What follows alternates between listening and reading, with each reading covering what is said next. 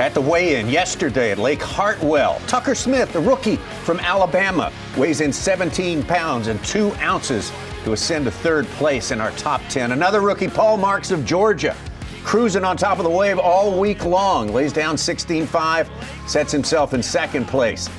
And our leader for the second day in a row, the wily veteran with a special set of talents, one of them more prominent than all the rest, is the leader by 2 pounds and 5 ounces. Welcome to the Whataburger Bassmaster Elite at Lake Hartwell Championship Sunday. And Davey Height, there's a lot of ways to catch him. We always enjoy that. We have enjoyed that.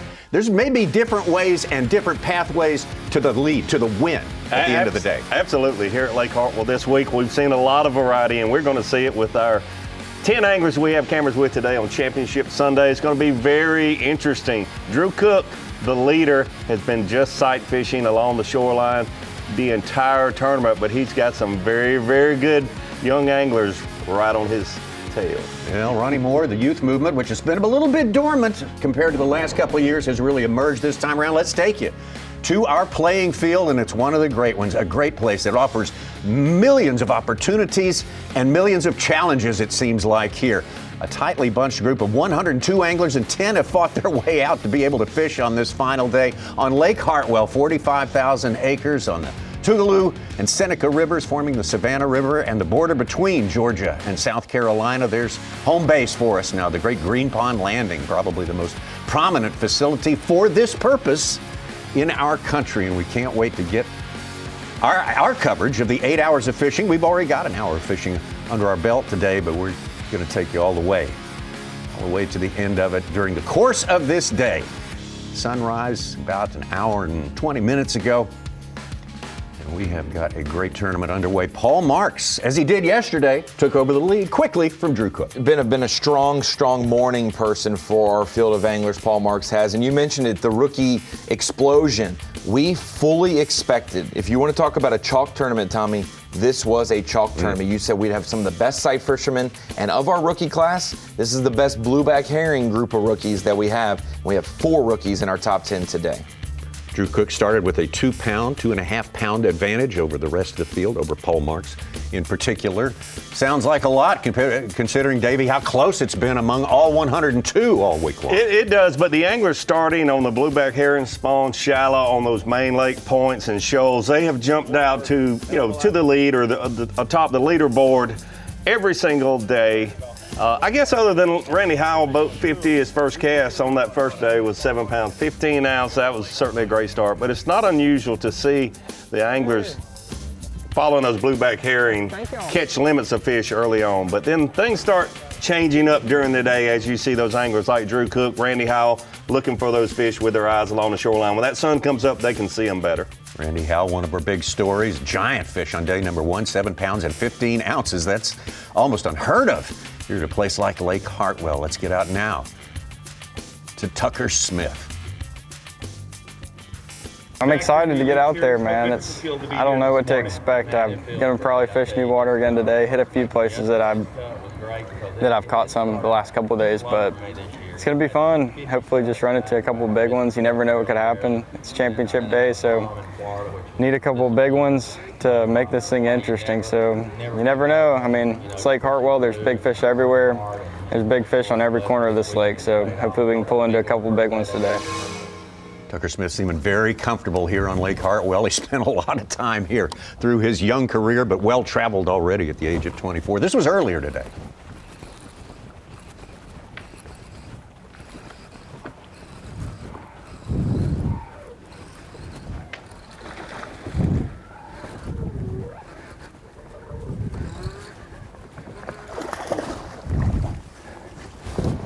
There we go.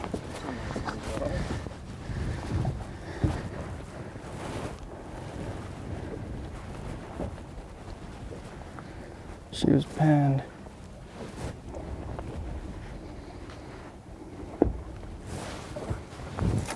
He's been fishing every morning on a point with Wesley Gore, trying to catch a few big largemouth chasing these blueback herring, and look at there, about a 3.5 pound spotted bass. Tucker using a chartreuse D shad. You can see he was fishing off the left side of the boat, and those fish came up schooling on the blueback herring. He made a perfect cast. Those big spotted bass are playing a bigger role than ever this time around at Lake Hartwell. Just one of the ways this fishery has advanced through the years, and boy, it is in peak condition right now. Out to the man who started the day with the lead, Drew Cook. We got a lead. Plan's going to be the same as it has all week. Got one party bed, I guess, we're going to start on. It had 7 of them on it yesterday. We caught one. Hopefully they're still there, or some of them, and we can get a couple of them. And then we're just going to put the trolling motor down and go. We might have to, we're going to probably move areas a little bit and check some new stuff, but, keep a couple things in line. There's one creek that we've caught a bunch of bass out of this week. More have moved up each day, so we'll probably have to make a quick pass through there just to make sure. But yeah, we're just going to put the trolling motor down and burn down the bank. Put the Leopold sunglasses on and hopefully see them. We got to find some of those cruisers to bite too. We got to get. We had a lucky bite the first day and a lucky bite yesterday. If we can get one more of those lucky bites, one of those cruisers to eat, then I think we'll be right where we need to be. Hopefully we can catch them pretty quick and then just have fun. I really would like to catch a good bag early and then just have a TIME. But it'll be what it'll be. We're gonna do everything we can and let the chips fall where they may. Drew Cook, and we're talking about a special time of year, but like all special times of year, it doesn't last forever. No, He's got that playing in the background. Absolutely, and I think he's got 9 other anglers that would like to catch a really good bag early this morning and enjoy the rest of the day, unfortunately. It usually doesn't happen like that. Hopefully it does for him, but it usually doesn't happen like that. A lot of pressure on the final day, knowing you have a chance to win $100,000 and hold that blue trophy over your head. Well, everyone who's watching today can sort of That's why we pick a have favorite based on the sort of fishing you favor, and it ought to be a great contest. Maybe one that goes right down to the very last fish. Heard Drew Cook talking about it. I think on day 2, he realized that he had a special opportunity to have a chance to win this event. They don't come along very often, no matter who you are as an angler. You don't have a legitimate chance. You want to win every event you participate in, but there's only a certain few for most people in their career that they know they have a great chance to win and they want to capitalize on it. A lot of things have to come together, and your performance has to be near flawless to get yourself in position.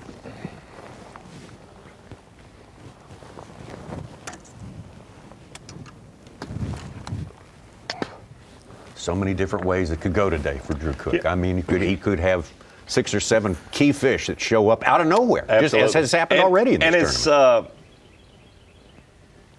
And it's very worrisome knowing that as an angler, that he has to try to locate the fish to give him a chance to win today.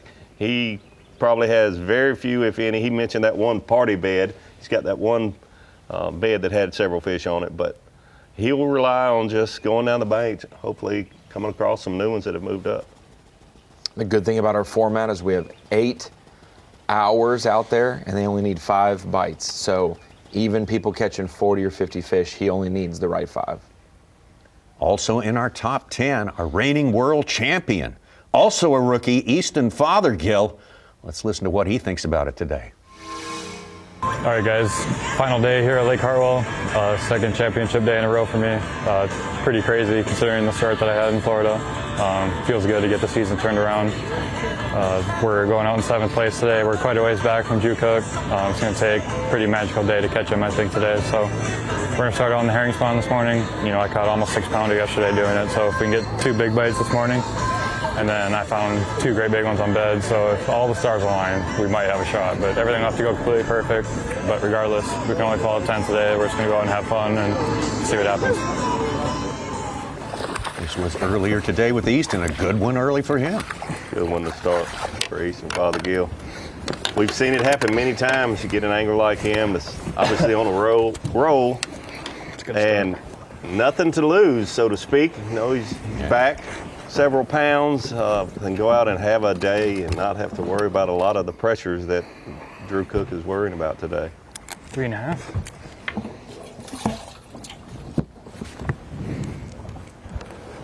Ronnie Moore, Easton, a rookie out here. Ironically, when he won his Classic, became world champion.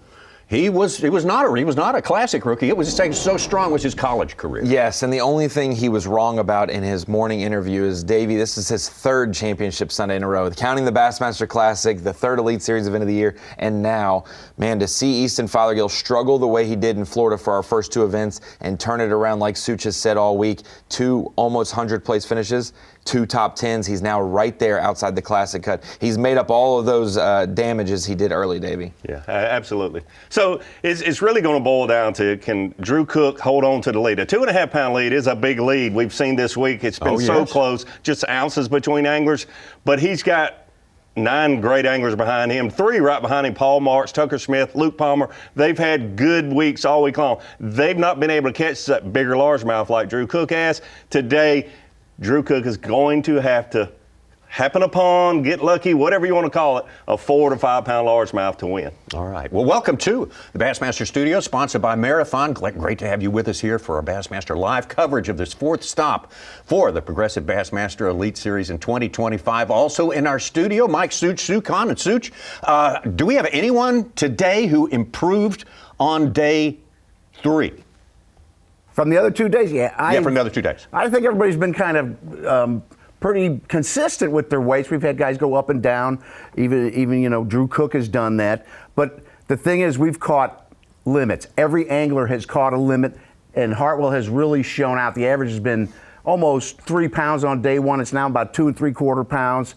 And the big fish, Randy Howell, is 715. Yesterday, day 2, we had Carl Jacobson with a 6'5", and then Brian New caught a 6'14". Those are impressive fish, all bigger than the last time we were here. All right. You're looking at a map right now that diagrams the location of every catch by the top 10 during the course of 3 days of fishing plus today's 1 hour of fishing. One big thing, and we'll get into it more, Davey, is that you look at the top portion of that lake. A lot of anglers have fished there early in this event, but yesterday we really started to see Lightwood Log Creek, which is the bottom West Creek of this lake, and the dam portion where Easton Fothergill, Tucker Smith, and Emil Wagner have fished, Paul Marks as well. We'll see if that bottom end produces like it did yesterday. Let's get you out on the water. Let's go to one of the great stories started out in day number 1, Randy Howell. After a long absence from the Bassmaster Elite Series, but many years fishing with the Bassmasters, back in trying to get his sea legs under him. Hadn't made a cut so far this year, but boy, he came in here gangbusters, caught a 7-pound, 15-ounce largemouth on day 1. There's a big patch of rock. To the lead. And you see that current seam. Oh, there's one. Uh-oh. Might be a decent one. That's a largemouth, looks like. That ain't a decent one, but it's a keeper. He splashed like a good one to start with.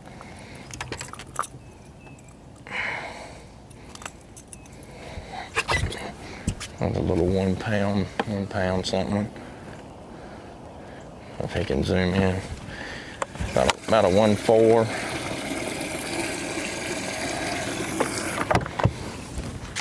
One that we'll get rid of here soon. He was sitting right in them rocks where they were breaking. Maybe there's a big one sitting there. Oh man, that was a I want to take a second and show you the outcome of Randy Howell's very first cast from day number 1.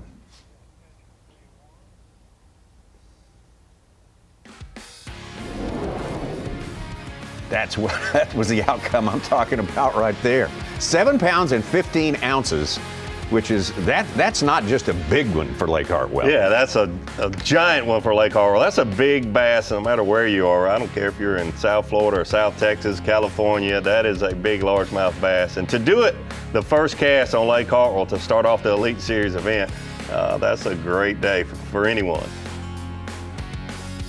A lot of great variety in our top 10 today. We've got veterans, super veterans like Randy Howell, midterm ones, and rookies like Paul Marks, who has been outstanding throughout 3 days.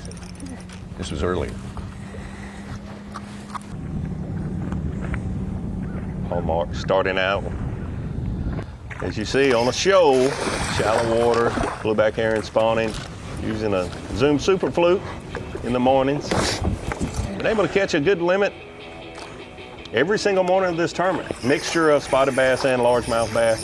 They've really had ideal conditions for this. Every morning you see just enough wind to help be able to catch those fish, but not too much, and not those slick, calm mornings where it's more difficult to trick these fish. But anglers like Paul Marks and Tucker Smith, Wesley Gore, they've really gotten off to a quick start every morning, focusing on the blueback herring spawn. This technique, we say, we think it has a ceiling. We'll find out what that is today. Well, I'm running around this morning, just hitting some new spots where there's some wind hitting. No big ones yet, just had a decent one on. Pretty big spot, but no, about to run to where I caught the largemouth yesterday and the day before. Hopefully we get a couple there.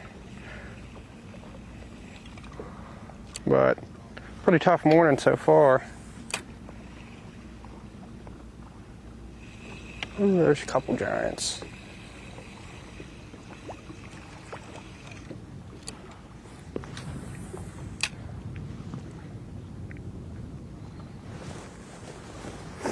Locating those bigger fish and getting them to bite. It's two very different things we've seen this week. He has been plenty successful with that. We have seen him catch fish after fish, putting the numbers up, and that makes your odds a whole lot better as you progress through the days. We definitely have our eye on Paul Marks, the rookie, all day long. Taking over the lead from Drew Cook as it stands right now. Tucker Smith hanging steady in there. Great one to start. One of those big spotted bass to start for him. Secure it, Palmer, Fothergill, Randy Howell. We saw Randy Howell on the board as well. We got so much fishing ahead of us, so many twists and turns from Lake Hartwell.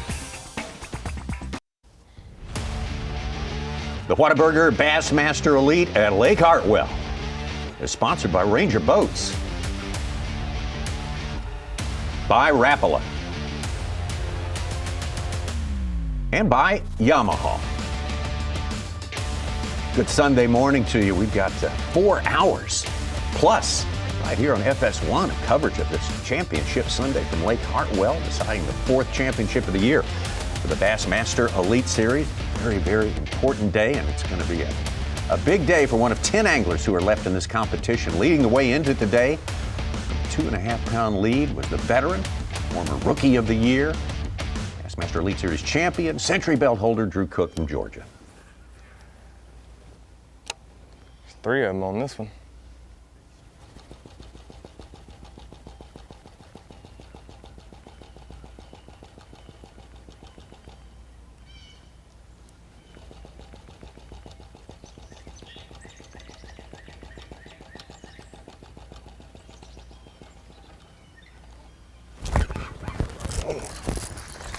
Male.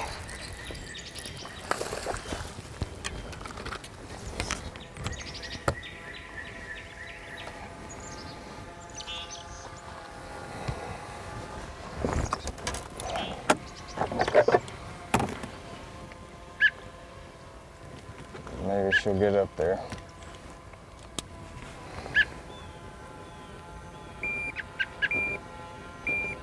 $110.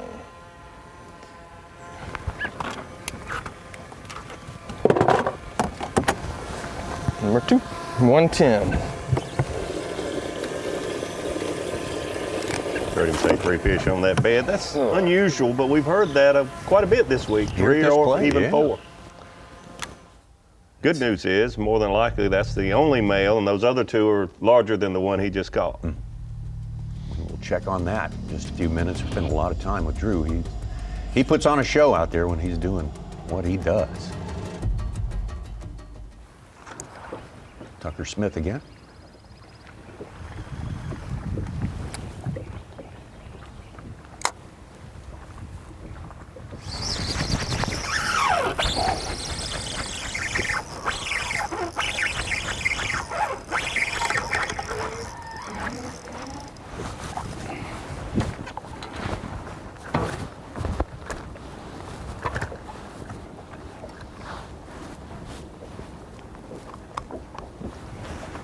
Little guy.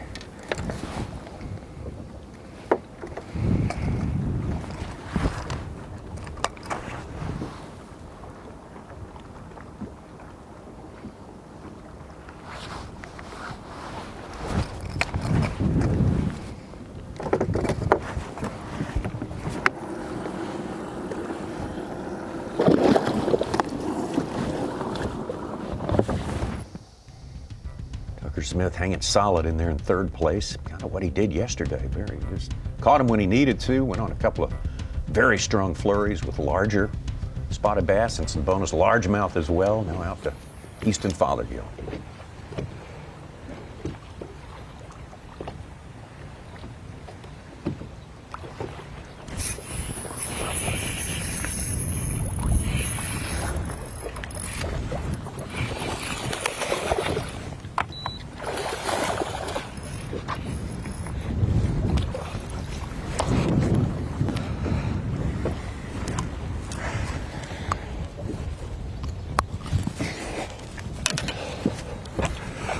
Smaller one to add to his 3.5 pounder he already has in the live well, so a good start to the day for Easton Fothergill. Your world champion, and that's a life-changing event, winning the Bass Pro Shops Bassmaster Classic. Gives you momentum. I mean, I've said it a million times, fishing is all about confidence and all about momentum. Obviously, winning the Classic is the biggest momentum swing you could possibly ask for. And, I'm just riding that confidence wave, as long as I can. Hopefully it'll continue even after this week, but, tomorrow we're just going to go out swinging. You can only follow the 10th, so now's the time to take some chances, and I'll be a couple pounds back of the lead, so definitely gonna go swing for the fences, as they say, and hopefully we'll come on with a big giant bag. It's heady stuff for a young first-year angler, for sure. It's a life-changing experience in the fishing world, and Easton knows that. Even though he's a young angler, he certainly realizes that. Very smart, wise beyond his years, like so many of these young rookies coming up here. They've got so much experience, it's just almost a bit of humor to call him a rookie. It's dangerous, the ones who will mix both game plans, Davey. Easton talked about having some of those spotted bass and herring spawn stuff, and he saw 2 up shallow that he hopes to catch today. Mixing that might be the game plan today.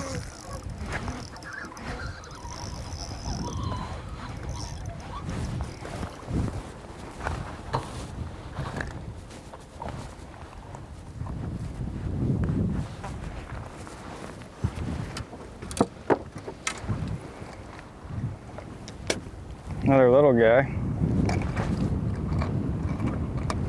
All right, we gotta start somewhere. They're pounding a halfer.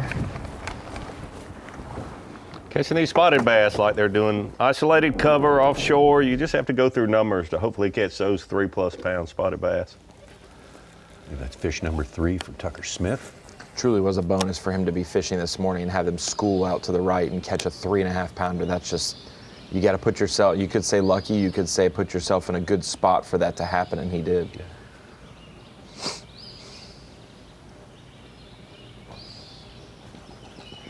Yeah, even though this is a great lake, it's certainly shown that all week. To just have 3.5 pounders come up schooling, you have to be in the right area. They don't do that just everywhere. There you go. Come on.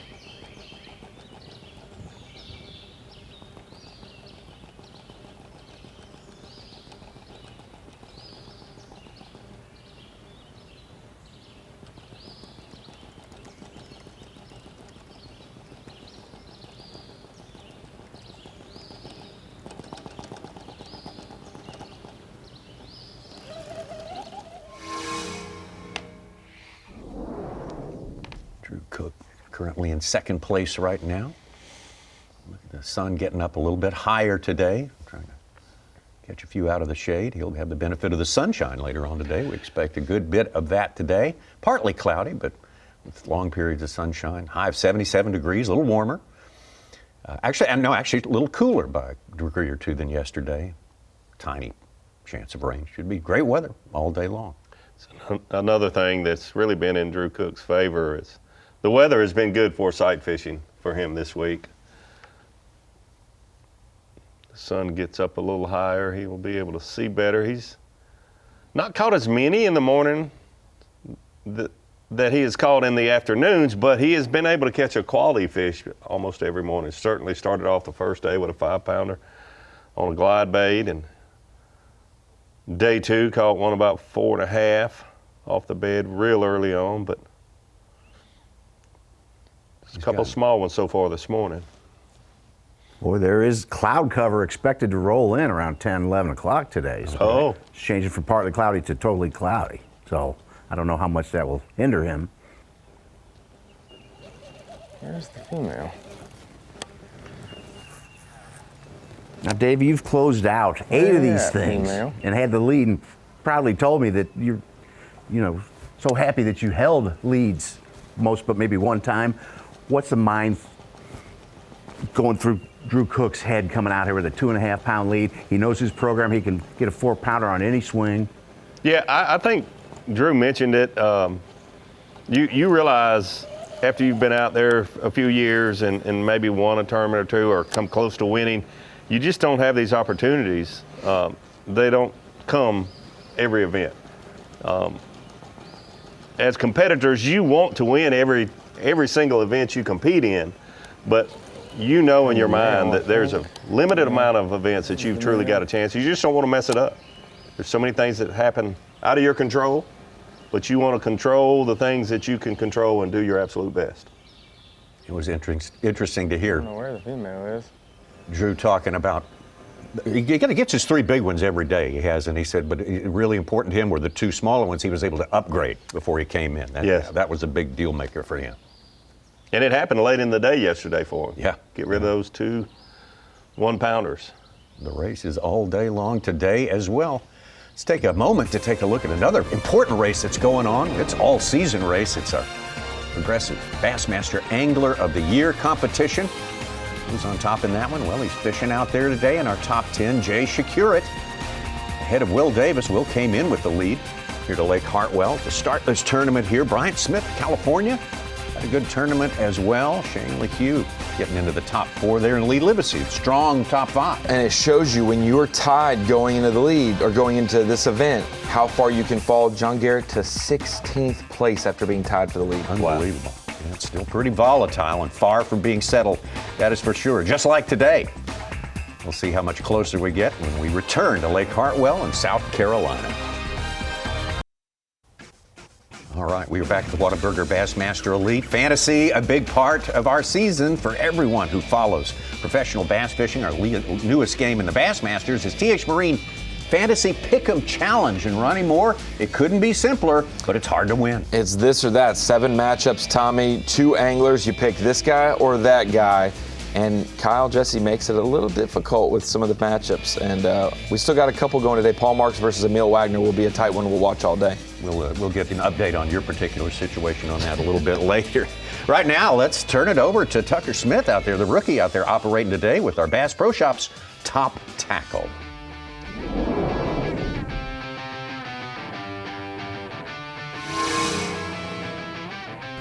I'm Tucker Smith. We're at Lake Hartwell, and I've been catching most of my bass this week on a Yamamoto 5-inch Senko. It's one of my favorite baits to throw this time of year. I've been catching a lot of fish, throwing it on a shaky head, a Nico rig, and also a wacky rig up shallow.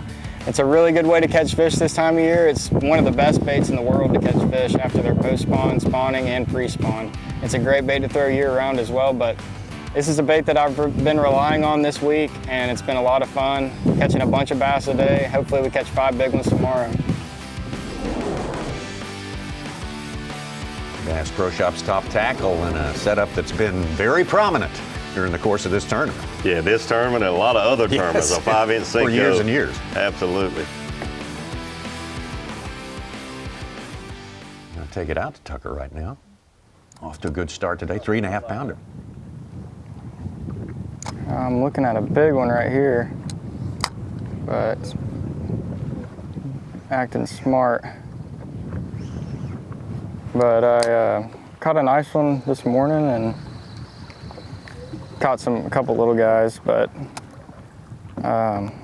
just gonna fish around and run a bunch of new water and see what happens, but definitely gonna leave a lot of time to go look for a big bedfish too, because if we catch a couple of those, we'll be in business once we catch some spots. But looking for some nice spots right now to give us a decent limit, and then we're gonna go head hunting for big largemouth. There's definitely a bunch swimming around.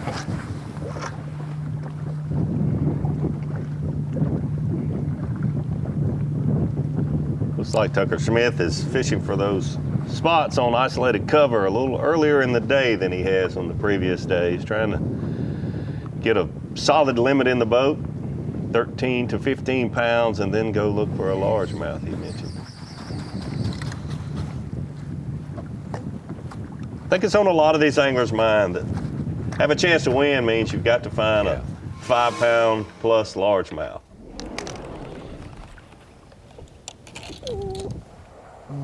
Get over to second-year Alabama angler, Wesley Gore.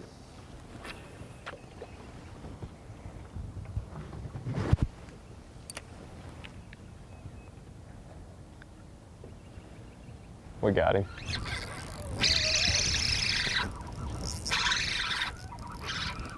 He ain't big. He ain't bad, but he ain't big.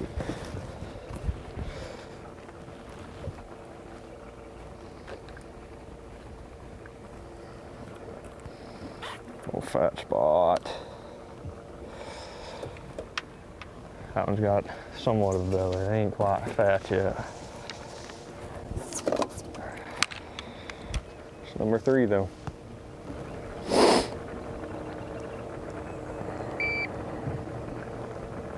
Good to see Wesley's got him a spinning rod with a drop shot rigged up this morning. He lost a couple of those yesterday. Yeah, he did. It's not only the drop shots, he lost the rods, and losing fish is one thing. Losing rods is. I was going to take it easy on him. Yeah. Yeah, he did. Yeah. I was just Rod, impressed. reel. The fact he made it back to weigh-in and he was in our top 10. I was like, man, what a. Whew. Yeah. Just imagine if you had a good day today, Wesley. Yeah, having his best tournament of the year by far.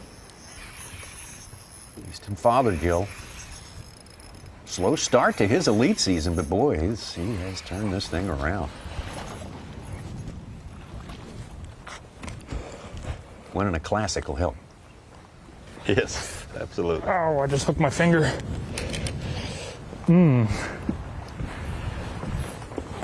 Out of a brush pile.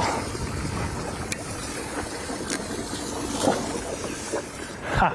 That's funny. I don't know how I ripped it out. It was in there. Yeah. That don't feel good.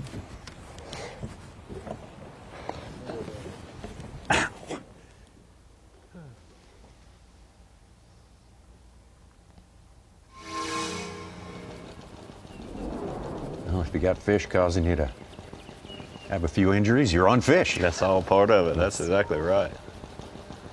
Speaking of on fish, Drew Cook's been on this one for about 15 minutes or so.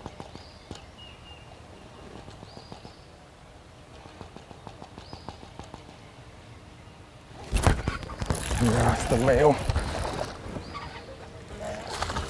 Oh, gone it. Well, I guess we'll see if she'll get up there now.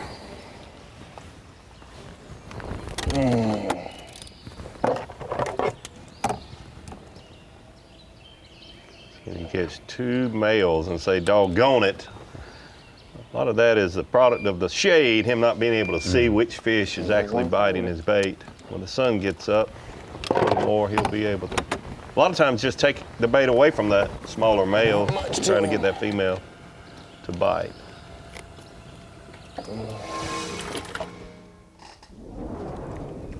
Our first visit to Luke Palmer in this championship Sunday. Luke from Oklahoma. He's won here in South Carolina before, down at the Santee Cooper Lakes. Like South Carolina.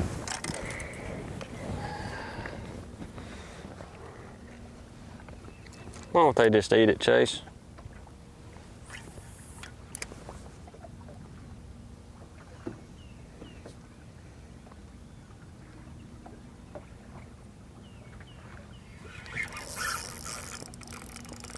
No way it's a bass. Absolutely no way. It is.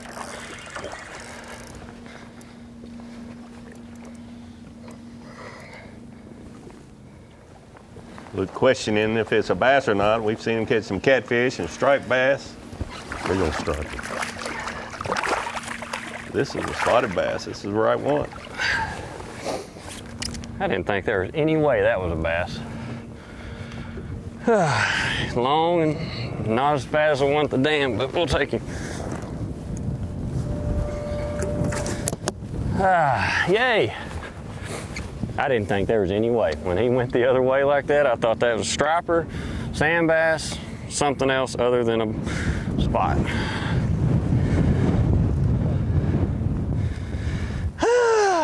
I caught one.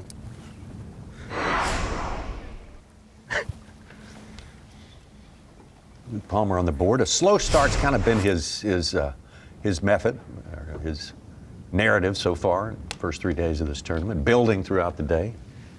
His Winding MO. up in the top 10. His MO, as we'd say. MO, exactly, Ronnie. I want to throw one of these old 17 brush piles pounds with old yesterday big after a in very there. slow start, though. It's been good for him in the afternoon.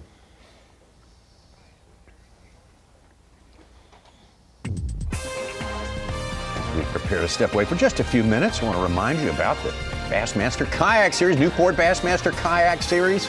Going strong, gaining momentum every year. Get that QR code and find out more about it. Got a big tournament going on yesterday and today at Dale Hollow in Tennessee. 233 kayakers, What? the second biggest bass event ever for the kayak series. Unbelievable. Unbelievable. We got a big event, final day, the crucial day today. More of it coming up.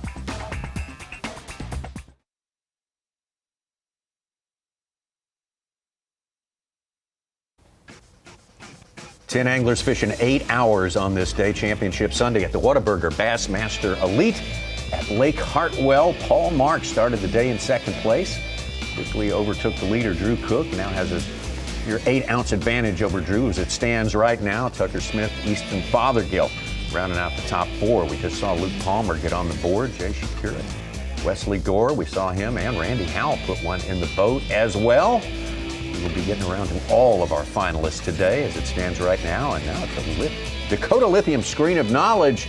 We find Ronnie Moore, who promises to surprise us with something. We'll try to surprise us. You know, it's the NFL draft weekend, but I'm here at the Dakota Lithium Screen of Knowledge to talk about our pre-draft, pre-Lake Hartwell grades for some anglers that were favorites in this event. Guys we considered to be in the running to possibly win this event, that short list of anglers. And we talked about it yesterday. This was the way that we probably thought these anglers would finish. You know, Paul Marks, the expectation for him, Patrick Walters, and Emil Wagner, top 10 or bust. They have such a great track record at Hartwell and blueback herring fisheries. Top 10 or bust for them. Guys like Tucker Smith, Shane LeHue, top 25, no doubt about it. And that's the way they entered the weekend, 3rd through 14th. So right now, they were all exactly the way we thought they'd be in our mock draft. But the way they finished this tournament, we've got Paul Marks fishing today, Tucker Smith fishing today, Emil Wagner, same thing.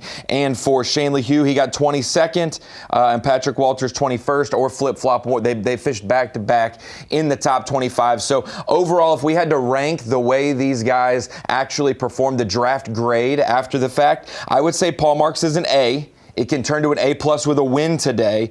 Tucker Smith, A+ already. If you're expected to be in the top 25 and there you are in the top 3 going to the final day, A+ for his week already. Patrick Walters, I got to be a little critical. A little bit of a B for him because he was in our top 10 all week, fell out to the 21st or 22nd place finish yesterday. Emil Wagner, A today, would be an A+ with a victory, and an A+ for Shane LeHue, exactly the way we expected him. So a lot of the chalk picks for the blueback herring anglers paid off this week. All of our top 25 guys that we expected are there today. And a couple guys we mentioned, like Easton Fothergill, who aren't from here, but call it their home lake, they showed up in our top 10 as well. So I'm not saying blueback herring lakes are easy to predict, Davey Height, not for the anglers on the water for sure, but the guys who know what they're talking about, they showed up. Interesting, Ronnie. I am, however, going to call you out on that chimpanzee-like handwriting you showed up there. It's hard to do it. You know, do you do it with your nail? Do you do it with the skin of your finger? I can't sign a check on a screen. Yeah, if you want me to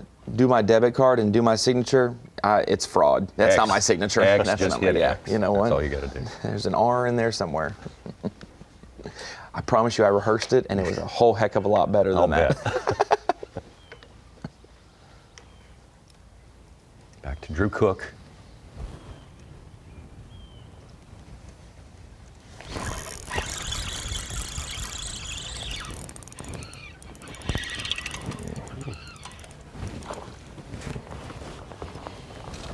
Just a little fire guard.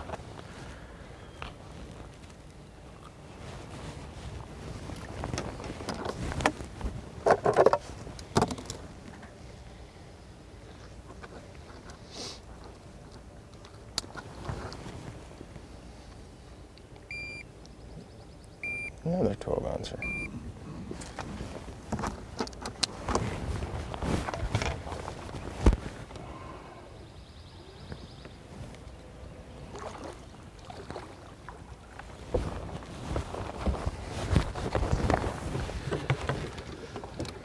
Look at that. Small one in the live Not well. what we're looking for, but they bite.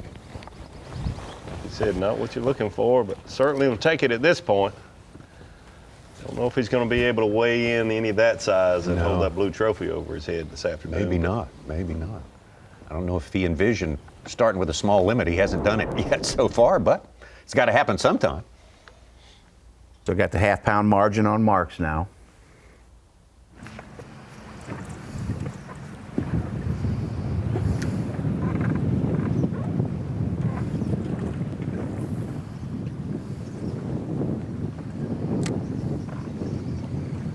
Jay Secure at bottom right.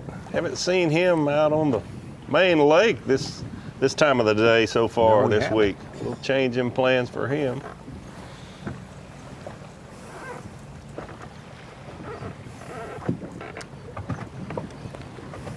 He's been haunting some creeks and coves, and boat docks, marinas. Some pretty good success. Blowing up Yes, to keep he him has. right in the middle of the pack in the top 10. Lost some fish yesterday that really cost him. More than his average performance, yeah. He was a little disappointed.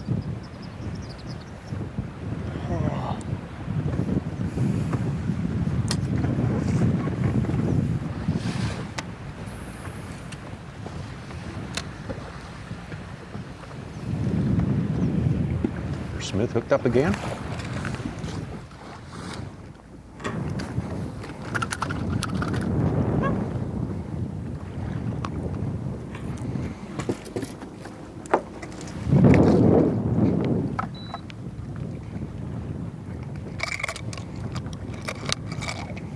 Little guy.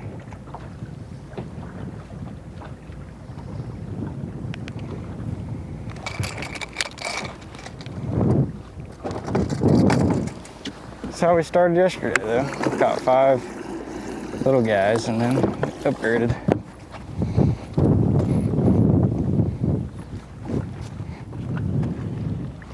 I know you gave Tucker an A for his performance. I agree. But he does have a lot of experience here at a young age. A no, lot for of sure. tournaments on Lake Hartwell. For sure. The only reason is, his check down pass needed swarm. No, it's that he's from the state of Alabama. So yes, Right. he's fished, but those guys, Marks and who's hooked up right now, Marks and Wagner, walk out their front door to blueback herring. Solid bit better one there for Paul. That'll definitely help him. Finally hit our Fifth keeper limit, but definitely help him, but that's one that he could weigh in this afternoon. Not one that he. there's another one down he there has I'm to gonna try cope. to catch.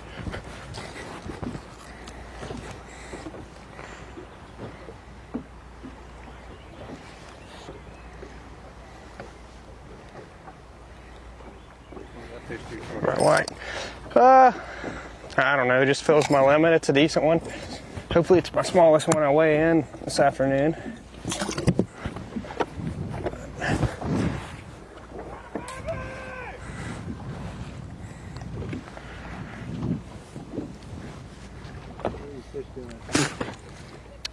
These ones are just close to herring spawn point, swimming around out here. So I just throw at them and hope they bite it. Seems like last couple days the grass has grown up a little bit more out here deeper, or not really grass, it's some sort of moss. It's harder to get them to bite when they follow it down. It's laying in that grass. I don't think they don't really eat it out of the grass very often. They do every now and then, but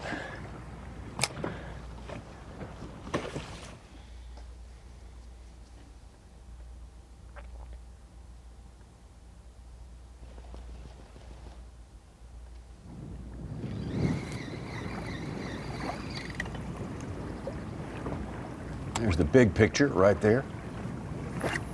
Tucker Smith. See that white buoy to the right of that drone shot? Davey, that's not necessarily the sweet spot, but it marks the sweet area that these guys are trying to target. Usually on a bar or hump like that, it's the shallowest point of it. And what you heard Paul mention and you see Tucker doing also is that's the place that gets the most pressure also from your average angler. They try to skirt around the outside perimeter and see these fish that haven't been pressured as much, sitting on some type of isolated cover. Well, Davey, you talked about 2 opportunities to make a real play for Bassmaster Angler of the Year. You only get 1 opportunity at this point race right here. The Dakota Lithium Bassmaster Rookie of the Year, and Tucker Smith making the most of that opportunity as it stands right now, but he can't quite shake off that pesky Paul Marks fella. Neil Wagner, same story right there. Further back come Fothergill, Browning, Loberg, and Capps, your top rookies for 2025.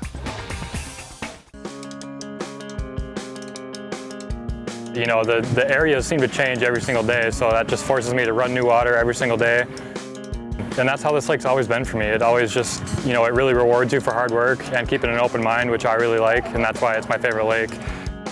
You can go sight fishing all tournament if you want to. You can go fish points for post spawners, you know, herring deal if you want to. Whether it be spawners out off the bank or fishing over 100 foot deep. These fish are in different areas every single day. So that means that herring's getting pushed up on these shoals or these points, and those fish are following them. And if you hit the right timing, things can get wild in a hurry.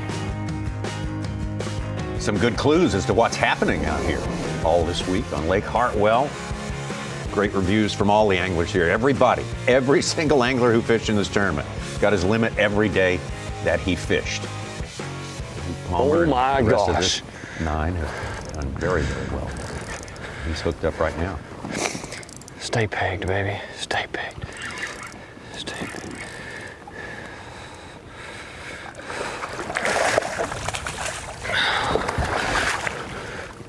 Yes, sir. Here we go. Yes. Largemouth guy.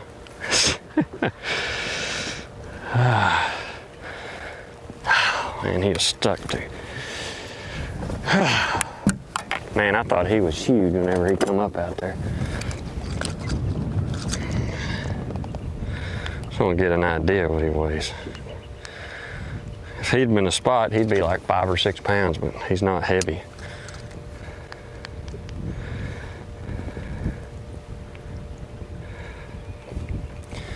It's barely over 3. Hell, he looks like he's 5 pounds. He come up out there. I thought that's. Get a look at that largemouth. First largemouth we've seen Luke Yes, Palmer right. catch. Luke's kind of just done his own thing this entire tournament. He really I talked has. to him before day 1, and he said, "Hey, I can't do the blueback herring thing. I've tried it in practice, and I've decided I just got to go try to find some fish offshore and see how it works out for me." He's done a good job. You haven't seen him around any other anglers. He's been doing his own thing all week. It's 3 fish now for Luke. 7.5 pounds as we push into the 3rd hour of fishing. 8 hours of fishing on Championship Sunday. Uncle Wesley Gore is looking at one. Gets his drop shot to it.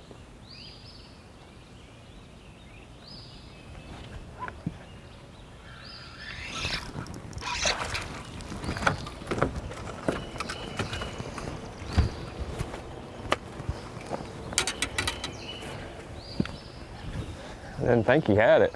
He had it. Number 4.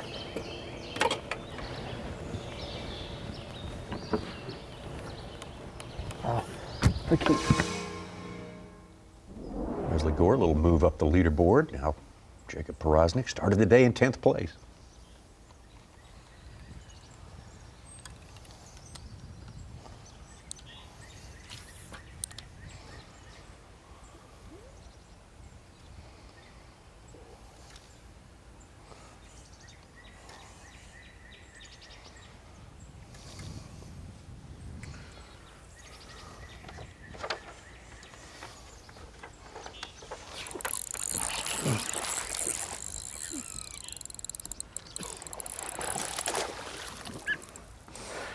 Came over and got it.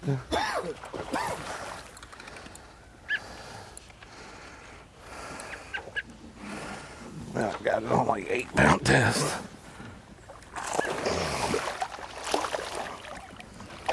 Not even that big to do all that. Come here. Is he inside the mouth? He might not be. Yeah, he is. He's hooked inside the mouth. Gotcha. Yep. See, he's outside, but he's inside the mouth. See that? So make sure. Yeah, when we get on inside the mouth. Hang on. All right, go ahead.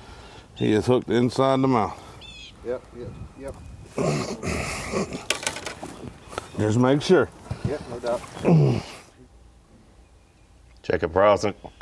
Using a Yamamoto Cinco and a Yamamoto Yamabug, green pumpkin pearl, quite a bit.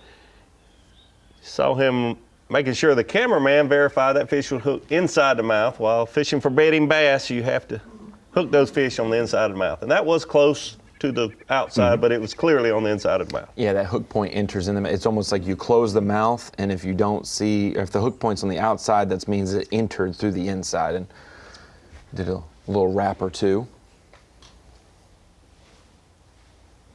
Poroznik's been around for a long time. He's a big-time pro at this kind of stuff. He said it wouldn't surprise him the least. Somebody sees about 4 big ones, pull up today, catches all of them, and wins the tournament. One From who knows where. Toledo Bend in 2014, sight fishing, and yeah, he's a great sight fisherman. Here you go, a good close-up look at this once he gets that worm out of the way. There you go, clearly on the inside of the mouth.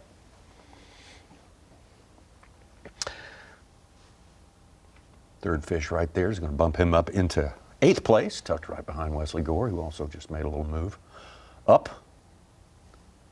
The stand right there. Yep, okay, you're free to fish. That's good to go here. Yeah. Thank you, Jacob, for confirming that for all of us.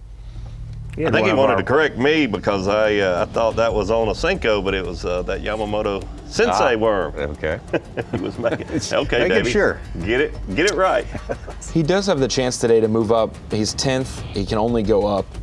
9th, he moves into 23rd in points. He'll move up a spot. If he gets to the top 5, he'll move up to 22nd. So he can move up 2 or 3 AOI spots just by doing a little bit better today. He's only missed 1 cut this year, and that was at Okeechobee, I believe. Back to Drew Cook. Drew in our top 10 on points, as he usually is every season. Somewhere around there.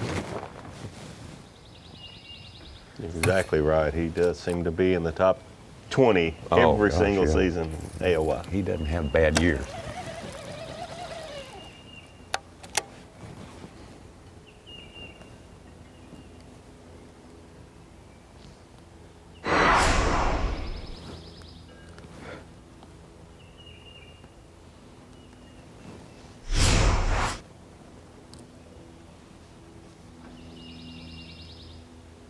Drew Cook catching most of his fish on a Norris front flapper, 4/0 Gamakatsu hook, 1/4 ounce sinker, Texas rigged.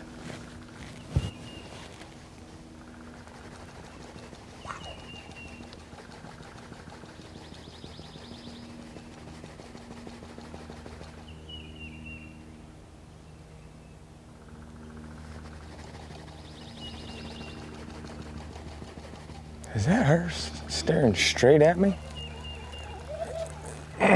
No way.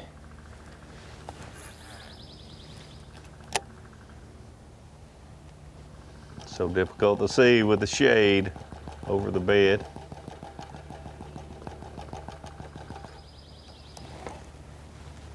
Notice how close he is to the bed. You have to do that when you can't see as well. Doesn't really want to be that close. Exactly. Help it, yeah. You want to stay as far away as you can and still be able to see what those fish are doing. Just had one bite it and missed him. Didn't bite it good.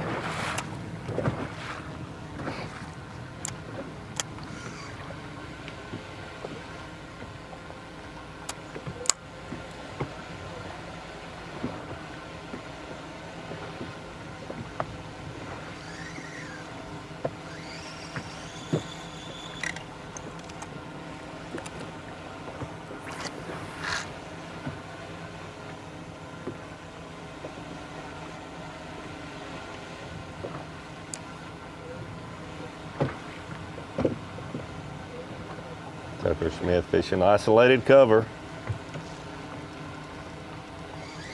5 to 22 feet of water, he told me. Why the magic 22, I'm not sure, but that's the number he told me.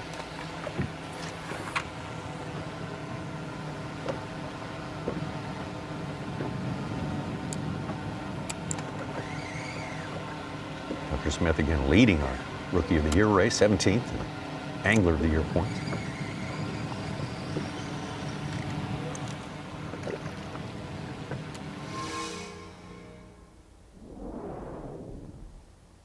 Back to Easton Fothergill. 3 fish, 5th place. Look at Easton's graph. See, he's sitting up on the shoal or the point more, looking off of it. Gets deeper away from the boat, even though he's facing the shoreline. Probably on one of those shoals like you saw the marker on just a few minutes ago. There's his bait going down at about 40 feet. You see the fish occasionally. Right there you go. 40 to 42 feet away from the boat. Just made another cast. You see his bait going down. It's gotten a little closer. The fish is about 30 feet. It's gonna bite. Got some action now. Yep, the fish is definitely chasing his bait. Boy, it looked like he was gonna bite.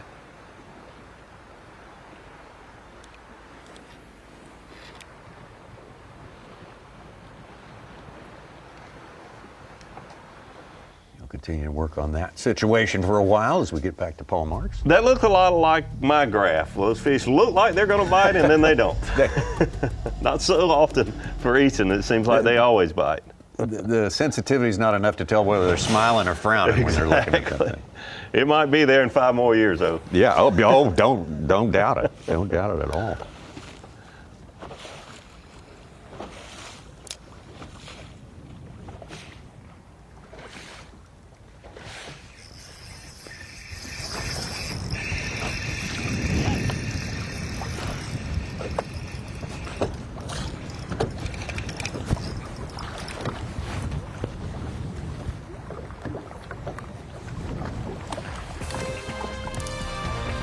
Paul Marsh with another one, slowly but surely. That is limit for a good little bit now.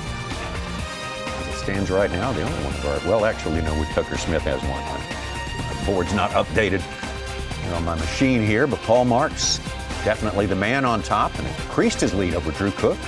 Over the course of the morning, Tucker Smith hanging in 3rd place. Palmer doing okay, maybe a little ahead of schedule for him this morning with a good largemouth in the boat. And Easton Fothergill still waiting to hear from something good news from Jay Shakura.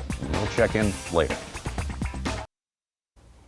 Championship Sunday moving right along here. This Lake Hartwell Elite, and I'm going to remind you that we're into the 3rd hour fishing right now. And weigh-in starts at 3 p.m. Eastern Time. You can see that on Bassmaster.com right now. The occupant of the Yeti hot seat is going to be our leader, Paul Marks. Really, the heat function hasn't been turned up very hard yet. He's expanded his lead. It's now 3.5 pounds over Drew Cook, who started the day 2 pounds 1 ounce ahead of Tucker Smith. Tucker having a good, solid start to his morning out here. So things are developing. Of course, one swing of the rod can change everything when everything's so close together, weight-wise, in a tournament like this, and that's what makes for an exciting final day. We look forward to the fireworks. Tucker Smith, let's get back to him. Spent a lot of time with Tucker this morning.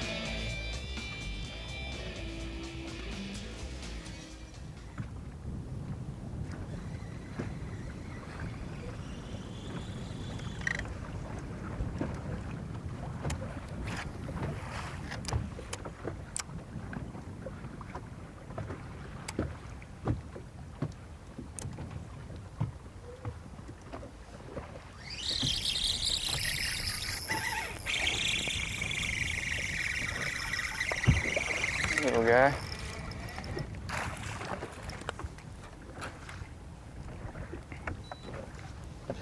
It's interesting to watch different anglers hook set, the method that Probably they should've put use. him in the box, but Tucker reels probably never throw a keeper back. 8 or 10 turns of the handle before he actually pulls into the fish, and I've not seen him lose a fish yet. Try. He wasn't hooked bad.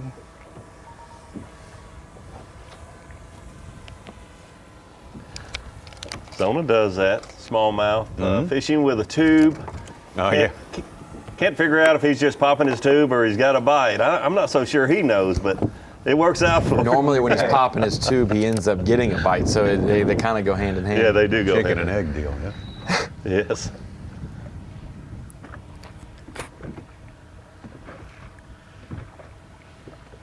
Now it's time to upgrade.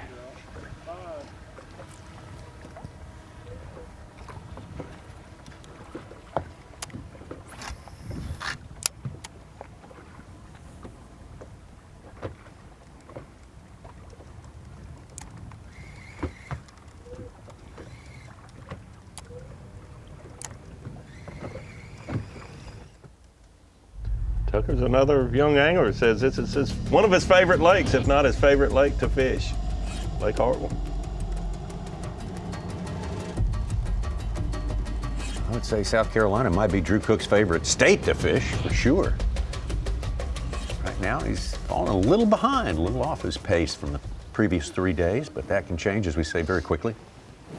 Found a big one, and it's got a nice male too. She's right here. But I can't pinpoint exactly where the bed is. The sun's not quite up far enough, and the wind is definitely not helping. But I mean, obviously we're close. If we could get this thing pinpointed, would be all right. But they're just kind of hanging out right here. She swam off twice whenever I went by, and I couldn't quite tell like really where she came from. But I went by and I came back by and she swam off again, like pretty well the same place. So, I mean, they're right here 20 feet in front of the boat right now. But I can't quite tell where their bed is, because they're steadily moving. But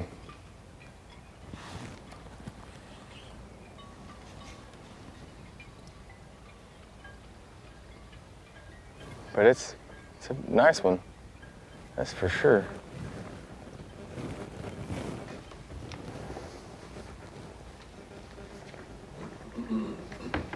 And I would say I'd come back later once the sun got up good, but I'm afraid the wind's going to blow even more.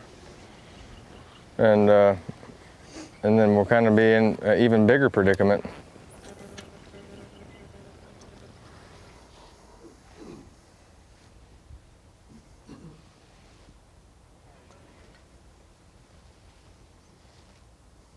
Well, Davey, Drew talking about things that could thwart him a little bit in his sight fishing activities there, and talking about the wind possibly blowing in, making it harder. Such says there's a cloud bank coming in. That's going to make it harder, but he had success in those kind of conditions already in this tournament, so I'm not writing him off yet. Yeah, I mean, he's the best in the business at this, or certainly one of the best in the business. There's probably some people watching that says, whoa, not so fast, but we've seen Drew Cook do so well in these type tournaments in adverse conditions. He actually seems to excel. A lot of guys can catch him when all the conditions are just perfect, but they're not perfect for him today, but we expect to see him catch him. He is a little behind his schedule. He needs to find that good one. You see him on a pair right now. They just need to set up for him. He needs to be able to catch that 4 or 5 pounder today. Yeah, it happens very fast, so he may be falling a little behind, but that can change very quickly. Ronnie? It certainly feels like Drew Cook's going to have some kind of fireworks like he did day 2, where he caught one after our show ended, before he came in the last cast of the day, basically. I'm at the Dakota Lithium Screen Knowledge, and we're talking about guys who have really good historical evidence at Lake Hartwell. And I forgot to mention earlier, Tucker Smith in a college bass event, March of 2021, actually caught his personal best spotted bass here, 513. And at that point, it was the Lake Hartwell lake record for spotted bass. Since then, I believe a 6'4" has taken that place. So we've talked about how you used to win with all largemouth here, and then you'd catch spotted bass and need a largemouth kicker. And since 2020, 2021, you've been able to win tournaments here with all spotted bass. And there's some anglers who are specifically targeting spotted bass this week for that reason. The consistency and the bigger ones are getting bigger. Those 4+ pounders, we've seen some guys like Emil, Tucker, and Paul all catch 4-pounders this week. That's good to know. I mean, that's part of the reason why he's probably not going to the bank. Hey, I've caught almost 6 pounders offshore right now. Broke off a nice one a second ago. Just I don't think I should have probably retied, but broke off a nice one, and we're just checking some new water, trying to catch some decent fish. But it's windy this morning, and I'm seeing a lot of fish, but they're being finicky right now, so we're gonna keep poking around. Yesterday I caught them late better, so I'm looking forward to the afternoon.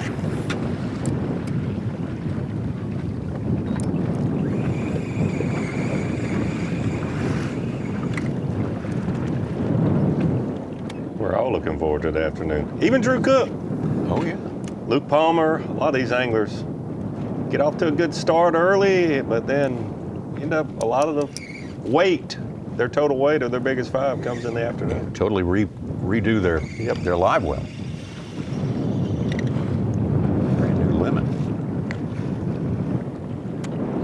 Look at all these giant spotted bass suddenly showing up, and you think, well, it's maybe some new genetics have gotten in here, but it really is just the forage base. It's just more shad than ever. I think so, yeah.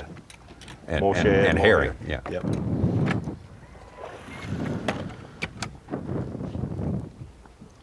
We went through a period in South Carolina where we had several dry years, and Lake Hartwell, along with some of our other lakes, stayed low for a couple of years. Didn't have a lot of shoreline cover. That affects your forage fish. Also, the shad and the blueback herring don't have that cover to use, and your population just gets low. That's not a bass there.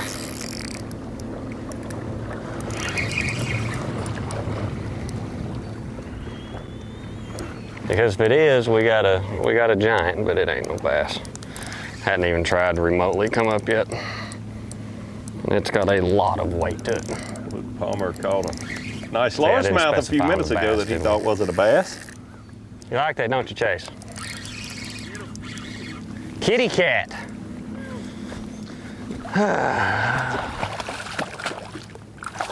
I don't know what's worse, cats or the dang stripers trying to get them in a boat. 'Cause as soon as you get them up here, they want to slop their head back and forth.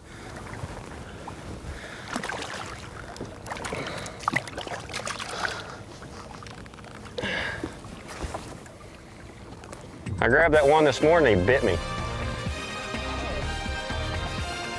Luke That Palmer. Mr. Whiskers, well, they got guts on them. Definitely leading the multi-species tournament. You can catch them no matter what they look like, that is for sure. Luke Palmer out there is having a wide-ranging fishing experience out here today. Luke currently in 4th place. Don't count him out, that is for sure. But Paul Marks, the lead over Tucker Smith, a few pounds more over, or a few ounces more over Drew Cook, and there's Luke Palmer right there in the conversation. This conversation will continue when we return in just a few minutes.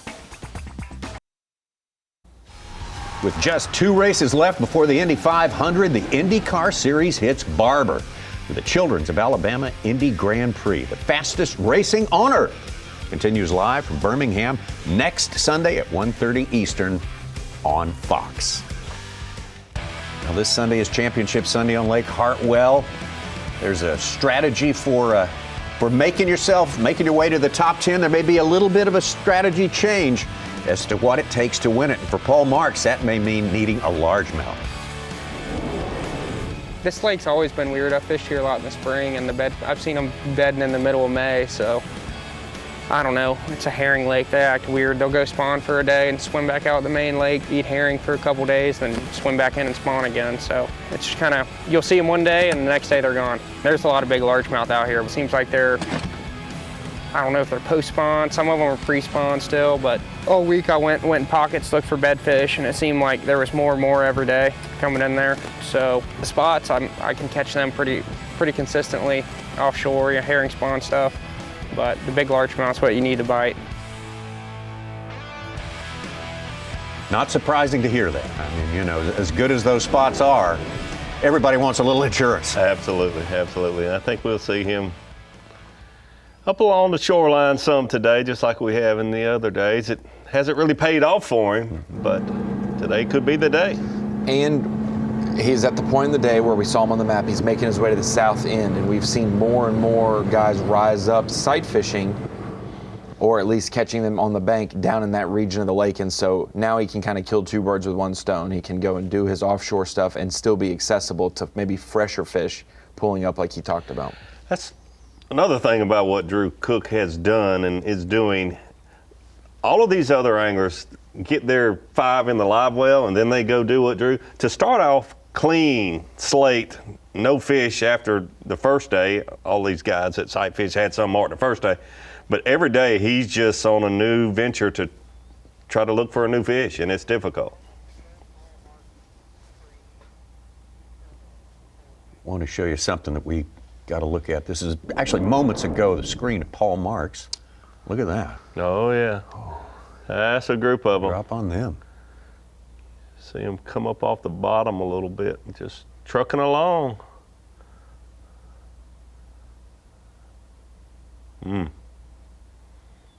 They're swimming fast indeed. I don't think he's trolling at them that fast there. It actually looks more like stripers because the amount they're moving and in a group like that, and they were all big. It could be big spotted bass, but looks a lot like some stripers there.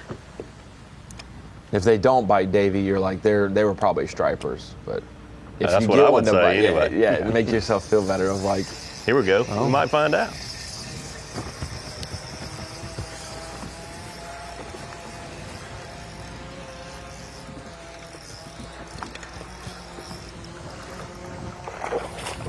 That's not a striper. Come here, buddy. Big old spotted bass. Oh, That's not a bad one.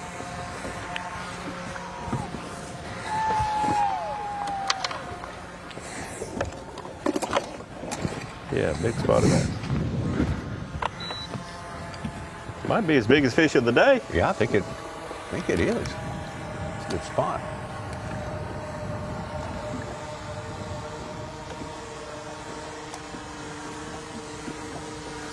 Tell me about that fish and what it does for you. It's about 2.5 pounder or so. My biggest one yet. I need a bunch more just like it. And a couple big ones.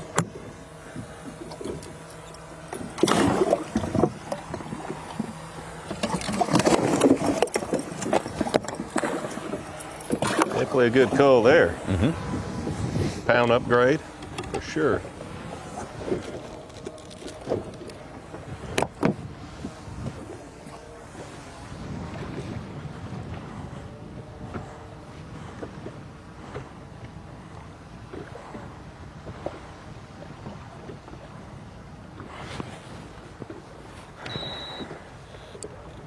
Good move. Absolutely. Yeah. Absolutely. In retrospect. He's gone to the lower end every day. He and Luke Palmer's stayed down close to the dam all day, but Paul starts a little farther up lake and ends up down on that lower end within sight of the dam. Yeah, we've seen him Day around the after day. dam a lot, hadn't we? Every day, I think. Yep. First angler to double digits unofficially. Almost 11 pounds, really.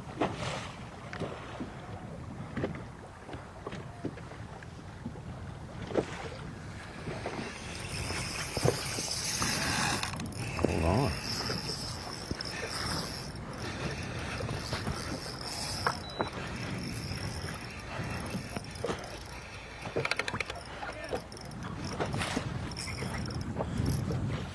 He's not that big. Fought like a real big one right at first.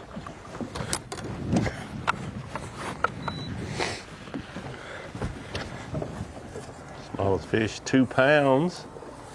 It's going to be maybe a slight upgrade. It's going to be close. It's bleeding a little bit. A little more than 2 pounds.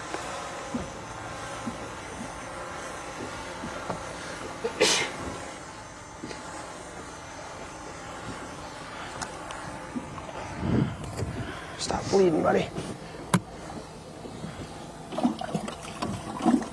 2 upgrades in 5 minutes. Wow, he has upped his class.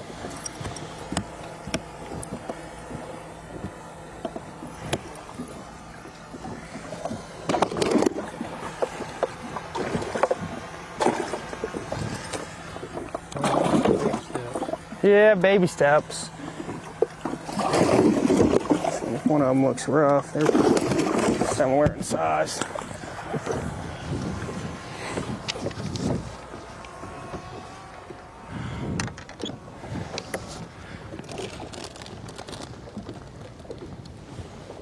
Paul Marks, big move.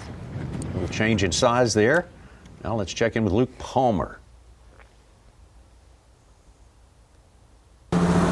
This week has been the longest practices I think I've done. It felt like we were up north fishing where you got like, 3 o'clock in the morning until 10 o'clock at night it seems like, but I put in a lot of time this week. 'Cause normally I try to get off the water by 6:30 or 7, go home, cook, eat good, get in bed. This week it was daylight to dark on all practice days, and for once it kind of paid off. But I've had practices where I didn't practice as much and done good, but just like anything else, the more time you put into it, the better off you are. And you got to get devoted to it, I guess. That's one thing. Yeah, he come at it 2 or 3 times. If it was a largemouth or a spot, it was a big one. He wasn't even close to it. He was behind it.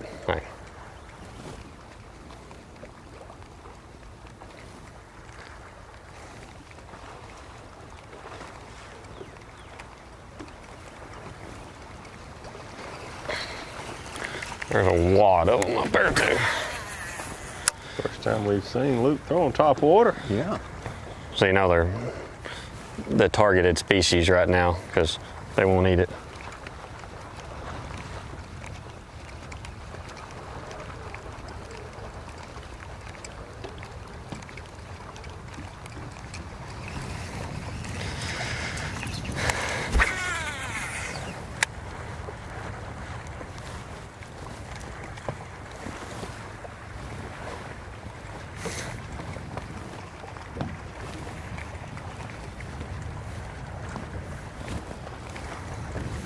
Put me on the cover of GQ, huh? Put me on the cover of GQ or whatever that magazine is. Yeah. Swimsuit edition. Rain suit edition.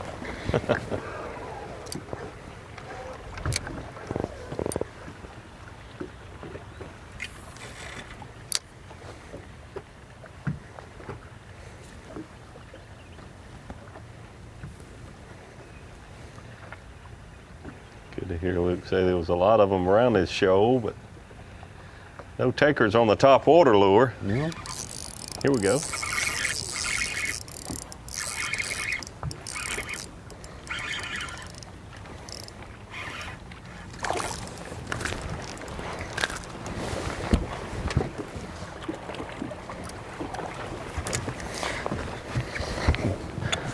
Probably shouldn't even put him in there because if I don't call him out, it don't matter anyway.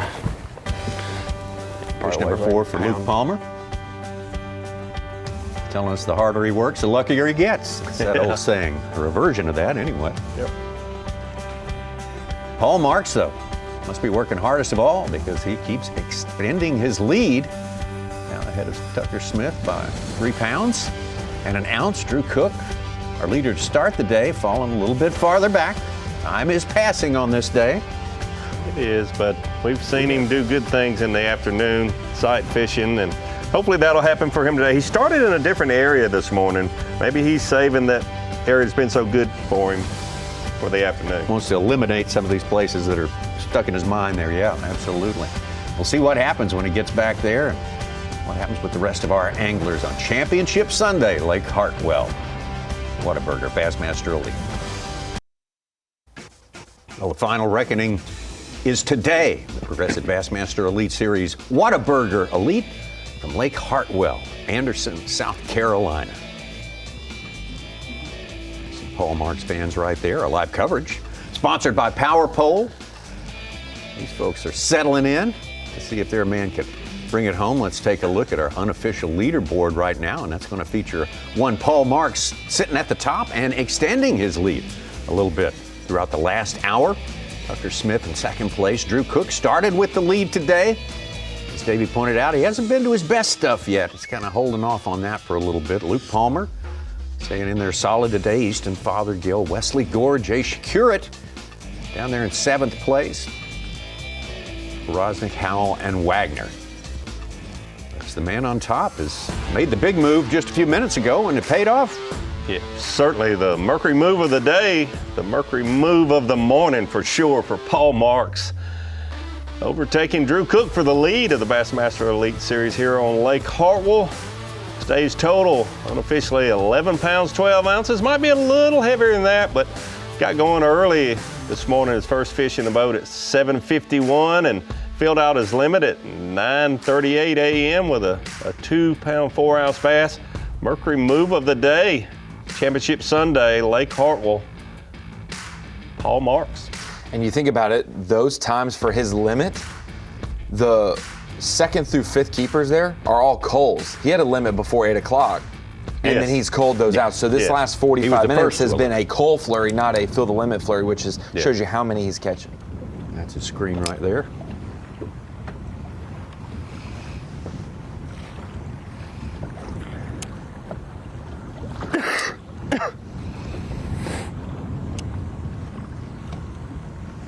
Come on, buddy, eat it.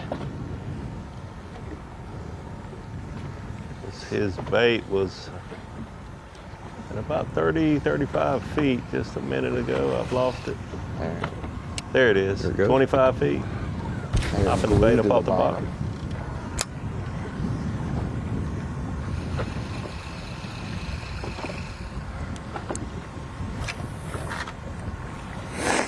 See, he's fishing a little deeper than most of the other anglers. We've been able to look at their graphs. That 20 to 22 mark, like Tucker Smith mentioned.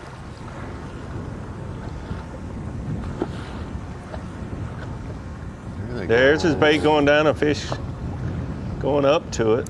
Let's see if it bites.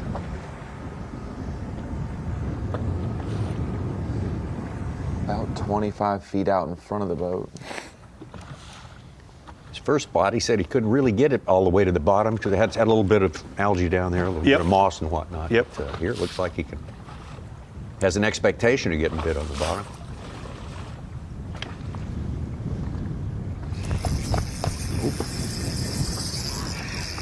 Real close to the boat.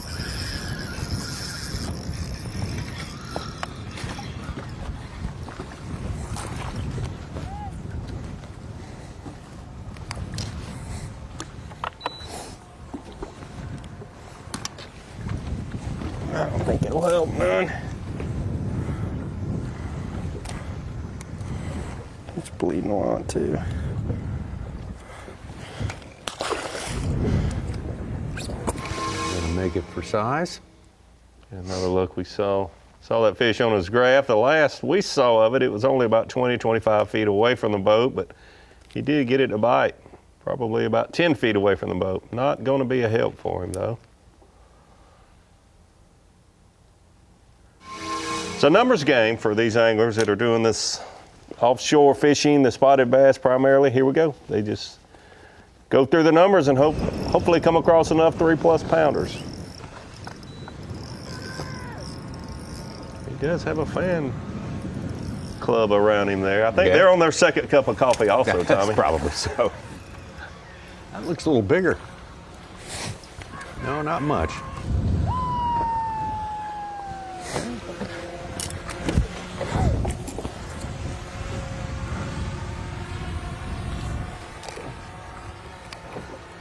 Might help. Just a little bit.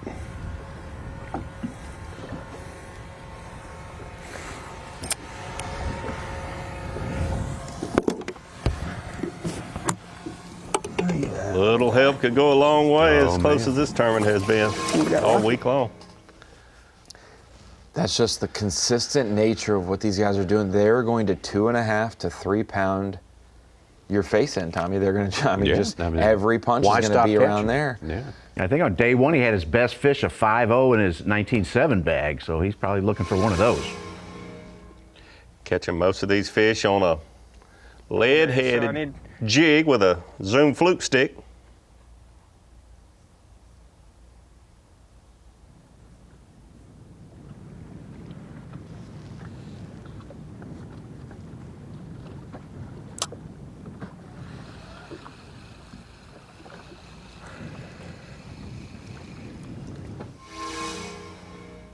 Adds a little more to his lead over this man, Tucker Smith.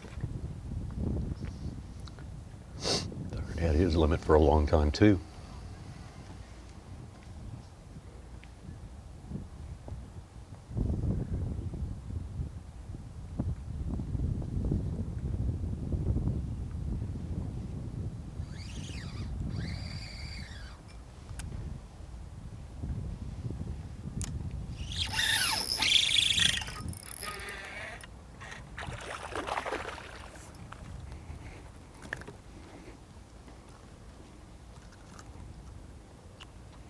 Smallest fish, pound 8 ounces. Might help him a little. It's going to be close. He's got 3 of those, Davey. 3 1/8s. Also got a 3/8 in there. Yeah, Still sleeping? yeah. Let's take it over to our day one leader, Randy Howe.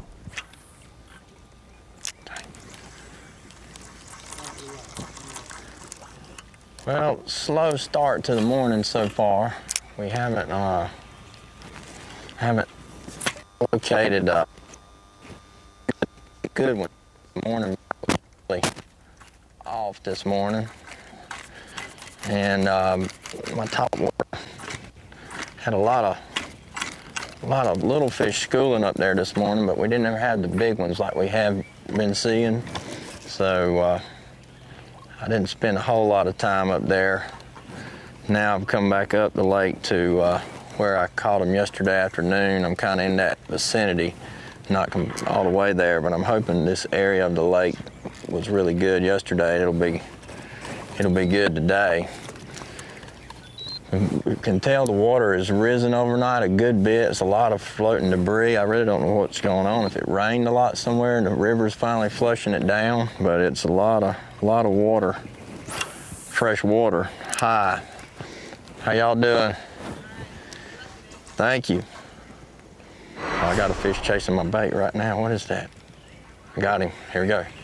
Oh my gosh, he took my Cinco right there in the middle of the cove. That was a big, man, it was a big blob, whatever that was. Gosh. I saw it out there floating. It was huge, and it ran up fast and bit my bait. Goodness gracious. Where was that at?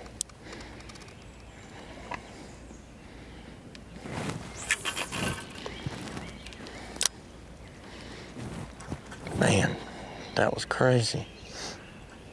Never know what that could be.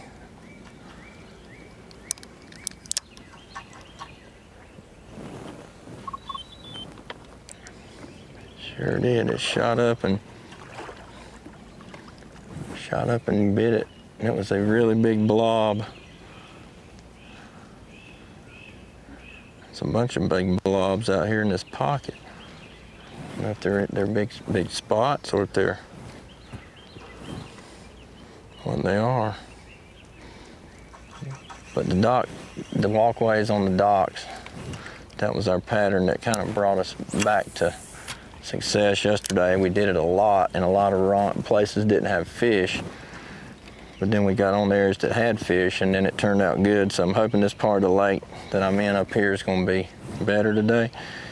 And once we get sunshine, I think we had a little front coming through. It's gotten really cool, and the wind's blowing really hard. So we'll see if it makes any difference. But the sunshine late in the day definitely positions them under the walkways on these docks. We're just skipping that Cinco. Man, I wish I'd have waited a little bit longer on that fish when he bit it. That's the problem, seeing them on active target so far so good, and then you see them bite it. If you didn't see them bite it, you wouldn't jerk so quick sometimes. It's such a clear picture that I was like, oh, couldn't wait to jerk. He must have grabbed about half of my Cinco and ripped it off.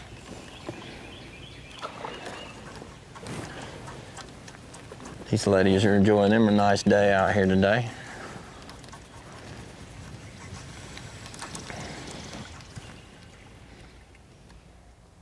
Wish we could have gotten a look at that one.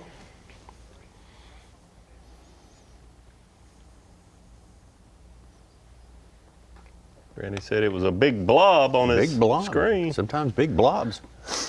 Could be big largemouth. I mean, he caught a 715 on day one. What did you call me, David?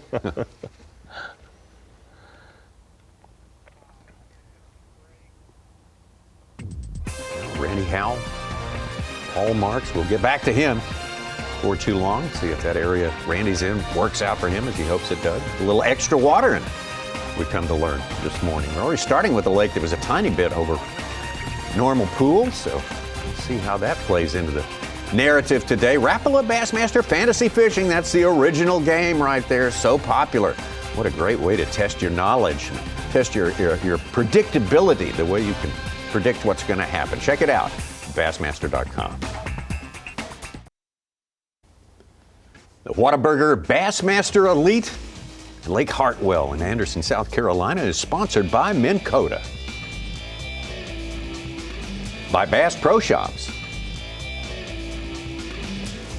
and by Skeeter Boats. Great to have you with us here. Hope your Sunday's going well. We are enjoying the final day, the ultimate day of a very, very exciting tournament. Everything's very close scores-wise. Every angler who has fished here has got a limit every day. Lake Hartwell has showed out like it generally does. Maybe better than most of the times we've been here. As a matter of fact, I might go out on a limb and say that. And we're anxious to see what transpires over this all-important day. 3 o'clock, the weigh-in begins, and we'll have a 4th champion of the year, 2025. The Bassmaster Elite Series. Will it be a rookie? We've got them in our top 10 today. 3 of them. 4 of them. Well, that wind is picking up.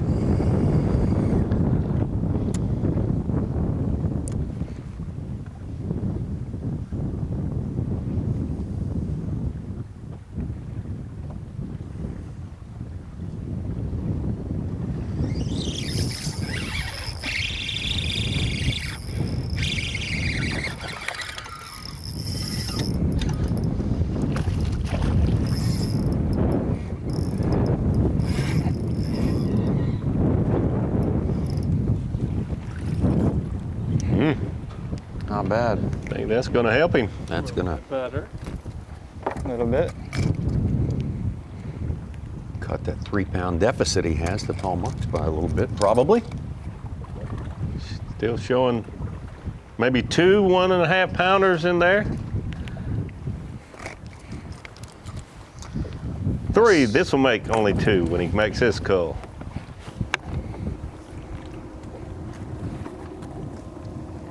That's probably a close to a pound upgrade, I would say. You would think. It's good size spotted bass.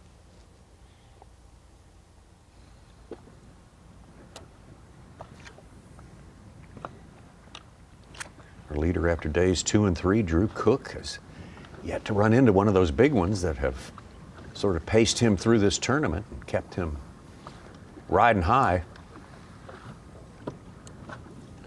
We talked about it the last couple of days.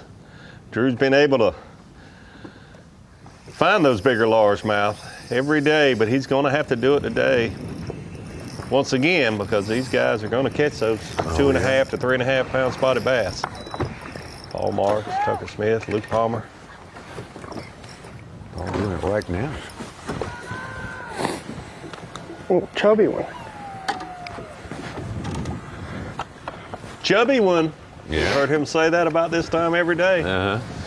First you called me a blob, now you call me chubby, Davey. I'm just getting self-conscious over here. It's gonna keep you awake over there.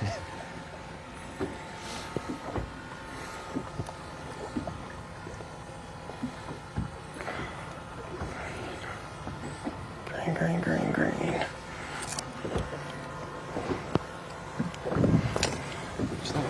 Oh, nice little pre-spawn spot. There you at, little buddy.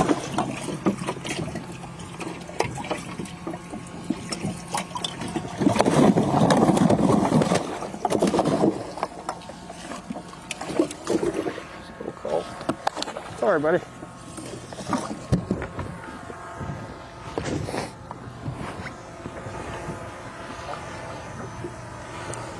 It's Mark's 6th cull of the day. Out here, like off the ends of some stuff, looking for,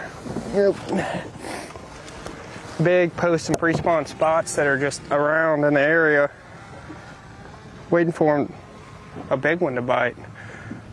Caught a lot of fish this morning, but need some bigger ones.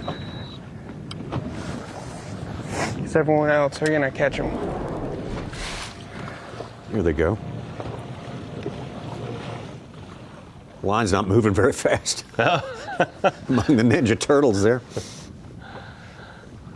Because of what they call that, a yellow-eared slider? Yep, the ones in the back of the line bail. They just can't wait that long. They got all day. Come on, we got one day off this week. I thought we were going to Randy Howell on a log again, but it's turtles.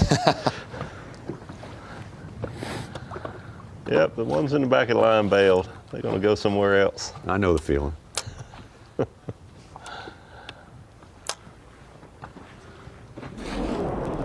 Soaking up some of that radiation. I'm glad that the spring is here. Tired of being cold. Enjoying that sunshine. Luke Palmer's hooked up.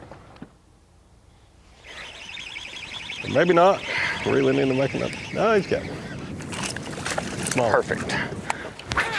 Lost him. Fishing his top water lure again.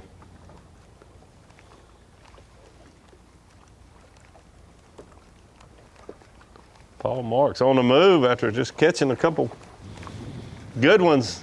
Got a lot of places to check out today. Man, he has got a route set up, doesn't he?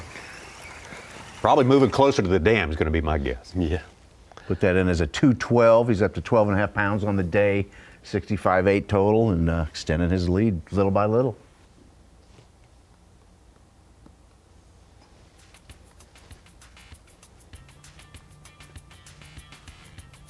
Paul Marks in control as it stands right now, I should say. But certainly not leaving everyone in the dust. Everyone's got a shot at getting back in there and make something extraordinary happen. And Big bass. back to Randy Howell. All right. It's still pretty kind of dead feeling to me right now. I don't know. Not much, it just doesn't say. I think we're in that little bit of a lull right now. 10 o'clock, that's typically a little bit of a slow period for most of the time.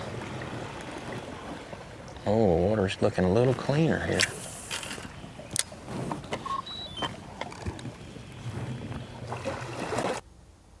Checking out a few new coves again. See if we can run into one that's got something. Had a fish following it right then. It's a little one, I think.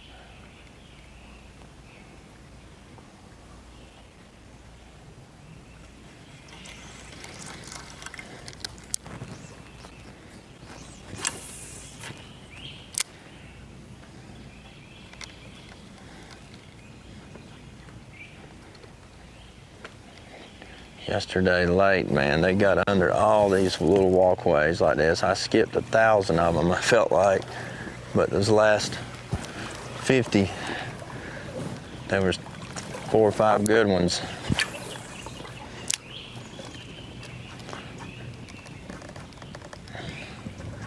So I'm just hoping whatever to deal with this water rising so much, it's definitely not going.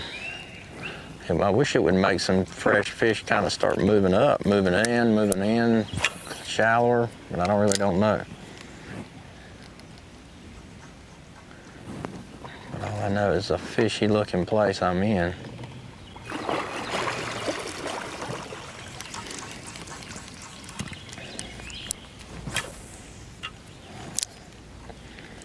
That should be the cast if he was there.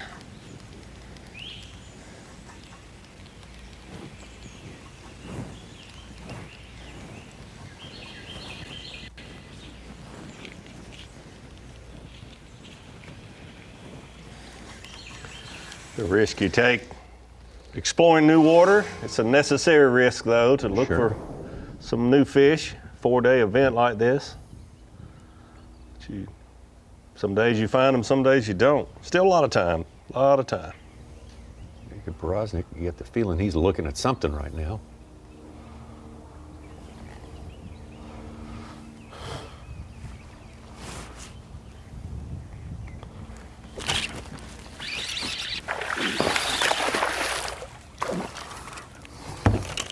I'd say you were right, Tommy. Largemouth. Eat it. Well, she run up there. She's so wild. She'd run up there and get it, and then like she turned right back around. And I picked up, and it was just swimming out. And I was like, she got it. Oh, female. I thought they were a little bit bigger than that, but they're a little bit deep. So.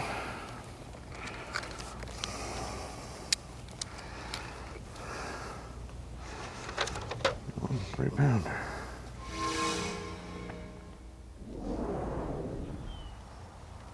I got the paw marks at the definitely at the lower end.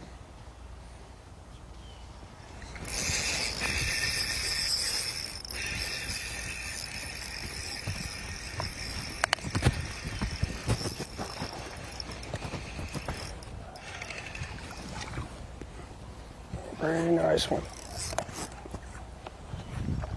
Come here, buddy. Yeah. That'll help. Big one, finally. That's a good one for Paul Marks. That's No his doubt. biggest one yet, I Yeah. think. Working his way south and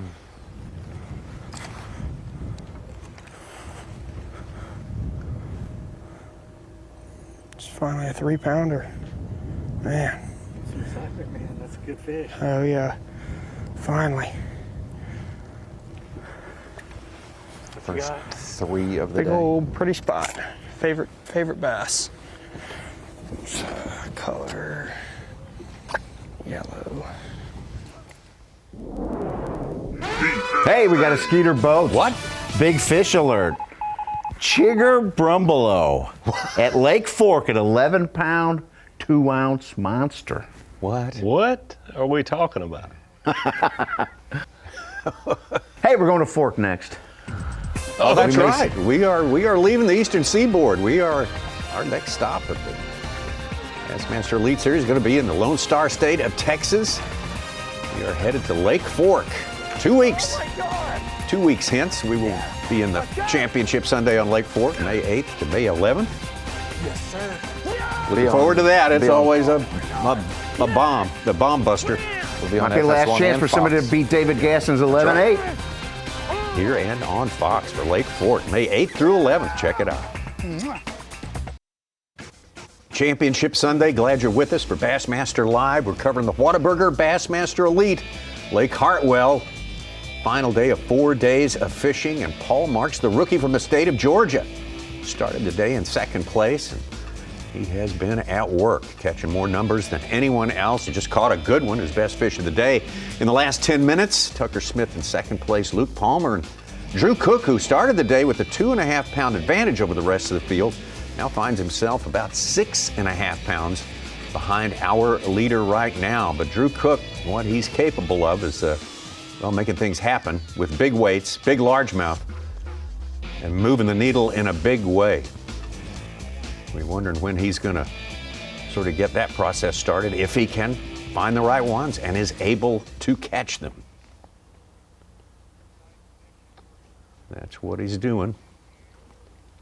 Seen him in this position more than any other throughout the course of this tournament. Spends the vast majority of his time fishing, concentrating on a very few fish. In fact, on day number 2, he spent almost the majority of his day working on one single fish, couldn't catch it, and right before check-in, he finally took one more visit to this fish, and this is what happened.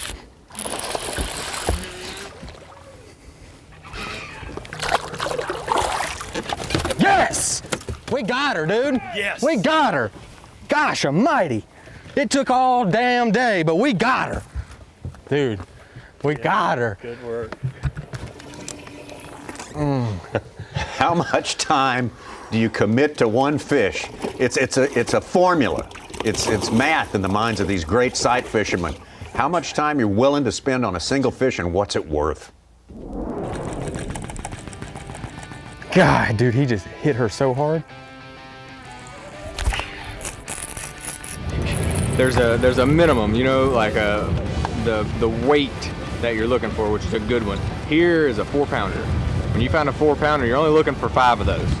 I've had a lot of them that it gets personal with. You end up staying there a long time and you don't catch it, and then that does no good for you. You've wasted your time and you don't have a bass. So knowing when to leave and knowing when to stay is the biggest thing, and it's just kind of off of the mannerisms of the fish and how they're acting, and you know, how the male and the female are both acting. Couldn't agree with him more. Knowing when to leave and knowing when to stay is a big key, not only in sight fishing, but in tournament fishing for bass. In general. Yep. Here's a map of his catches throughout the week. Drew Cook, that creek right there, especially productive for him. It's been really good for him. I don't think he's been there yet today. I'm not sure if he's saving that for later in the day, or maybe he just doesn't feel like they have replenished in there, but we'll see. He could be back in there now, but he spent most of it, yep, he is. There he is. Spent most of his day in a cove with a marina.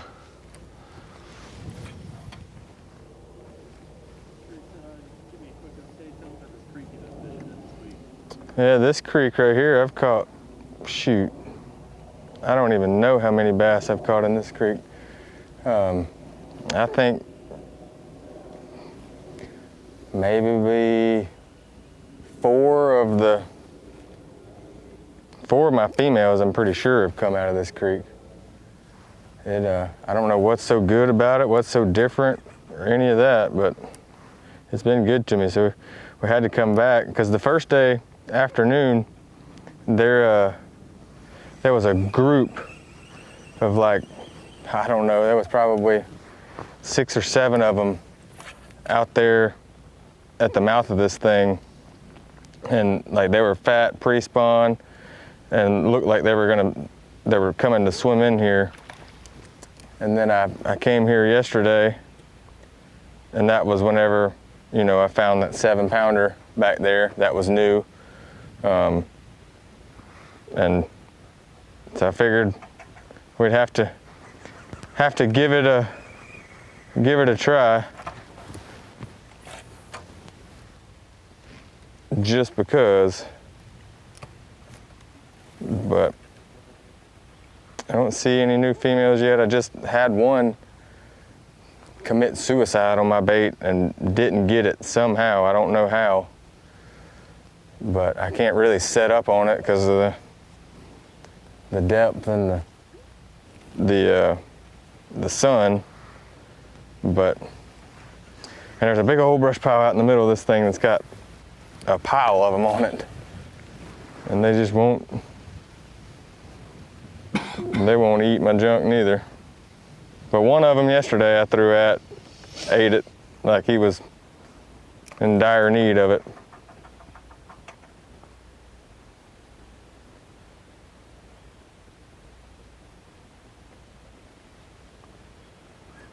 And it was, in fact, a big one. Talking about a 4-pounder he caught yesterday. He called it a bonus fish out in the middle of the pocket. Haven't seen him doing much of that. He did catch that one good one yesterday doing it, but seen him doing more of that today than any other day so far. Got a little bit of breeze in there. That's everything. Those things make it a little more of a challenge to spot them. See exactly what they're doing. Randy Howell. Oh, it's a good one. Yeah, better one. Oh, spot dog. Ouch. Gosh. Right when I looked under the dock with my active target, oh, several of them there, swimming down. Randy Howell still working on a limit. Yep. He needs a 715 like day one. Yeah, that would be a game changer for sure for Randy Howell. And who's to say it can't happen? Again on day number 4, but Paul Marks is the man in charge right now. Seems to be catching him at will, making all the right moves. Changed his position. Seemed to find himself amidst some heavier fish. Tucker Smith giving the best contest to him so far. But Luke Palmer, you see now, has moved from 4th up to 3rd place. Got more on the way. Today on Fox, the stars of NASCAR head to Talladega for the biggest thrill ride of the year. Coverage of the Jack Links 500 at Talladega starts at 2 p.m. Eastern. The green flag flying at 3 only on Fox. Big day today. Hartwell Nights is partly responsible for some of the action we've seen here. They've been warm for the week leading up to, and actually more than a week leading up to this tournament right here. Thought that was a band, Tommy. Hartwell Nights? Hartwell Nights. Sounds like they opened last night. Well, we've had some good warm nights here and caught some good spawners. The spawn's still going on. We don't know for how long. Some people say it's sort of past the peak of the spawn. That may well be true, but that doesn't mean there aren't still a few filtering in. Oh, absolutely. It's past the peak, likely, but in South Carolina, you can always find a few fish still spawning in the month of May. Haven't had a chance to spend much time today with Emil Wagner. In our top 10 today, one of 4 rookies.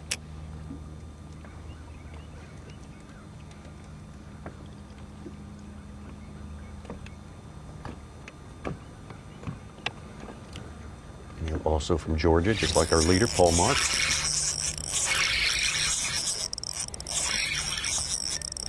I think this is a big one.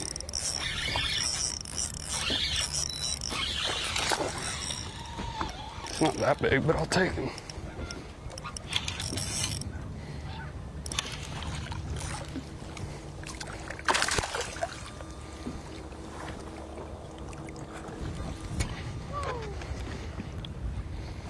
No, it's big. We'll put him in there, though.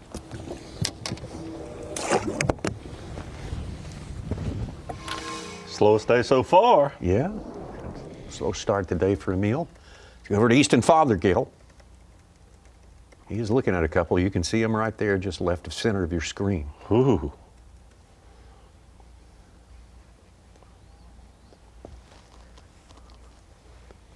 He's been a little closer up looking at him. He's backed off a little bit, letting him maybe reset, take a break a little bit. But he would like to boat one of those, I can guarantee you. Absolutely, one big one there.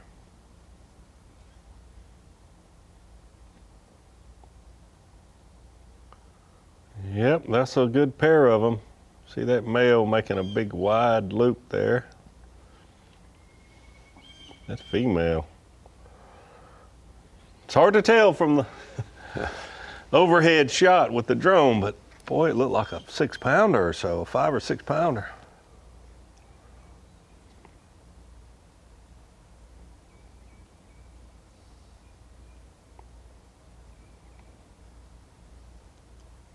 Yeah, Easton's giving him a wide berth right now. He'll be back. Last time we were here, the best fish was a 5.15. Every day we've had big bass over 6 pounds, including almost an 8-pounder on day one. Yeah.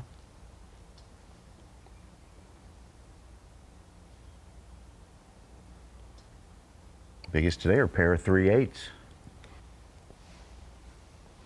Yeah, so if that is a 5 or 6 pounder, it'll certainly make his day. You got to catch it though.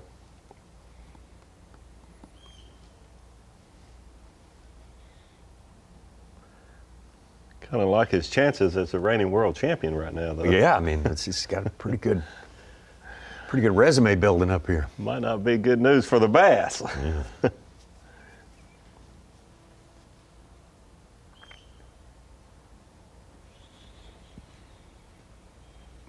Yeah, 2 4.5 pounders, Easton Fothergill on 3 fish right now would be right there near the lead. Win his second title of the year.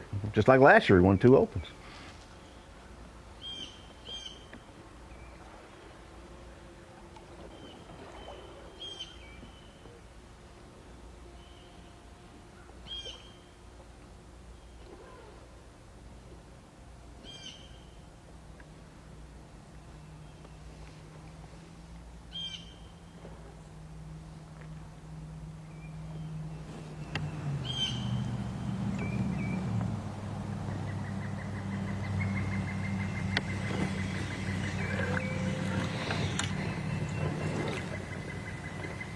See some of our top 10 that are sight fishing, focusing on these coves and pockets that are main lake with a lot of boat docks.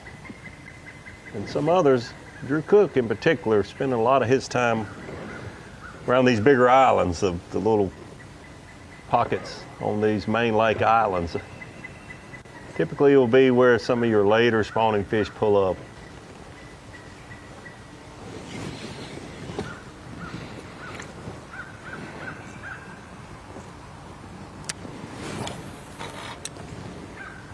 First time we got a look at the Lake Hartwell in the Elite Series era. It was back at the Classic in 2008, and there was not nearly so much water in the lake at that one for sure.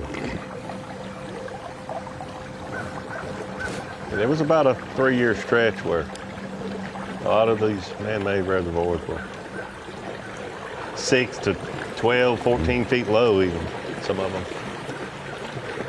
Vastly different back then. Standing timber played a role in Yes, that one, yes. which is different than this time around for sure.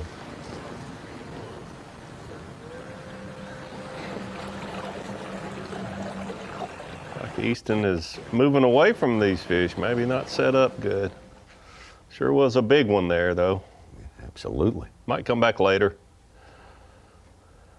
Easton Fothergill, what a year it's been for him already, a life-changing year.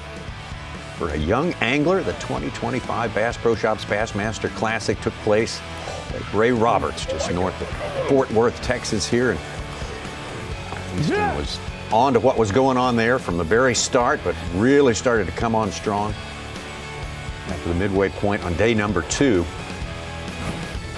Yeah, you could tell he really got dialed in.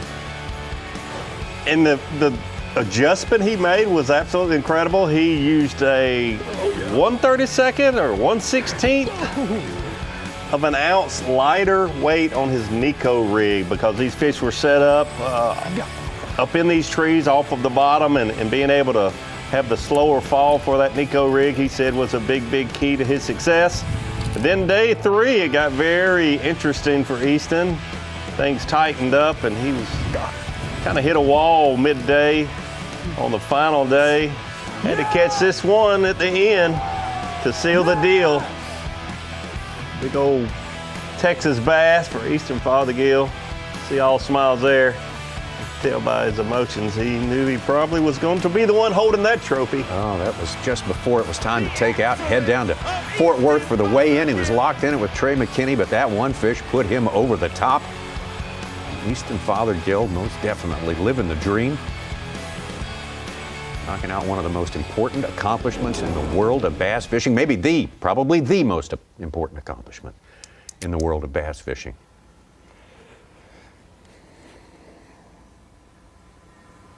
Up to then, he'd had a rough first season on the Bassmaster Elite Series down through the Florida Tour, but everything's been good ever since. Smooth sailing ever since then. Good tournament at Pascatank River.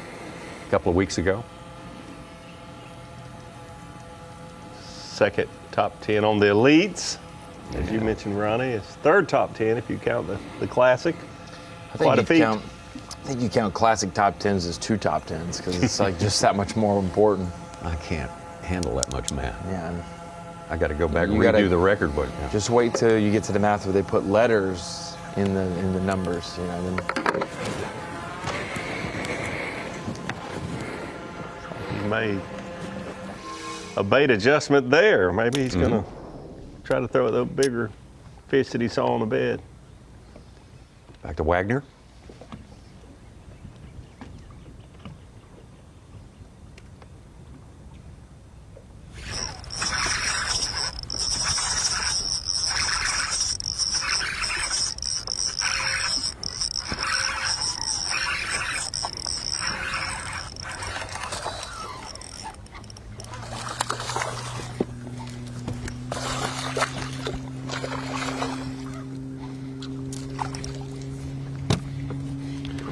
Not a big one. Too skinny.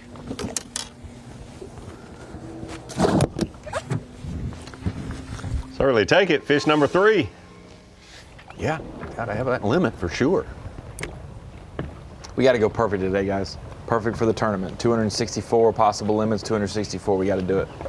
Oh, we 5 will. already We will. today. I feel confident.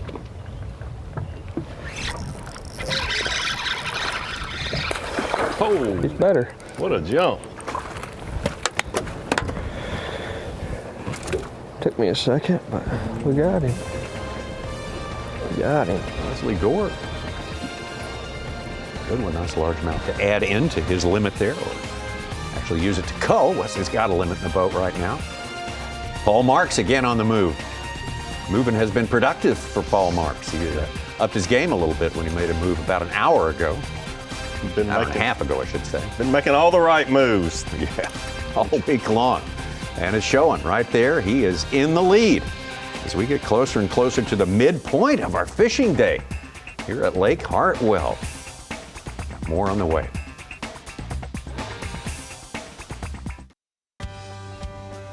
Within just a few minutes of the halfway point in our 8 hours of fishing today, Championship Sunday at the Whataburger Bassmaster Elite at Lake Hartwell.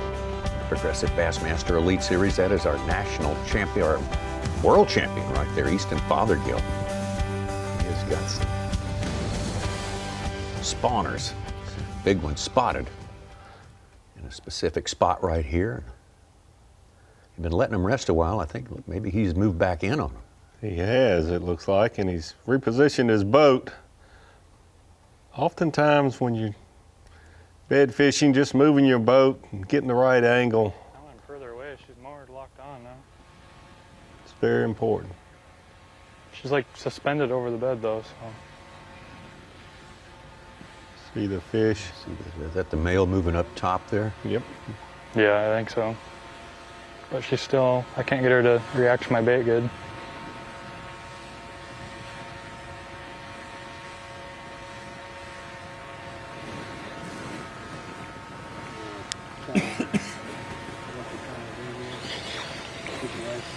Yeah, I mean, I got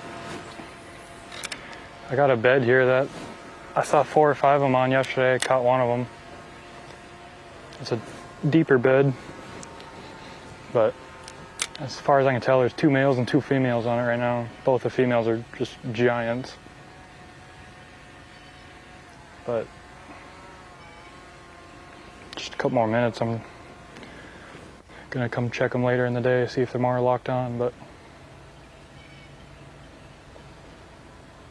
both the females are freaks on this bed.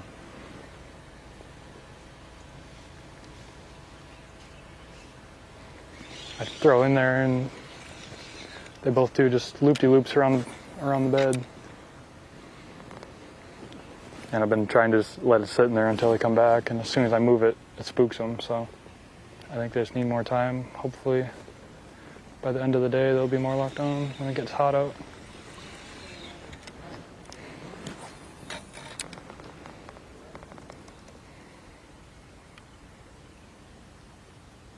I see 3 of them on the bed right now.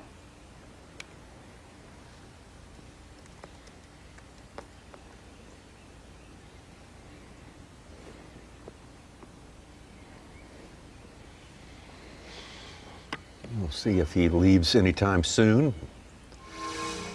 Plans to come back and take a look at those. Even if he does leave, let's get to Drew Cook now in a similar sort of setup. Hopefully.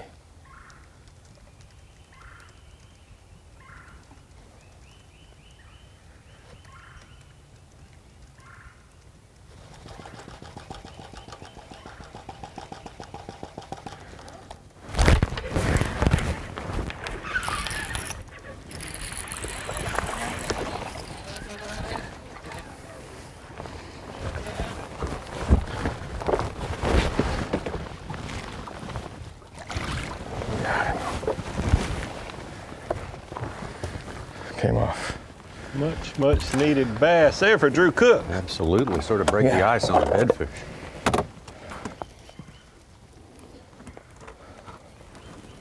There was another one up there. I don't know where it was supposed to be at. 2 1/4. Boy, I was trying to call. We ain't got 5 yet.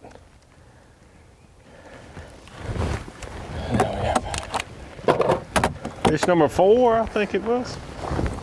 That's number 5. Yeah, he was thinking he was going to call, but that now That gives is him a number 5. limit. Yes, Okay. that now gives him a limit. Okay, I misunderstood. I thought it was How number have I 5. not got it to move yet?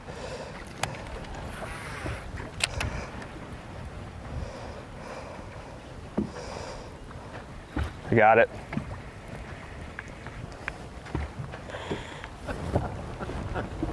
Oh, Oh, I thought that looked familiar.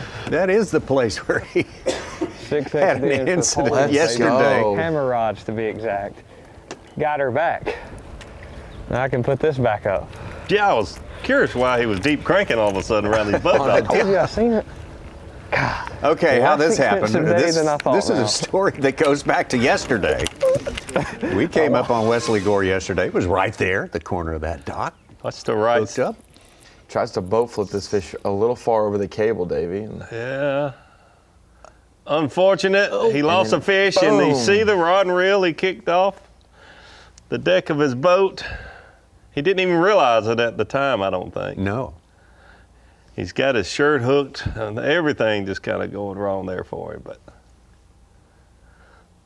I don't know if we have the video of this, but he came back and checked it a little later with his sonar and saw. oh, here we go. There's the fish. Okay. Him losing the fish. Here we go. He tried to swing it a little farther away from the boat because of the cable, and it honestly was A little too much line out. half of an inch. Yeah. Yeah. Half of an inch from being over in the deck of his boat, and he lost it.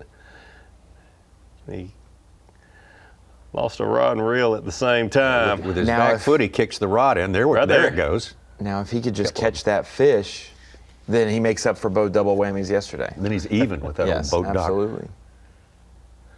There we go. Lost the fish, Kick your rod lost in. the rod and reel. Look down at the spot after that, and a fish was messing with his bait that was still attached to the Yeah. lost rod. Yeah. The old saying, bad day fishing's better than a good day at work, you question that every now and then Once when in a you're while. losing bass and your rods and reel. That's a double whammy, but he's recovered. Got the rod back. And Easton has left that spot where he saw 2, as he said, freakishly big spawning bass up there, and a 3rd one as well.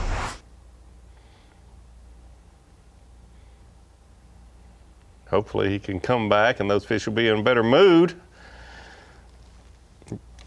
Drew Cook is hoping that he'll happen upon them while Easton is gone. Yeah, that's right. It's a big lake, though. A lot of shoreline. You'd have to get lucky there. I guess. Quite a distance between those two.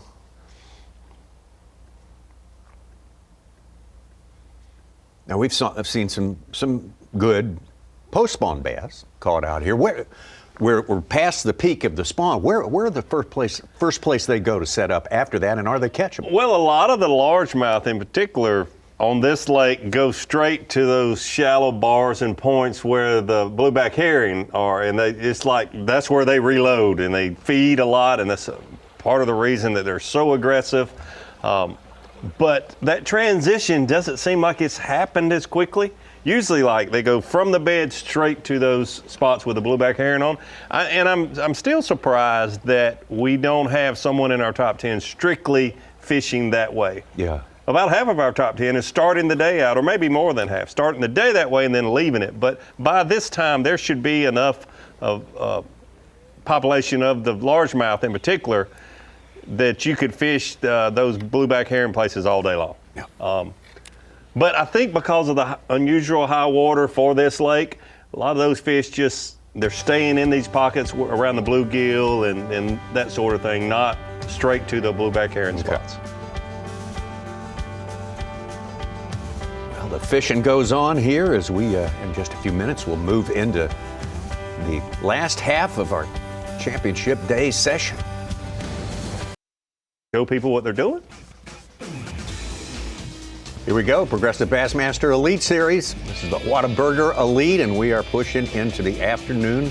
We should say it's not quite noon yet, but the second half of our day. Power Pole is the sponsor of our live coverage from this beautiful spot right here that has been so good to all these elite fishermen that have fished all week here.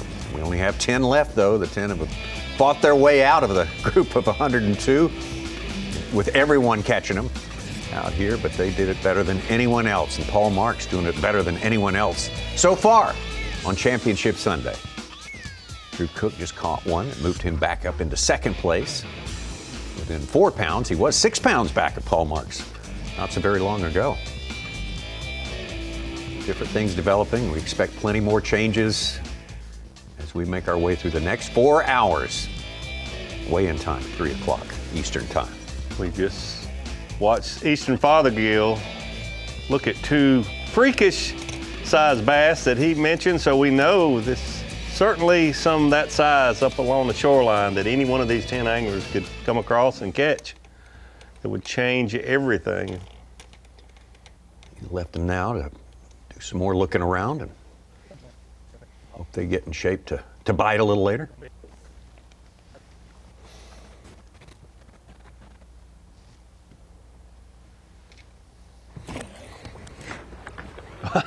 We didn't lose another rod, did we? Look at my rod go. Oh my goodness. This is lose a rod and reel weekend. I guess it is. You hope it's 5 feet deep and the tip is standing straight up and down. Then you. Yeah, I'm on it. So he is. Watch the starboard side of the deck. There we go. There's a nice lose combo. Yeah. Losing a lose. Losing a lose. Maybe somebody will find that for a Mother's Day gift. So he's not tying on a deep crankbait trying to retrieve that rod. That's the luxury of being reigning world champion. Yeah. He can get another rod and reel, no problem. Just brush it off. They'll send me another one. He would never say it that way, but I know he's thinking, they'll send me another one. I'm the classic champ.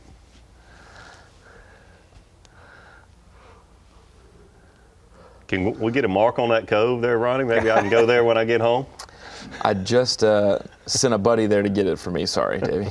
I'm amazed nobody went and got Wesley Gore's combo from yesterday. Yeah, that was a pretty identifiable place. I'm surprised someone didn't take a crack at it.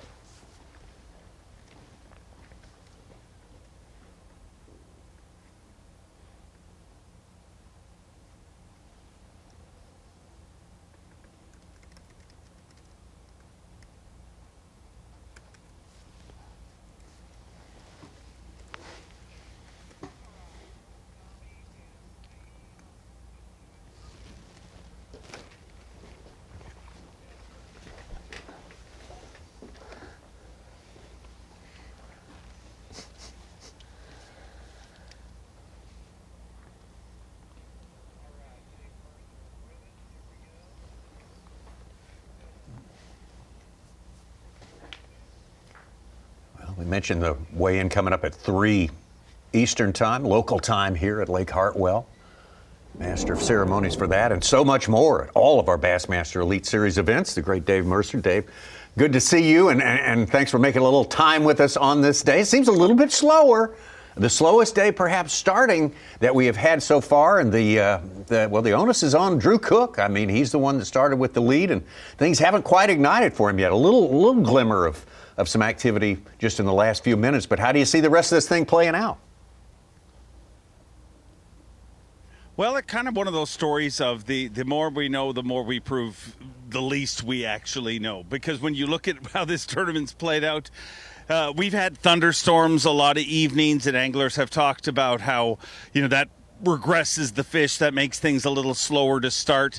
But the anglers at Takeoff were like, hey, they are going to snap today. This is the first consistent day, and it is obviously a little slower. I think it's funny, if I heard correctly, Easton lost a rod. I've been doing the live cast with Swindle and Jason Christie, and we were watching Easton fish, and both of them said, hey, he's going to lose a rod. So that they predicted that. But wow. I think the thing that's going to happen is they're going to catch him. I mean, Drew Cook is so good at this. Easton Fothergill, our reigning Classic champion, said it to me last night. We spent a little time together after the weigh-in, and we were talking, and he said, truly, what Drew Cook is doing here this week, and to come from Easton, to say this from such a talented young angler, but to be like, it is one of the most impressive things that is happening in this sport, bar none. To be as good and as precise as he is with sight fishing is truly amazing. Obviously, anything can happen here. We've got a close enough tournament, but I do believe that they're going to have to catch him if they want to catch Drew Cook. Yeah. It may seem slower than it's been, but the one thing that stands out to me is he is sight fishing at a whole different level than I believe than anybody in our top 10. And what I mean by that is he is fluently sight fishing. You're seeing somebody do something that they are better than almost anybody at, and he's not just chasing a bunch of marks. Quite often in pre-fish, anglers will mark a bunch of beds and chase them.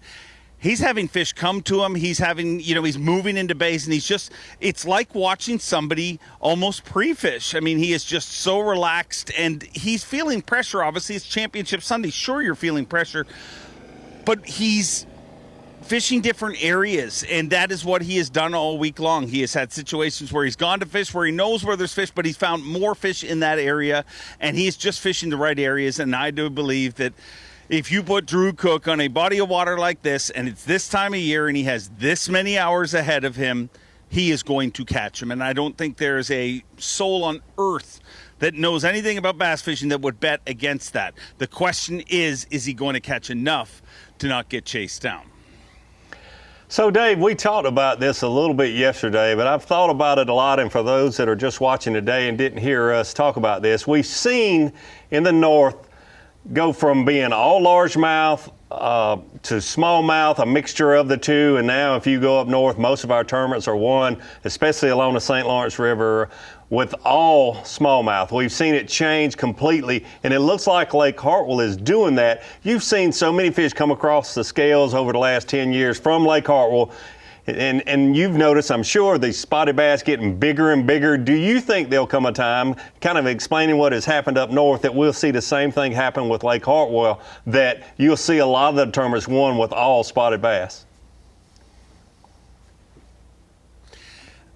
I don't think you can bet against that. I mean, I am not a biologist, but I just feel if you're paying attention to what's happening, I don't think you can bet against that, Davey. And I think we're also seeing just how much those blueback herring, how much that herring bite messes with a bass. It totally changes a fish. I told a story earlier on the live cast, but I had a friend who has a 75-acre lake. And we discount what forage does to a body of water, because this was your traditional bass fishing lake. You'd catch them on frogs and jigs. They were all shoreline oriented. He thought it was a great idea. It was a private lake. He thought it was a great idea to stock a bunch of rainbow trout in that lake, because you see what happens in California with the monsters. He stocks all of these fish, and literally within 48 hours, every bass on that lake totally changed. It was like a light switch. You would think it would take weeks or months for them to change, but within 48 hours, every bass in that lake changed. You no longer caught them on frogs. You no longer caught them, traditional shoreline fishing. You caught them out in the middle. They become pelagic. They become a pack of wolves chasing down rainbow trout. And herring have the same effect. And I think we're also seeing that happen with our bedding fish. If you notice how many anglers are commenting how quick these fish leave, and a lot of the anglers truly believe that they're so addicted to that herring, they'll come in there, and unlike a lot of fish where they pull off and they kind of just rest off a little bit and they're going to pull back on, they pull off, they go out and munch. And it's being affected, and I think truly, you will see a time in the future where if it continues on this trend, you just can't, there's just too many of them and they're getting too big. But right now, you still need that largemouth bite. Absolutely. One more quick question for you, Dave, and this is kind of unrelated. It's kind of a People Magazine sort of question. You mentioned you just had a conversation with Easton Fothergill. Okay. Usually by the time that someone has won the Classic, we know a lot more about their personality. We've seen him in action a lot longer. Easton, rapid rise to the top there. So I know he's a measured thinker, quiet guy. What's he really like? What's his personality like? He's pretty quiet. I mean, what you see is what you get with Easton, and I like that about him. I like when somebody is truly themselves, and he's coming into more of who he is, but he is a pretty quiet guy. I mean, he's obsessed by bass fishing, and that's what he does. And I don't have a lot for you. I mean, I wish I could tell you he's great at the harmonica or he's a great dancer or whatever. Here's what I will tell you.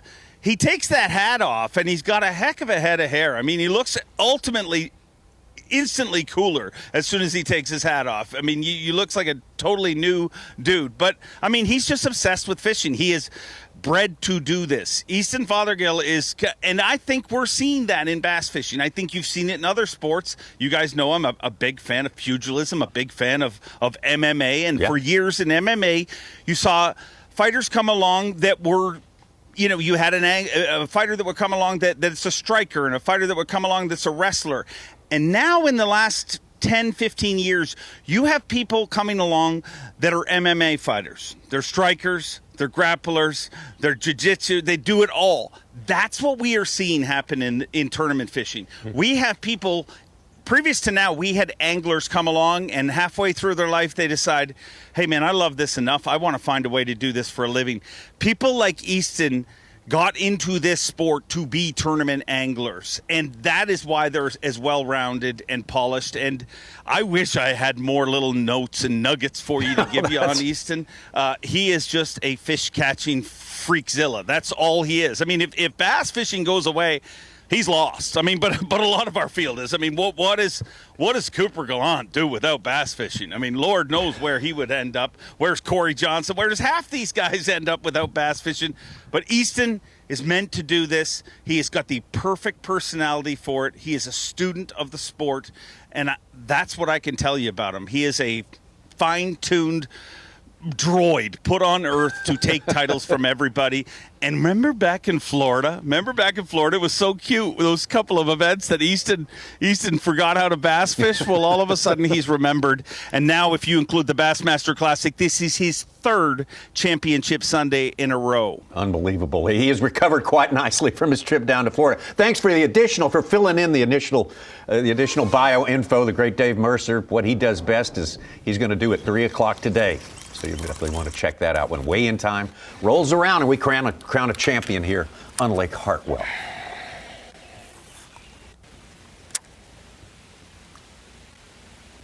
Randy Howell.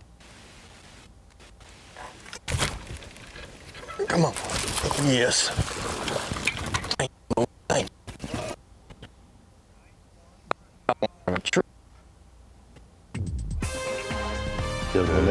Randy Howell just picked up a Texas rig, pitched it right in that blowdown, and wham! Beautiful pre-spawn largemouth. Yeah, man, that is super upgrade for the day one leader, Randy Howell, former Classic champ. He looked like he's on to that one pretty quick. Maybe more of that on the way. We will find out shortly. With just 2 races left before the Indy 500, the IndyCar Series hits Barber for the Children's of Alabama Indy Grand Prix. The fastest racing on earth continues live from Birmingham next Sunday at 1:30 Eastern on Fox. Now, we're right in the middle of it. The afternoon session, or I should say the final 4-hour session of fishing here on Championship Sunday at Lake Hartwell. Whataburger Bassmaster Elite among our top 10. From Georgia, Emil Wagner. A little bit of a slow start size-wise on his day. Really needs to put some big ones in the boat.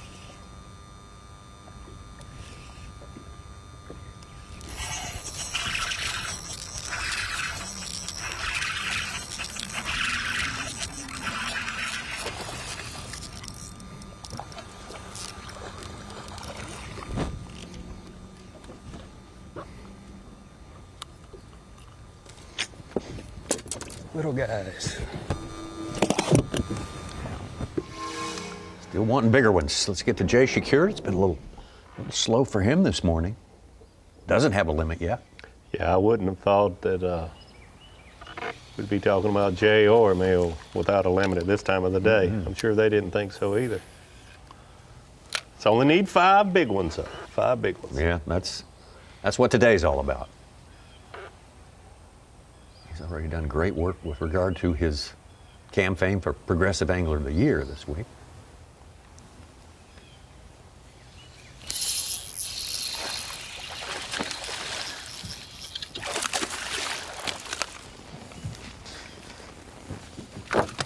Wow, one bit. Imagine that. Imagine that.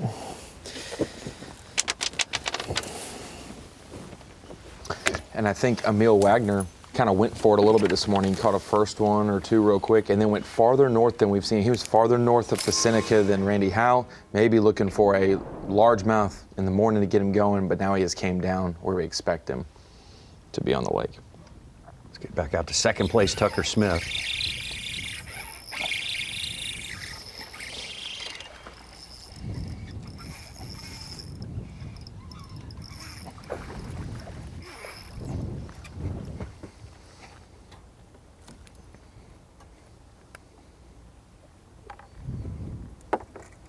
Smith, that might be one that helps him out right there. Tucker, very motivated young angler there, this rookie. Definitely wants to win the tournament for him. Also very, very important to beat someone else, and that being his roommates. Yeah, Rookie of the Year would be awesome, man.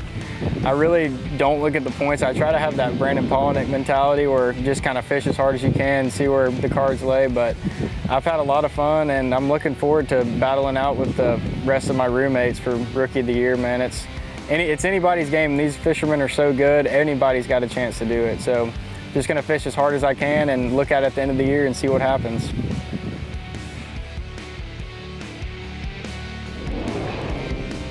Yeah, beating your roommates, that's it's like the old saying, it's nice to succeed, but your friends must also fail if you want to declare complete victory.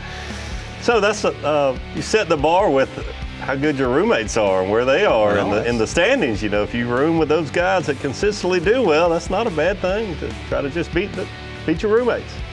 Heading that list, Dakota Lithium Rookie of the Year, Tucker Smith, has polished that up pretty good this week.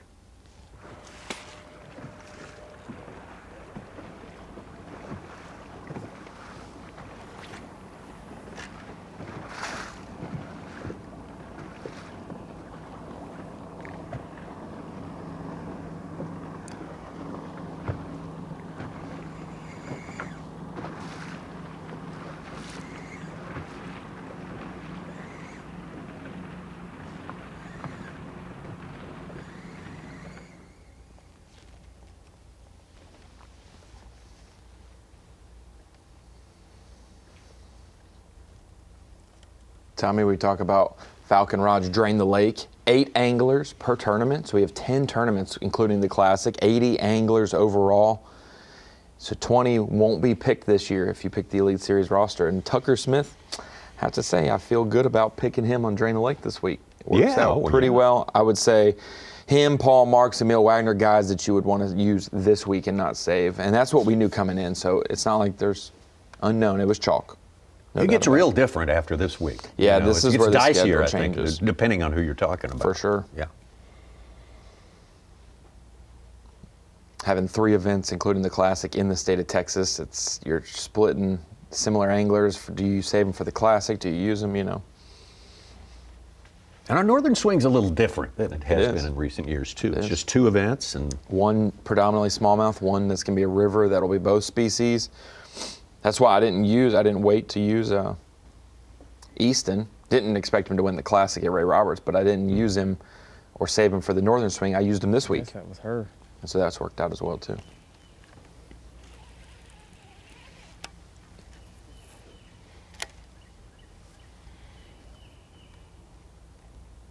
Good news for Drew Cook fans. Looks like he's set up on another one.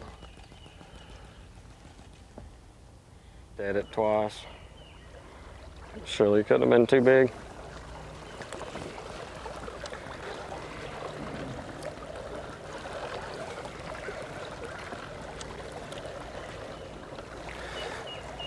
And it swam out a good ways. Paul Marks. Didn't rush it. Got him one on top water.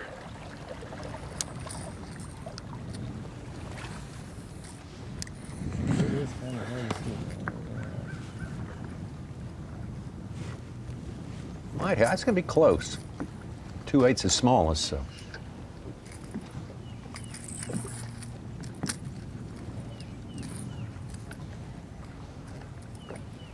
More than any other day this week, yesterday afternoon, Paul started to get that topwater, that chrome topwater we come to expect at fisheries like this. Got it going yesterday afternoon for sure. Back to Wesley Gore. You don't see Wesley too far from a boat dock this week. Yeah. That's exactly right.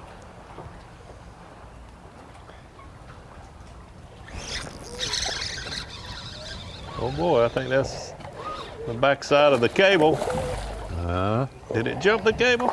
Not yet. Here we go. Oh, yeah. Oh, 2 flips. Got him. Good job. Things going your way.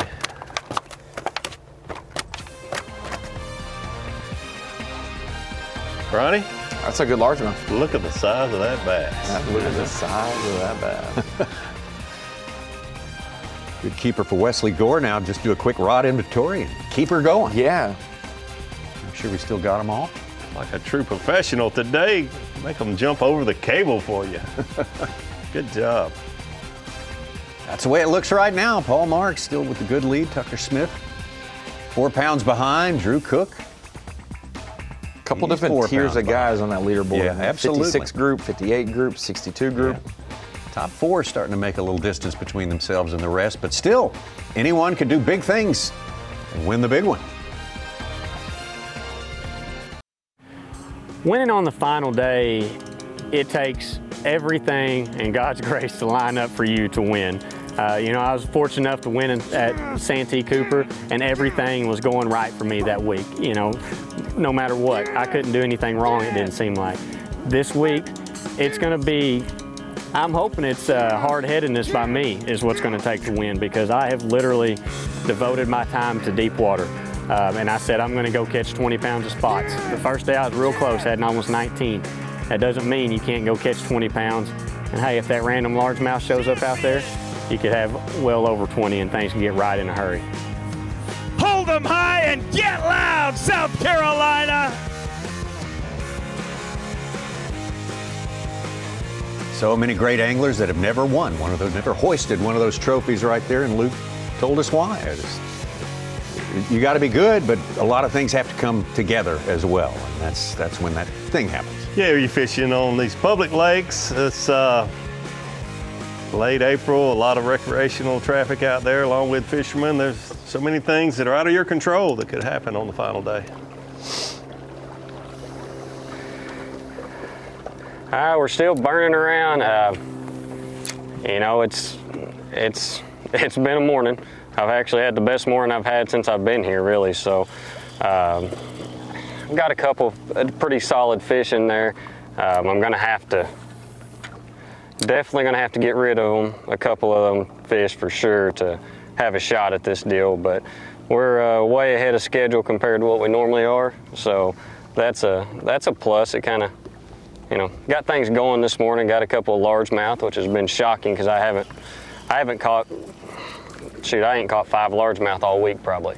So that was kind of a nice surprise. Then pulled into a little old bay and caught another pretty nice one. So like I said, we'll keep burning around, gonna keep going. Thing is keep this quest on high and just keep burning until you run into them, because like I've had several fish through here and they're just not firing right now. I mean, I've had 30 followers just on this couple of little points here, and nothing has just committed. They'll come up and nip at it just like it was yesterday. I mean,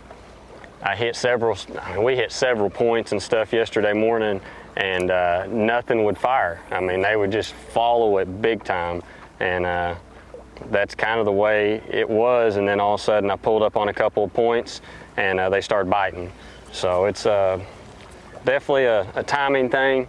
You just got to keep moving, keep your head down. It's very hard to do, because I've always said don't leave fish to find fish, and that's kind of almost what you have to do sometimes here to find the ones that are biting, because somewhere on this lake they're crushing, and you just got to be in that right frame and right time zone and to go ahead and catch those fish.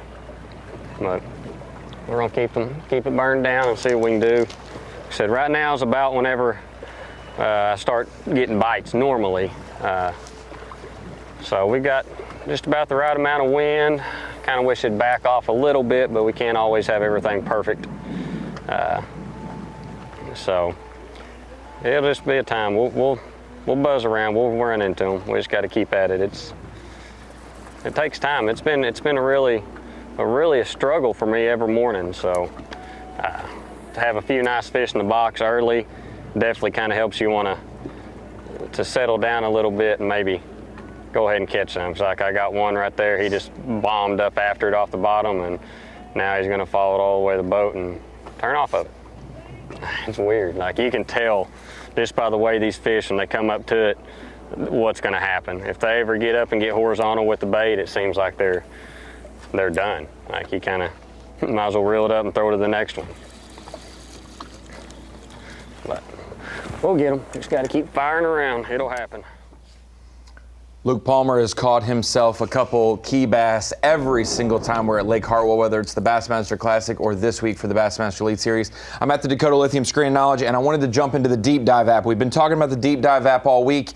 Last couple events, we've been talking about the wind impact at the Classic and at the Pasquotank River. Big winds. We haven't really seen the wind play this week, but it is a little bit higher wind speed today. We've been talking about water clarity, though, and so during the spawn, visually seeing bass, you need good water clarity.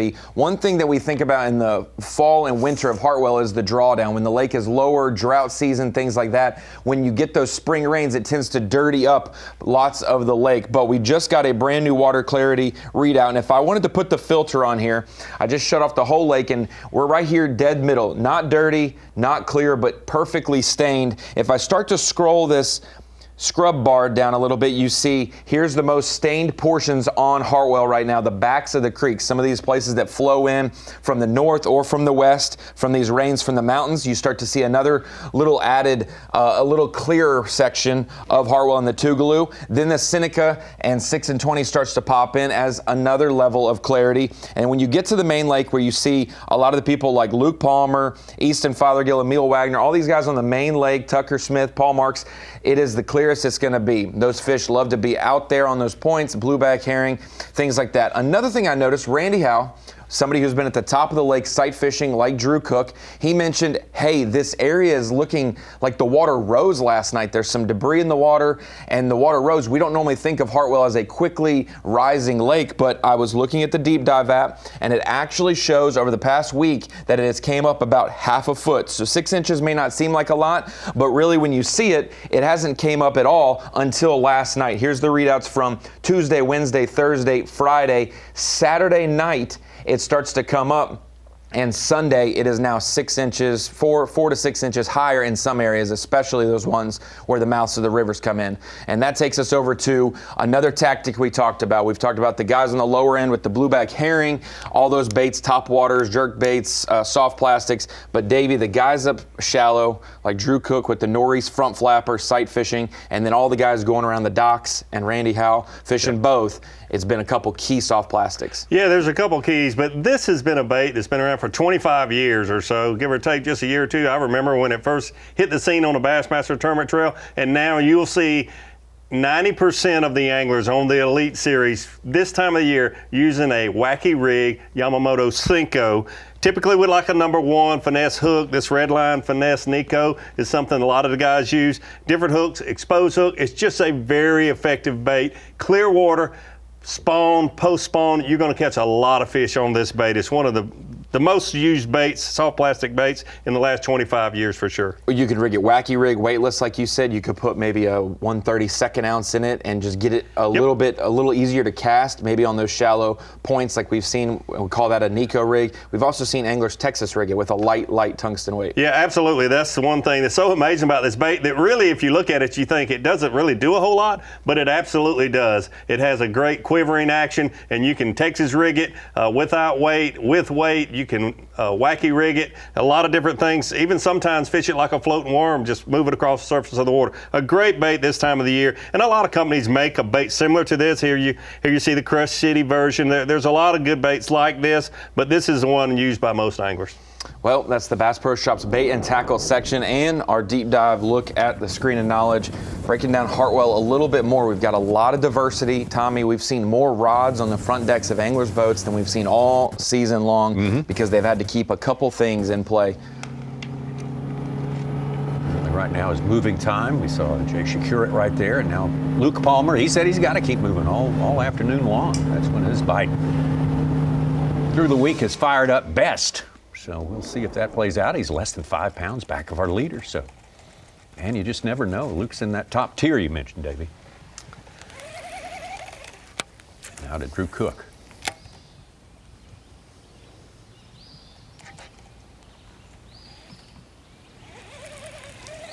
Drew needs to catch one. Yeah. Just kind of time's creeping up on him.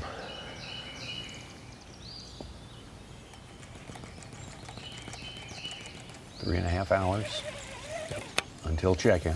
Don't expect him to catch anywhere close to the numbers of total fish as some of those guys are. The Luke Palmers, the Paul Marks, Tucker Smith, but he needs to catch about between 7 and 10 bass a day is all Drew Cook needs to catch, and he's just a little shy of that today. And you think of it, he's down by 4 pounds, and with such a tight tournament right now, you're like, there's no way that it's going to end positively for him. But with his one swing of the bat on, let's just say, a 5-pounder, he's got a 1-pounder in the live well, Tommy, boom, in one cast makes up the deficit that someone like Paul Marks has had to catch 23 bass to do so. Yeah, it won't be over till 2:58, and maybe not even then. Yeah, you're exactly right. And you showed the graphic earlier, and we talked about Tucker catching almost a 6-pound spotted bass. It could happen with spotted bass, but I think all of these anglers that have a lot of experience would tell you they feel like they have to go through 40 a day to get to that 15 to 18-pound limit that they're shooting for, where Drew Cook has never thought this week that he needed to catch even 20 bass a day. Paul Marks now on the hunt for something a little shallower himself here, so he knows the power of that. I can see a little bit better. Run up on a big I one. would know like where the actual sweet spot is. Yeah, look on a milky.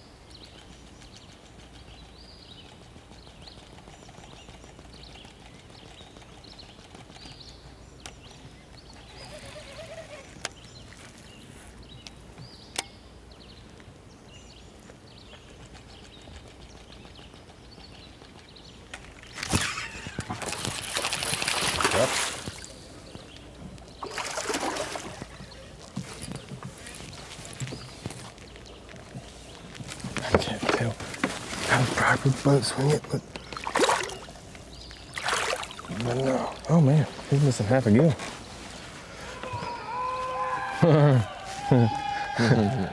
Drew Cook's smallest fish, 14 ounces, so that's gonna. The crew has arrived. A nice one.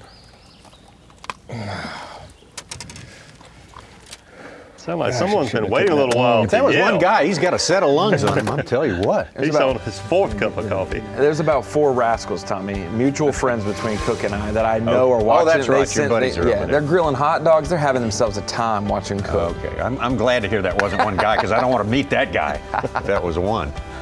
All right. A little closer to what Drew needs, but he's got his mind on something much bigger than that. He wants to get on top and get some distance between the rest of this field. Get on top is the first order of business. You might not understand why he would fish for one that size at this point. Certainly it's an upgrade, but when one like that isn't real hard to catch, you don't have to spend much time. It's time well spent. Yes, What do you say? yes, absolutely. Just under 3 pounder maybe? Yeah, under 2.5 to 3, yeah. Yeah, pound and a half. That one is there, not Tommy. registered on our leaderboard right now. So No. It'll get him be moving within 64 pounds roughly. Yep. Yeah, he'll be getting up there.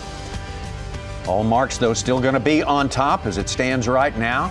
We've got time to step away for just a few minutes, come back and pick up the action, which seems to be picking up.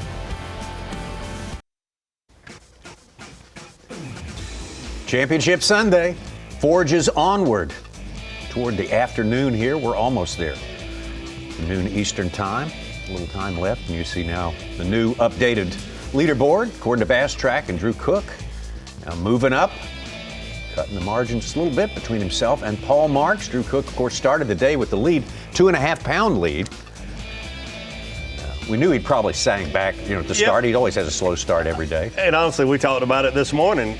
Drew Cook is going to have to catch a 4-pounder. Yeah. Or more. Obviously a 6-pounder would be even better, but certainly felt like this morning he's going to have to find a 4-pounder and put it in the boat. Ooh, what's that? Yeah, that's feeding time at the nest. Well, no, it's housekeeping Building time. They're making a bed too. Remodel. Get that, yeah, there. Bed building right there. You get that stick just perfect. Make it look good. The young is on the way. Osprey action there on Lake Hartwell. Drones don't seem to bother him. That's what I was just thinking. Might see I'd be freaking out if I was drone attack. Here we go. All right. See if he can catch another one here. God dang it, dude. What is going on? Dude, that one was perfect. It landed like a cricket. Said,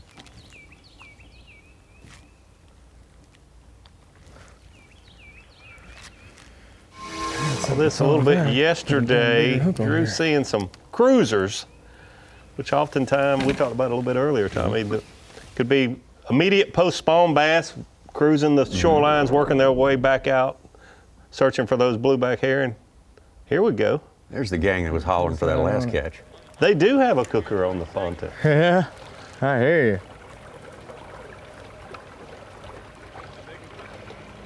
2-pounder. When I lost the female, she never came back. I thought he was bigger than that, honestly.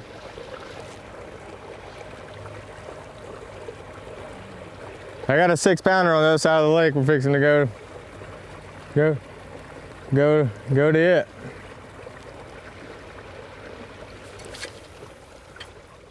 Man, I wish that big one that was up there that first day. Drew on the hunt right now and contemplating a move. Tucker Smith is hooked up.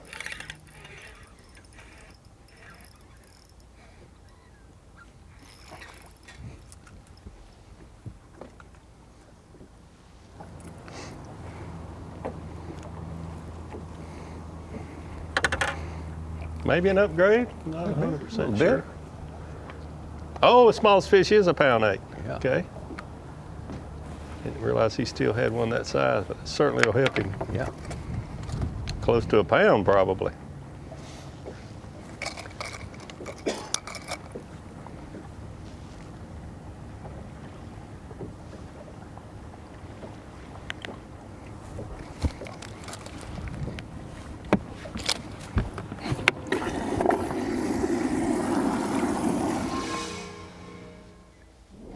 Jay Shakurit still, well, he's got his limit now, I think. Could just be that bad, too. Looks pretty crummy.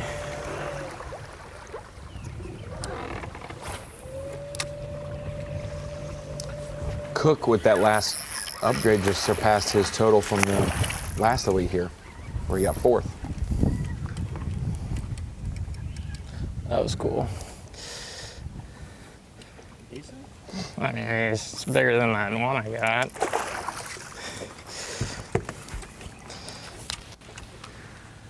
There's the old wacky rig we were talking about there, Ronnie.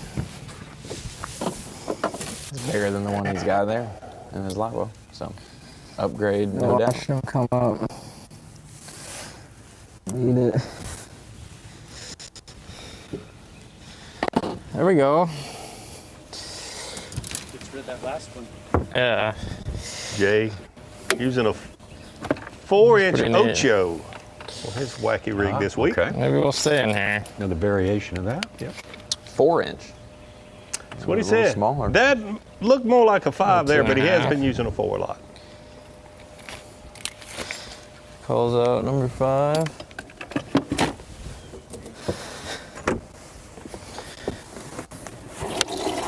Definitely an upgrade. Paul Marks been generally pretty successful with his moves today. He's got a few people in tow with him. Seeing what's going to happen for our tournament leader next. You're right, Tommy. Those moves, seems like every one he makes, he catches 1 or 2 immediately. It's like he knows where he's going.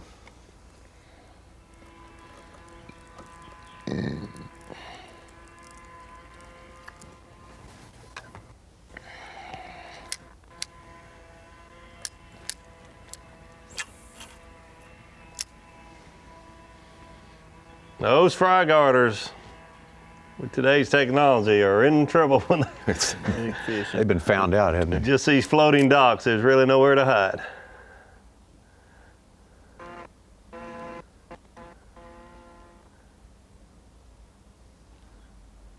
Gosh, I wish it would just load up.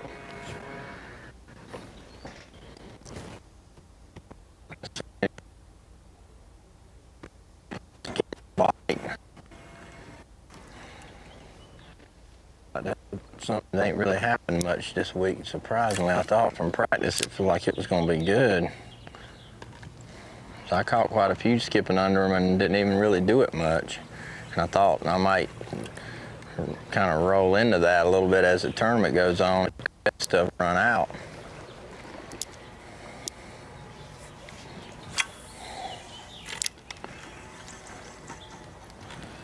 That dot, one of them dots right up there is where I missed the one. I think the one real tight right in there.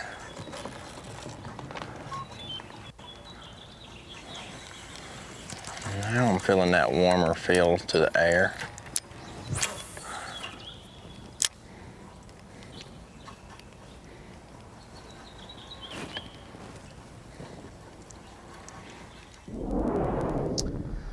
Looking back at that early April 2019 elite event we had here, what this tells me is it took 72 1/4 to win that event. Paul Marks would need 19 1/4 today to get to that mark. He'd have to really catch him. We may not hit that winning total Brandon Cobb did, but the 50 cut was 23.5 pounds to make the top 50 after 2 days, and it was 28.14 this week. So we're seeing it. We saw it on smallmouth places, Davey, where the top weight didn't get super high. It was consistent to what had previously won events in the past, but it's the 25th through 65th that rises before we see that winning rate start to raise. So if we want to get to 75 to 80 for Hartwell, wait a few years because we're seeing the mid-pack weights skyrocket right now. Yeah, the pre-tournament predictions I felt like were definitely low on the 50 cut bar. A lot of guys saying 11, 12 pounds. But you're right, that upper, yeah, we saw it weight the St. to Lawrence. win Yeah, is kind of the same. it used to take 16, 17 pounds a day to make the cut at the St. Lawrence. and the weights would be in the 90s for the winning weight. Well, it was still in the 90s, but we were getting 20 pounds a day, and you'd miss the cut. So now we're seeing it in the 100 and change. So I think if you're wanting Hartwell to break 20 pounds a day to win, maybe 2027, you know, like you could see it in April do that. David, you think that's a product of forward-facing sonar? The guys are so much better at time management and knowing if there's fish there or not and moving on. That's part of it, but then also it's the lake's better too, I think. I mean, it's a combination of when you get the lake record things. spotted bass broken All right, we gotta 2 go. times in the last 3 years or so, yeah. We got to go. they're growing for sure. Well, Drew Cook says I got a 6-pounder I got to get to. I guess this is the move right here. I'm ready for it. Yeah, let's bring do it it. on. Let's do it. Hey. Sooner the better, I think, is probably a good plan at this point in the game. Hey, he may need an Aaron Gordon putback dunk at the buzzer to win this one today. We may see Let's hope it doesn't take that long. All the good 1/10 of a nugget second. stuff you can give us there. Of course, Ronnie, all you the know, nugget I mean, stuff. Come on, more of that, when please. my team wins, my team wins. Crazy about this. Paul Marks on top, Drew Cook cutting into that a little bit right now and on the move to check out a prospect that he says has some real potential. I guess we're going to find out. Stay with us. More to come from Lake Hartwell. Today on Fox, the stars of NASCAR head to Talladega for the biggest thrill ride of the year. Coverage of the Jack Links 500 at Talladega starts 2 p.m. Eastern. Green flag flying at 3 only on Fox. It's always a big weekend in the sport. Absolutely. Huge tradition. Whataburger Bassmaster Elite at Lake Hartwell. Lake Hartwell is a tradition for top-level Bassmaster tournaments for sure. This is our 10th one. Pro-level bass event to be held at this great body of water on the border between South Carolina and Georgia. Over on the Georgia side is right now where we'll go to find Wisconsin native Jay Shakurat. Has had a great week. It's been a little bit of a slow day for him. Big one would be just what the doctor ordered at this point.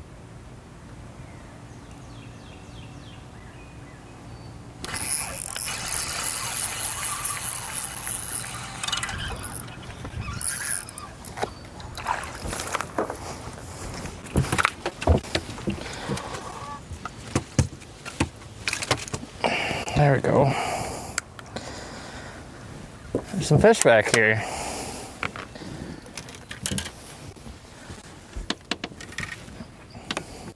They're not terrible.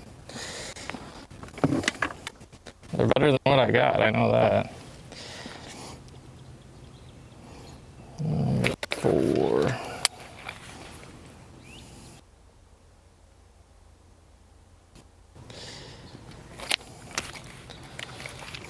What, 2-2, 2-3? 2-1.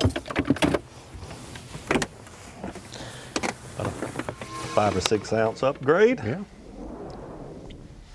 Little by little, he's getting back in the thick of things. Up to spot a little bit.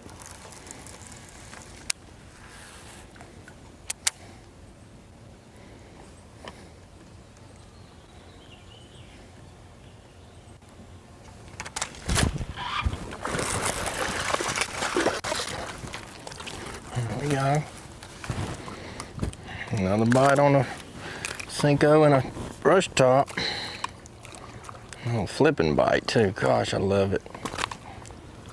All right, mean bass. Come on, that's another fat, pre-spawn looking fish. Peeing right there like it's just getting off the bed. It's not a big one, it's like maybe a 2-4.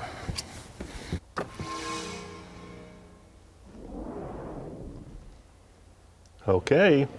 Drew said he was going across the lake to where he knew there was a 6-pounder. Let's hope it's still there. Let's see if this is the spot.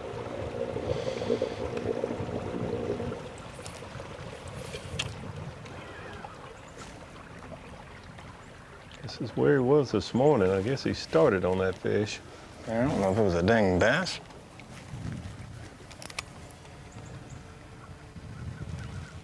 God, I was hoping to feel it.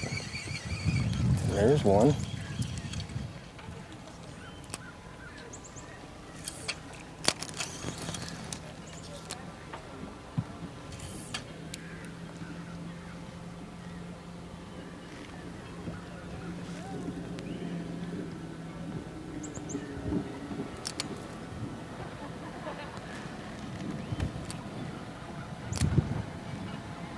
pitched his bait in front of one he saw cruising.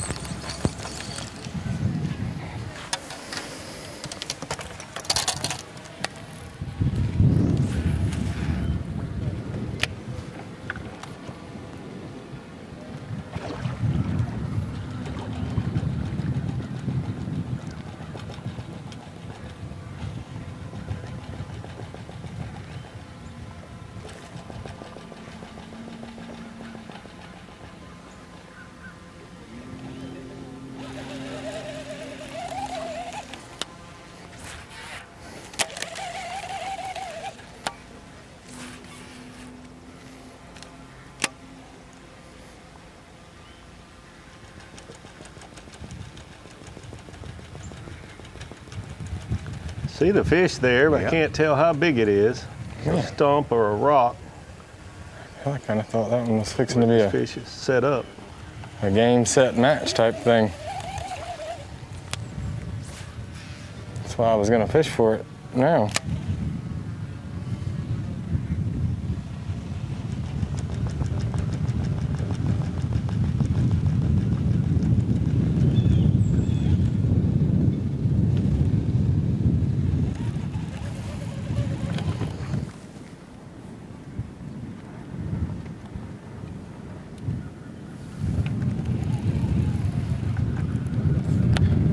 Throw at it. And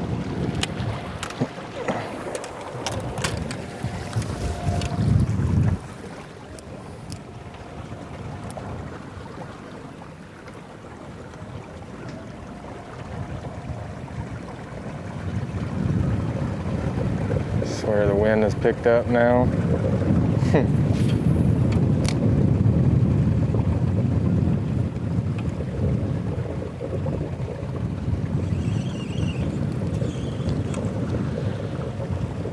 Always got that head on a swivel, even when he's landing a fish sometime. He is looking at the bank. Exactly Back and right. forth. I hope that wasn't the 6-pounder that he just pulled away from. You too.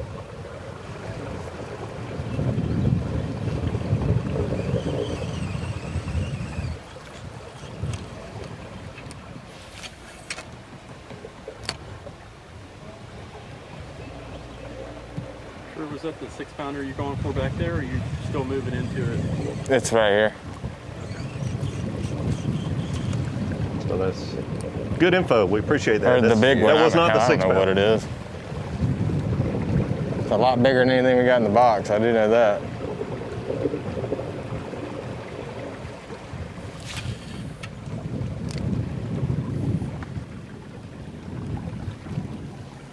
I do not know if we're going to be able to see it though. Jim Cook started the day with a lead, and what he's built that lead on is finding these big spawners. Mostly finding these big spawners on the bank. He has not found a giant yet that he's been able to catch. So he has got one a little farther back there. Should be getting to it here any minute now. We have to take a quick break, but you can bet we're going to stay on this one because one big one changes the look at the top of the leaderboard, that is for sure. This gets more and more interesting. Time passes more quickly. Everything's a little bit more urgent than it was just a couple hours ago. The Whataburger Bassmaster Elite at Lake Hartwell is sponsored by Mercury, by Bass Pro Shops. No, it's by Power Pole. My bad. And by Progressive Insurance. It's also sponsored by Bass Pro Shops. Got my list a little jumbled there. Let's get out to our tournament leader, Paul Marks.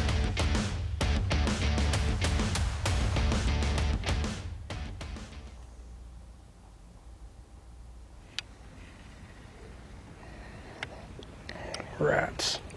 Saw him running about 20 minutes ago, making about his fourth big motor move of the day.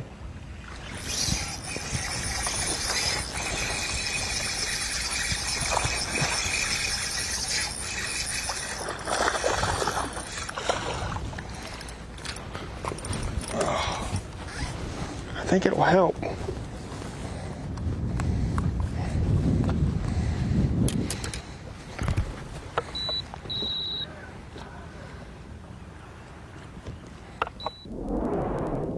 Well, we're getting closer and closer. I mean, right now the wheels are turning. Everyone's thinking, and our anglers, I would say that Drew Cook knows exactly where he stands right now. He knows he's probably not in the lead. But I would submit that the rest of them think that Drew Cook is still in the lead right now. Is that the way you would see it? Yeah, I would think so. These anglers, like Paul Marks, you see, that they're just going through the numbers and they're hoping that Drew Cook doesn't find that bigger largemouth for 4 days in a row.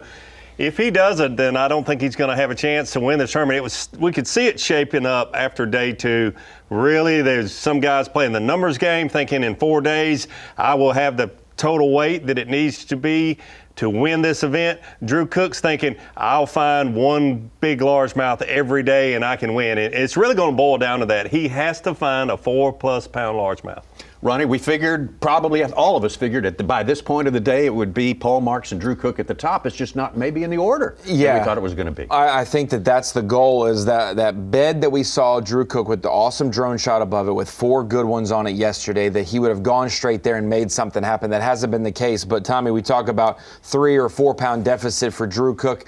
He needs a 4 or 5 pounder, Davey Height. He's got a 6 pounder, knows where one is. If he ends up upgrading maybe, and he has all 2s, he has 10 pounds, go catch that 6 pounder and you're status quo for the day. Normally at this point, though, he's had a 4 pounder. So I'm not giving up hope on Drew Cook, but boy, the spotted bass guys, like we thought, jumped out consistently with an early bag. Well, let's get everybody caught up on what exactly we have seen going down today, Championship Sunday. The Whataburger Bassmaster Elite will start with 4th place. Well, he's back maybe in 3rd place, but we'll start with Luke Palmer. Yeah, Luke Palmer. Speaking of consistency, he has been very consistent, but it's been the afternoons every day when Luke Palmer has been able to upgrade with these bigger spotted bass. He's got 1 largemouth in his live well today, so he's really way ahead of pace compared to what he has been. So let's not forget about Luke Palmer. His best fishing has been in the afternoon. He's not fishing around other anglers. He's kind of been doing his own deal, and it's been working out really, really well for him. And he's certainly been leading the multiple species tournament, catching catfish, catching striped bass, catching hybrid, a lot of different fish, but he's certainly been able to catch, there's his largemouth, some big spotted bass and some big largemouth. Luke Palmer unofficially in 4th place, maybe 3rd place, whatever. Him and Tucker Smith battling it out. I don't know a single region of the country where anglers say, my home fishes like this, and you certainly wouldn't expect Oklahoma anglers to do so, but with the mixture of lakes they have in South and East Oklahoma, Luke Palmer feels very comfortable here, and his track record is stellar. But it is very interesting. Maybe North Central Texas and East Oklahoma, they say Hartwell fishes like this. Catching big spots, that's what Alabama kids do. Tucker Smith has been doing it all week here, that's for sure. Yeah, Tucker Smith from Alabama, but says he loves Lake Hartwell, maybe his favorite lake ever. He's spent a lot of time here. He's won multiple tournaments here on Lake Hartwell. So this is not a new place for Tucker Smith. It's not a surprise if you've kept up with his career to see him doing well. Unofficially in 3rd place right now, 63 pounds and 1 ounce. Tucker Smith mixing it up, starting out with the herring spawn shallow, fishing the same point for 4 mornings in a row. He and Wesley Gore had started in the same area, hoping to put a big largemouth in the boat. Didn't happen for him so much this morning. He went out offshore, started fishing isolated cover earlier today than he has at a Bass. Working out good for him, 3rd place. All right, Tucker Smith, the rookie out here. Here's the 7th year Elite Series angler, like Luke Palmer in his 7th year out here. Drew Cook, been around, done a lot of things. Gotten a century belt doing just exactly this right here. Tommy, since he was at Florida State fishing collegiately with B.A.S.S, he has been known as the best sight fisherman known to man. There are guys who jump up there and have great moments and say, maybe I have a chance to compete for that title. But overwhelmingly, I have to put, if I had to pick one, Drew Cook is the best sight fisherman on the Elite Series. And Davey, he is doing it to perfection this week, the way he's balanced it. He really is. It's a tournament that most people said there will not be enough bedding fish left for 4 days, and he's proved once again most people wrong. He's been able to find good fish every day. Today's running a little behind, but he says, I know where there's a 6-pounder. I'm going to it. Hopefully we're going to see him fishing for that 6-pounder here in just a few minutes. But Drew Cook doing a great job, doing exactly what he wants to do. No big surprise. There were 101 other anglers that tried to do this, and he has been the best at it this week. Well, ever since just shortly after takeoff today, the leader on Championship Sunday has been Georgia's Paul Marks. He did the same thing yesterday. Started back of Drew Cook, went ahead earlier. This time he stayed there a lot longer. Yeah, he really has. It's just, here we are on day 4. He's been able to move up. Started off after day 1 in 3rd place or so. He's been able to keep catching these primarily spotted bass. He's catching a few largemouth mixed in, but his average weight has just been up there really, really good, around that 3-pound mark or a little better every single day. We said that catching 20 largemouth in this tournament was going to be very hard to do that and win. Drew Cook's trying to make that happen. He has, I think, weighed in a spotted bass or 2. Paul Marks' 5-pound largemouth on day 1 has helped propel him, getting that almost 20 pounds on day 1 and then staying consistent with spotted bass. The only deal that Drew Cook is making hard on him right now is that Drew started the day with a 2.5-pound lead. That is a significant margin at Hartwell, and right now with Paul having 14 pounds, it means Drew only needs 11.5, Tommy. That is very doable, so his job's not done. Paul Marks has to rise up to that 17 to 18 that we think he can do. All right, let's get back out live on the water with Luke Palmer. And if Paul doesn't do that, it opens the door for Tucker Smith and Luke Palmer. Yep.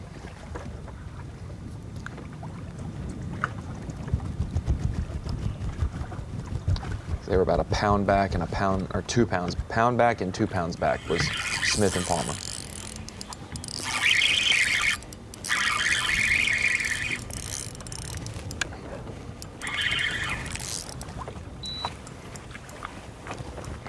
Tell how big he was. I don't think he's real big.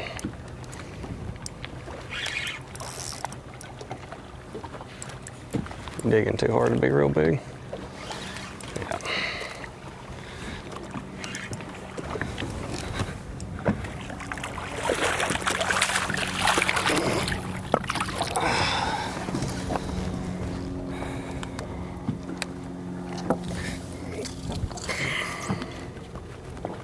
Smallest fish.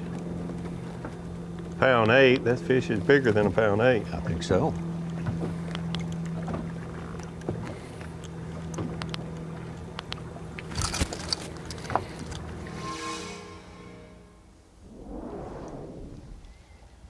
All right. This is incredibly hard. I think I need to go past it. Got his nose down on it right now. The male is. It's got it. You see there, the male's got his bait and he's trying to pull it away from it. Hopefully this is where the 6-pound female is. See his rod bending over there? He's trying to spit it out, dude. Get this bait away from this male.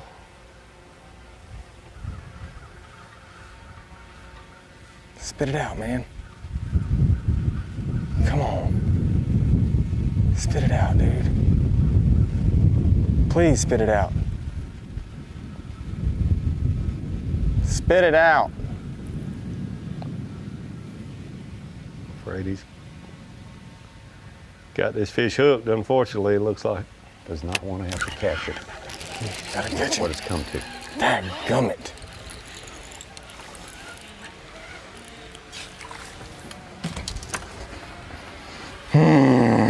Why don't you just spit it out?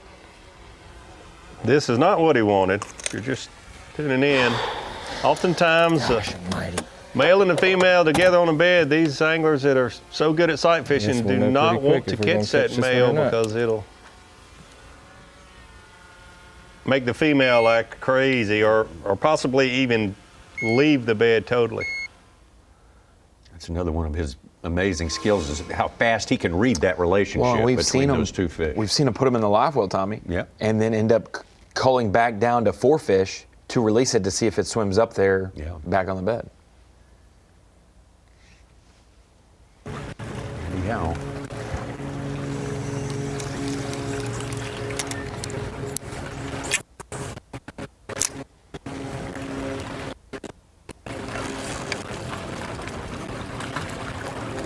Spending his afternoons fishing under these walkways, catching most of his fish. Got a little cable in between there to deal with as well. Not quite sure why he's laying down at this present time. Come on over it. Come on. Oh, come on. There we go. There we go. You need a big old fish to take it off of that. You called it, Tommy. No way. He was getting there, wasn't he? That is Cannot handle it. That is hilarious. That is hilarious. They'll buy that Senko when it's curled up on your hook, like a night crawler. Dude. Ouch. Pulled a muscle right here. That was cool. That was what it took to get him to come up. He hung up Bed again. there, let's sit at. Probably on the bed. Back to Drew Cook.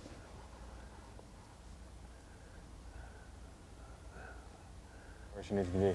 Now you should be able to see it with the camera right here. Big green when she's turning. Now she's going back down the bank.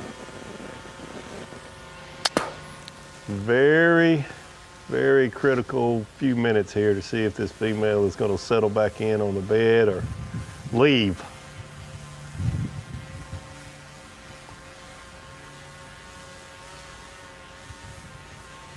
What's not available now is 3 or 4 hours to work on a key fish, which has happened before for him in this tournament. At that time, it was worth it, but now it's not.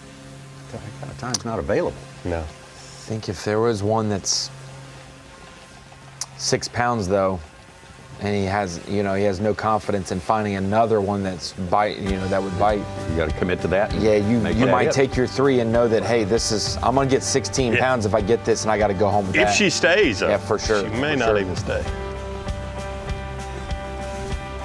Well, that's what Drew Cook's dealing with right now. Getting one disposed to bite, put it in the boat. With just 2 races left before the Indy 500, the IndyCar Series hits Barber for the Children's of Alabama Indy Grand Prix. Fastest racing on earth continues live from Birmingham next Sunday at 1:30 Eastern on Fox.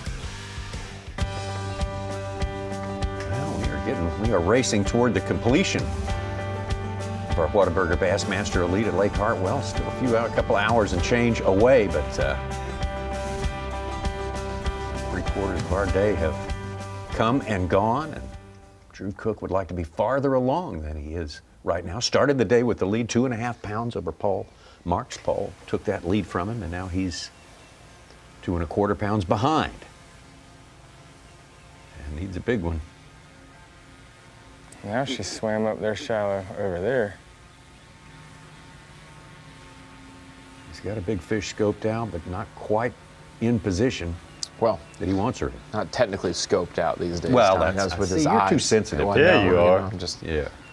The phrases we used to use mean different things now.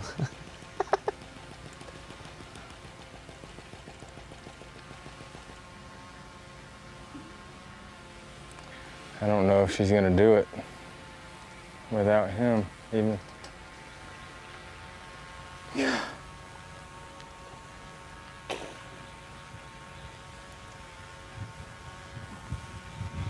It was number 1, wasn't it? I think it was number 1.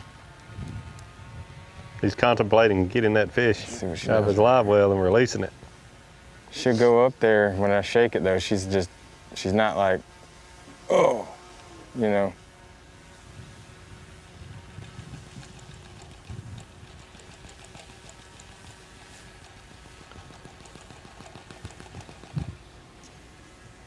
What time is it? It's 12:30.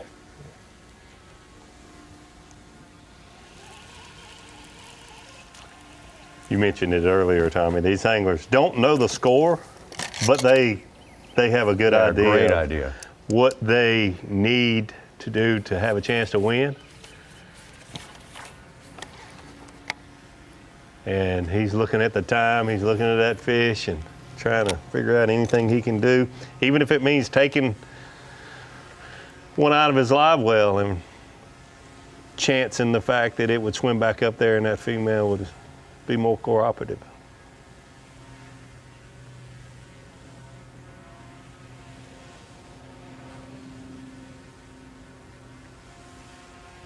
But that's not a guarantee. He could release that fish and it swim away from the cove, and then he's got 4 fish all of a sudden. Yeah, right. That'd be not a good outcome.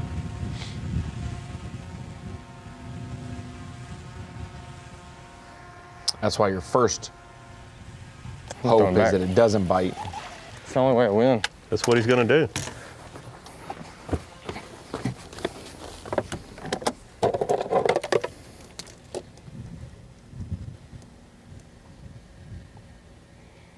So if you're just joining us, he spotted a pair of bass. One of them's a big fish. He said about 6 pounds, a female. He unintentionally hooked this male that was paired up. Put it in his live well for his 5 fish limit. Please go back over there and be with her.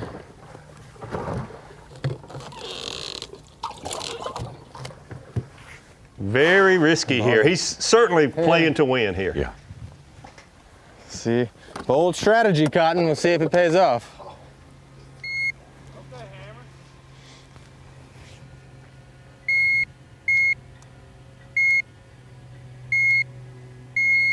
Just gotta So he was remember. unofficially in second place, but now that probably put him about 5th place. Yeah.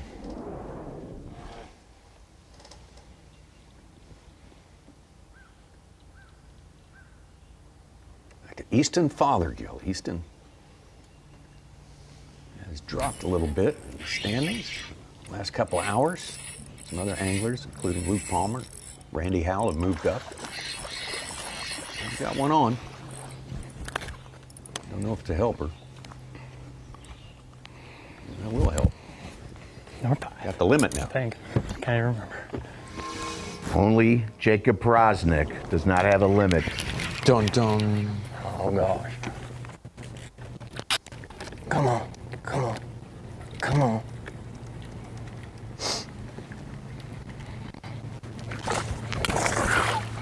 Not as big as I thought.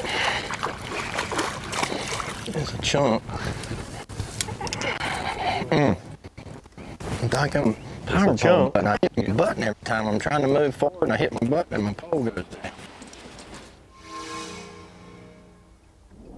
All right.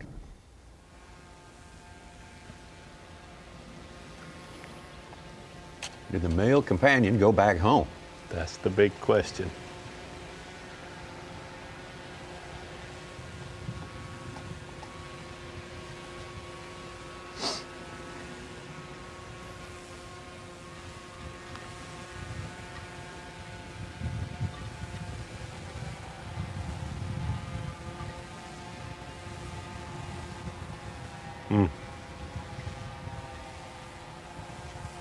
Where are you?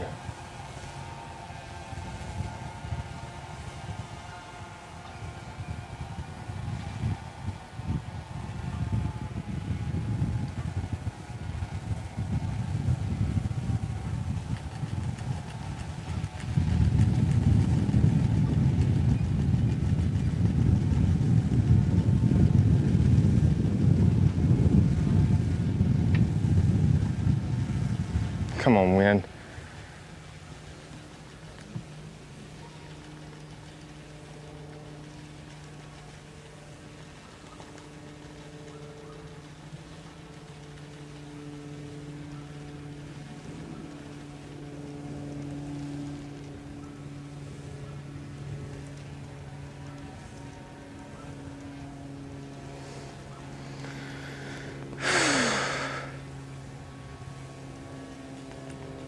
Tiny ripple on the water is just enough to make it very hard to see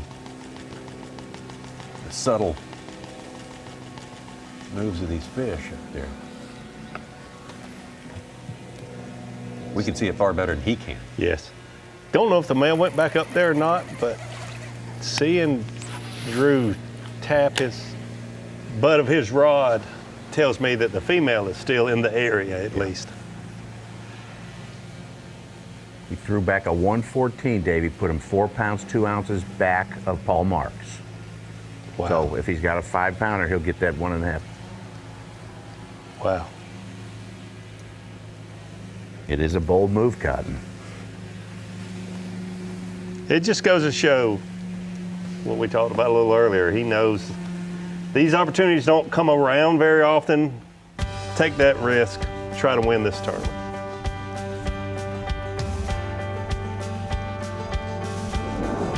Well, this is the day when the tensions run high. 10 anglers left, and they've all done great work to get here, but they've got a big, big goal in mind. Every last one of them wants to win this tournament. Pressure is on. You start out doing what you did to get here into the top 10. Hope it works out. If it doesn't, you try to make the right decision and make a move, do something else. It's been a great event. We'll see how it turns out, but this has been very, very interesting to watch the different strategies, all the different baits, presentations, patterns. It's been a fun 4 days. Every single angler catching a limit every day, kind of perfection, as you could call it. And also you've got the strategies that have came into play, Tommy. Oh man, it's been so fascinating to follow him. Drew Cook leading for 2 days. Coming in here and giving up that lead early today, but not that far out. Just needs something to happen. Doing what he knows is going to do it for him, and that one hasn't played out yet. That drama continues here. The weigh-in will tell the story. That's at 3 p.m. Eastern Time on Bassmaster.com. Continuing coverage. 12:30 p.m. Eastern Time right here on Bassmaster.com. Great having you for 4.5 hours today on FS1. The next time we see you at FS1, we will be at Lake Fork.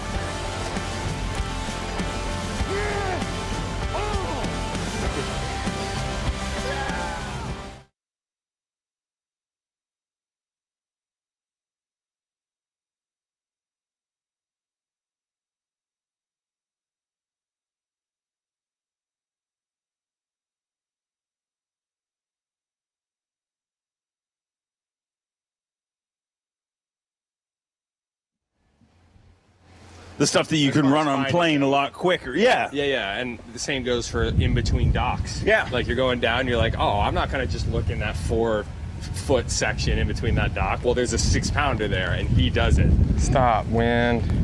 Come on. See the wind. He said stop wind. Like that wind makes it so hard on this lake.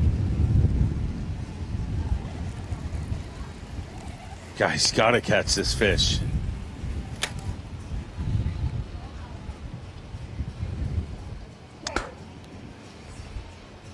Come on. So that's a deep bed. You see where his cast landed? Right on that grass line. Yeah, that's what I was saying earlier in the show, is that the bed is like just, it's not, see that line between the green and the sand? It's like 3 or 4 feet into the green. So he's casting it up to the sand and kind of dragging it to the bed is what I'm assuming he's doing. And then, you know, the rod shaking is crazy. He does it everywhere and it works everywhere. And it's so cool how small their beds were here. Like instead of just like a big tilapia circle, it would probably be to the size of 2 quarters put together. That's how small they are. Like a little just pressed down spot in the grass or something like that. Gosh, I want to keep watching him. I did not want to leave him. I did not want to leave him. None of us want to leave him, right? No, I it's not our fault. It's not our fault. We're being forced to leave him. Yes.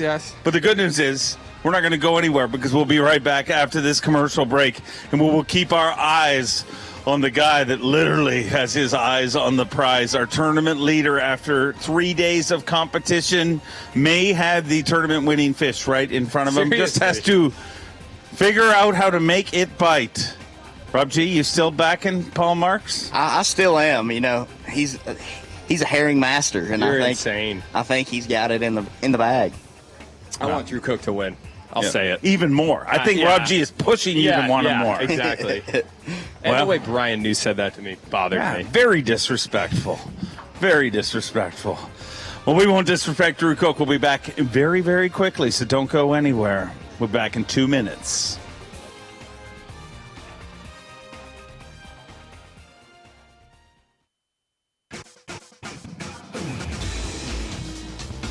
It is Championship Sunday. Big things on the line, and Big Bass in the eyes of Drew Cook, who has led this tournament for the last 2 days of competition. The question is, who's going to pull it off here at the last few hours? Time is ticking away here on Lake Hartwell, and man, it's a really compelling tournament to watch. We are seeing the battle of different things, and Big Rob, you got your thoughts. We're all on Paul Marks. Yeah, I really think so. You know, Paul's just so used to running these herring lakes, and I think Hartwell, he comes here a lot because he only lives probably an hour away. So I think he's got a lot of history here and a lot of brush piles. These guys are big on the brush piles, and just he knows where they live, I think. I'm still on the Drew Cook train, but I will say it is a tall order. It is a really tall order for him to catch. Yeah, it's going to be a tall order. So we'll find out if he can catch that bedfish. That'd be huge. Well, let's get out in the water right now, and let's have a look at Drew Cook. Get it out of you. Still committed to this fish, and the fact that he's committed to it for as long as he has makes me believe even more that he's going to catch it. I agree. Yep. Because he would leave if he thought that he could not catch that fish. There's no way he would be here right now. Obviously, not to state the obvious. Yeah, with the little chop on the water, he has to stand on top of his graphs to get a little bit more get elevated. Up there. Yeah. To see better. Some Bassmaster photographers behind him. They're going to come off the water here shortly and tell me how hard they worked, but as you can see, just lounging out there.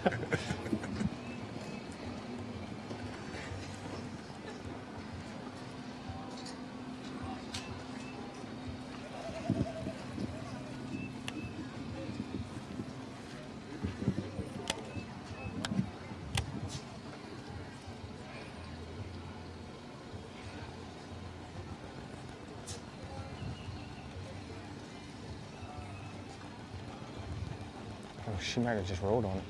She might be rolling on it. She might be nosing on it right now.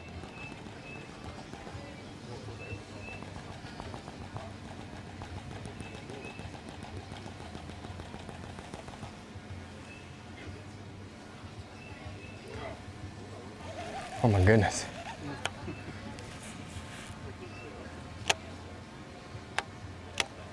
You can hear it in his voice. Yeah. It's about to happen, maybe.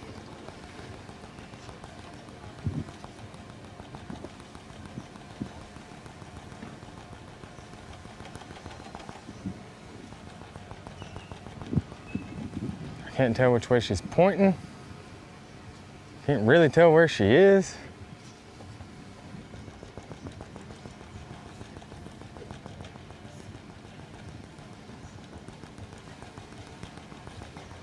She's moving pretty fast right now. She is rolling on it. Or she's rolling with that male. My eyes are going crazy. No sleep for a month. Fishing, tired.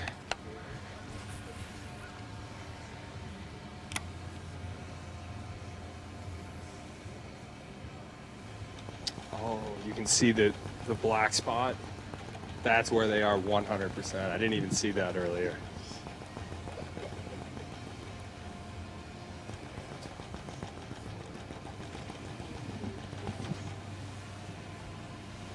Come on, baby.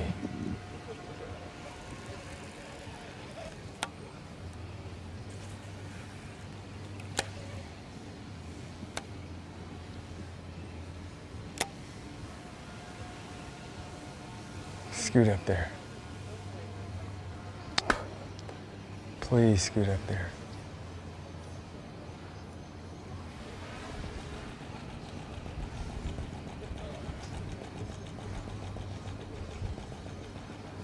Comes another one swimming down the bank. This is intense. It is really intense. Imagine what it feels like right now Dude, to be him. Like, it's this is intense watching it. Dude, it gets me jacked up.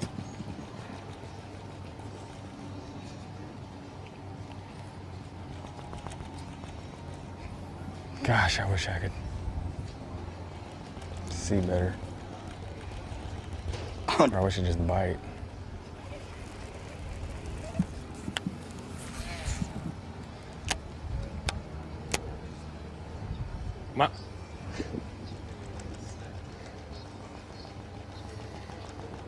My question is, at what point, I mean, he is 500 times better at sight fishing than I am on beds. At what point do you switch a bait? At what point do you, no, but seriously, what point do you pull out a Prosnick or Jay Shakurit method? I just don't, I don't know if that matters, but that's going through my head, is do you throw a little, drop shot deal to see if, that fish then commits to it because it's a smaller profile? I don't know. That's something I would do, but I'm also not that good. We've seen him do that this week, which kind of leads to me thinking this is a bigger fish even more so, because he's not messing with the spinning rod. And he probably doesn't want the male to bite. And I could see the male, and I bet if I got him fired up again, she'd probably cooperate.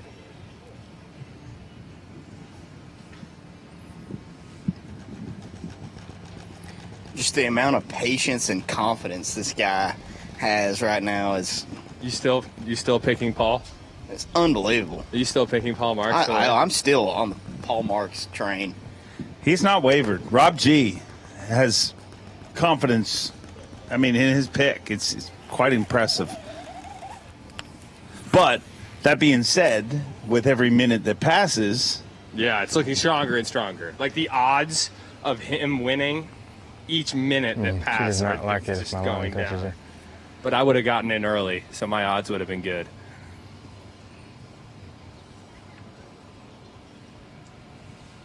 but with everything that we're feeling watching this, that fish is feeling. You know what I mean? As much as we're saying this, that fish is getting more and more bothered, and the fact that, I mean, we've seen him leave fish this week. He is not even motioned. Like, I've not heard him say, maybe I got to go here or there. Yeah. He's locked down and committed. I think he knows it's the win. I really do. Because think about it. If it's a 6 and he calls a 1-2, that's 5. What is that? Yeah, 5 pounds upgrade. And what's he at? 10 pounds? So he'd be leading, I would assume. All right. I don't know what Bass Track says. My eyes are playing tricks on me bad right now.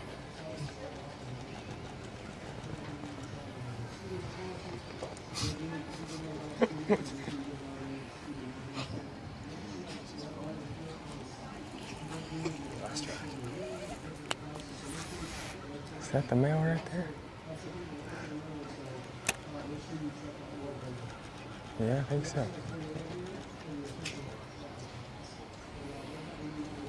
He threw one of these back. Oh, yeah. Oh, he only has 8.6. Okay, so he gets a 5-pound call. He is 13.6. And he's how many pounds back, according to Bass Track? He called the 114 now. Yeah, so... Oh, so if it's a 6, he would get 6 pounds on 7 something. Yeah, I mean, he'd get all the weight if he's only got 4 fish. 32. He's only 3 pounds back. That's what I mean. Like, yeah, if he catches his fish, he's going to be in the lead. Yeah, for sure. Oh, we got a barn burner on our hands, folks. If you look, you saw that fish move there. It's big.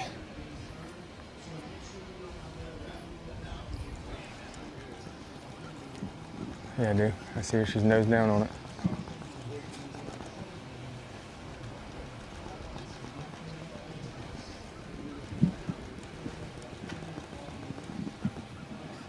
Come on, baby, please.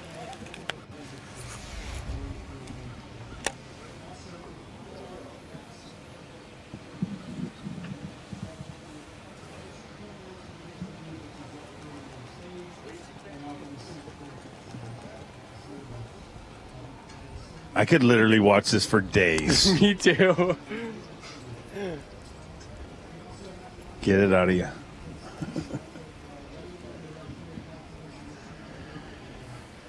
Wow. Drew Cook is playing the ultimate gamble, man. He is pumping quarters into that slot machine. And the question is, will it go off or will it not go off? And his track record, I'm still betting on him. The amount of commitment he's put into this fish. Big Rob, where are you at with this? Yeah, I think it could happen. I feel like he keeps saying it's nosing down on it, so it might bite. Well, we'll find out. We'll continue to follow the action. We'll spend a little bit more time with more anglers out in the water, and we will keep our eyes on our tournament leader, Drew Cook, gambling on his second Elite Series win, and it is right in front of him, nosing down on his bait.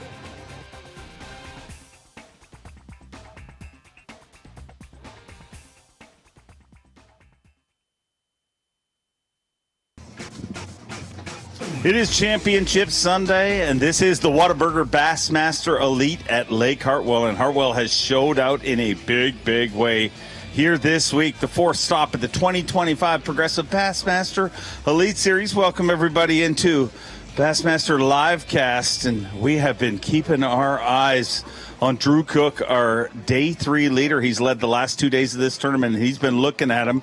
And our set continues to change. Big Rob's still hanging with us. Yeah. Tim Doobie joining the set. I think Rob might be the best sight fisherman on tour with this height he has going. Yeah, I agree.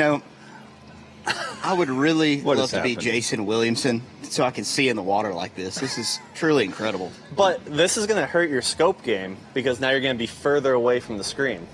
That is right. My back's going to start hurting. Yeah, you're going to start whining about that. Well, I don't know what we're doing here. Let's get out in the water with Paul Marks. And he's your pick, Rob, and he has spent all the time we've been looking at him offshore. Well, guess what? He's trying to look for one now. Yeah, I mean, he's a pretty good bed fisherman. I know on day 1 he caught a 5-pounder that I had marked. I ran down there to it, and he was already in there in the pocket. So I was like, I guess he's got it. And I talked to him at weigh-in, and he'd caught it. I think it's a smart move for him to head shallow right now. Rob, I don't know if you experienced this, but typically about 10:30 to 1:30, those spotted bass really stop committing, at least for me. Oh, I thought I was hooked up there. So a really smart move here, strategy-wise, to just head to the bank, see if you can find a big spawner. For sure. And if he caught a 5-pounder with all the nice 3-pound, 2 3/4-pound spot he's got, he could be cooking with some peanut oil.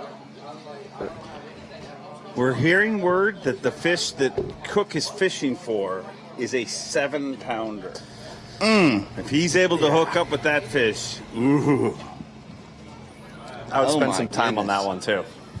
He's very committed to it. And this has been Marks' game since day 1. I mean, he told me the first day of the tournament, he said, I feel pretty confident to catch 15 pounds of spots fairly quickly. It's gotten more difficult as the week's gone on, which I assume he would have predicted. But he said, once I get there, to win this tournament, it's all going to come down to a couple of key largemouth bites. Yep. And I know I would say he doesn't have any found, so he's got to go just searching for one, and that could be a blessing. Yeah. Because he could pull up on one that's just pulled up and it bite first cast. Because some of these fish that had just pulled up bit immediately in practice. Well, Randy Howell's almost 8-pounder day 1. First He said cast. first cast with a Senko, and it was there since Monday. He found it on Monday, and it was still there on Thursday. Wow. That luck doesn't happen to me. 3 different anglers pulled in right after he caught it. Brosnick rolled in, he was putting it in the live well. And Howell was boat 56 on day 1, which is amazing. I hate the word luck when it comes to fishing because, you don't associate it with other competitive activities, but there is a little bit of luck in that. The fact that one of those guys that found it was not I mean, you're 56, half the field's ahead of you, and you still got to it first. Yeah. Amazing. That is amazing. I guarantee you that would never happen to me. See, I like the word luck in fishing, Dave. Do you? There's an element of luck while you're fishing. It's where luck, preparation meet, and that's where you get your bite. All right, I read that bumper sticker once. I read it in Bassmaster magazine when I was about 12 years old, I think. This is the slowest we've seen Paul fish, obviously. As you said, Rob, he is looking for a fresh fish. 100%. And that's what Cook's done. I mean, he's locked down in this fish, but he has fished incredibly fluid. I mean, both Drews, it is amazing to watch their confidence in how they fish, whether it's Cook or Benton. I mean, I would put John Cox in that group, but John Cox more locks down on stuff where I've seen him sight fish. They are so confident to just literally free will and be like, this is... find some new ones. It's unbelievable. And it makes total sense to me. Like, you think about it. If you said to me, hey, we got 3 hours, we're going to go fishing with Drew Cook or Drew Benton, and we're going to go out here, would you imagine that you're going to catch a big fish? Probably. They're going to, sure. This time of year on this body of water, fishing the way they fish, it's amazing.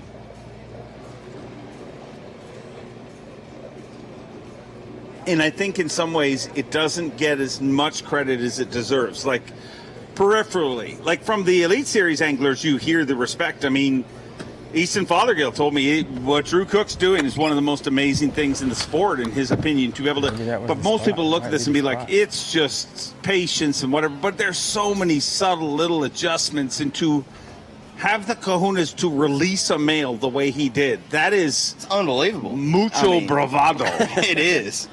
But he's that confident that if he releases that male, that maybe that female will get back up there, and even if she doesn't, he can go find another one.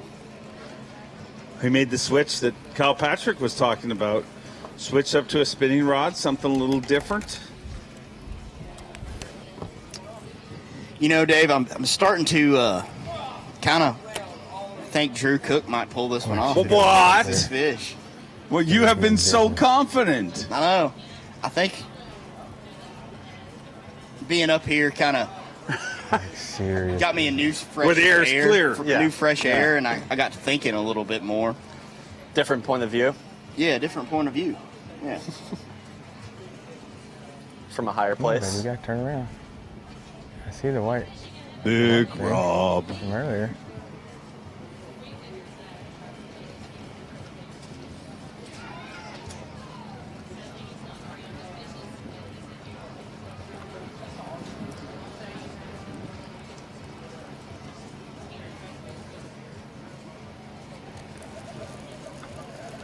Man was messing with it.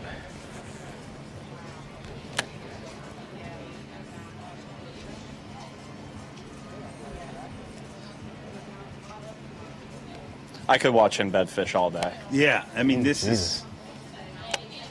I just want it to bite really bad. Like, really, really bad. I need you to get up there right now while it's like this. Also, the amount of skill it'll take him to get off of his graph mounts back to the boat to fight it would be insane. Swim.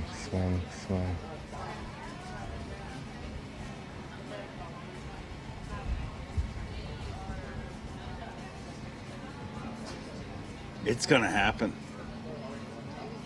The bass fishing world is willing it to happen right now. The amount of confidence I have just watching whenever he starts just shaking his rod, I feel like it's going to happen. It gets my heart going when I watch him start shaking. For sure.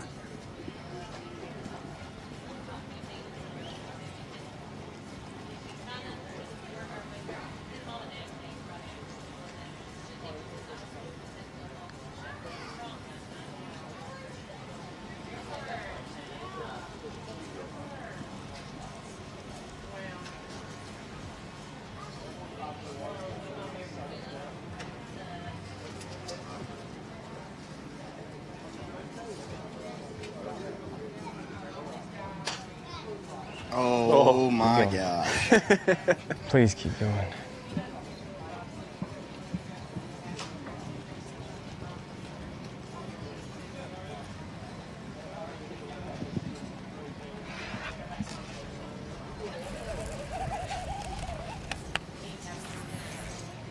Gosh. But the only thing that would make it better is if we had a camera down there with the fish. I mean, Aqua view. Cool. I might have to catch her on drop shot. Future of the sport. I mean, we'll get there eventually. Oh, I hate to leave Drew Cook out there, but we will not leave him for long. We'll check back in with him in just a few minutes' time. Got to take a quick break, and we'll be back. And I see that Big Rob, you're starting to waver a little bit. You were all Paul Marks, now not so much. I know. Every time he shakes his rod again, I'm starting to think myself on. I feel like Drew might catch this fish. Who's going to win this tournament? Paul Marks. Consistency. Oh, wow. I'm going that way. Hot take. We'll find out. Don't go anywhere. We're back in just 2 minutes.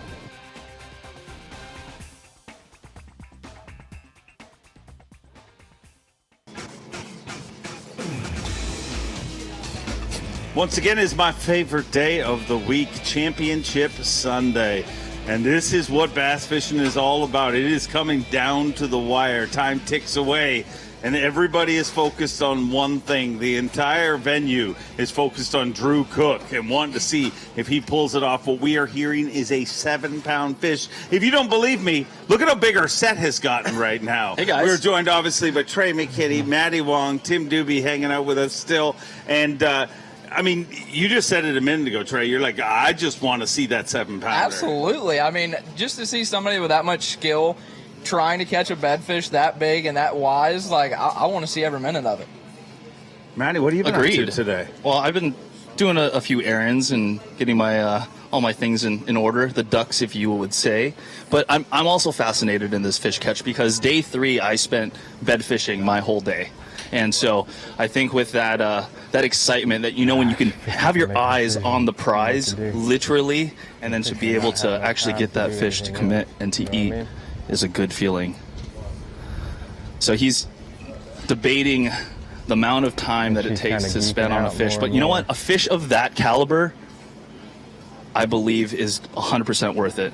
And like he said, she's geeking out more and more when you can get those fish to start reacting, to start engaging with the bait and actually looking at it. That's when you know you're getting closer to turning that, maybe I want to eat it, to an extra 7-pounder in the boat. Or is geeking out a bad term that she's just leaving? Well, yeah, Like, or she's just left. She's like, I got to go on lunch break.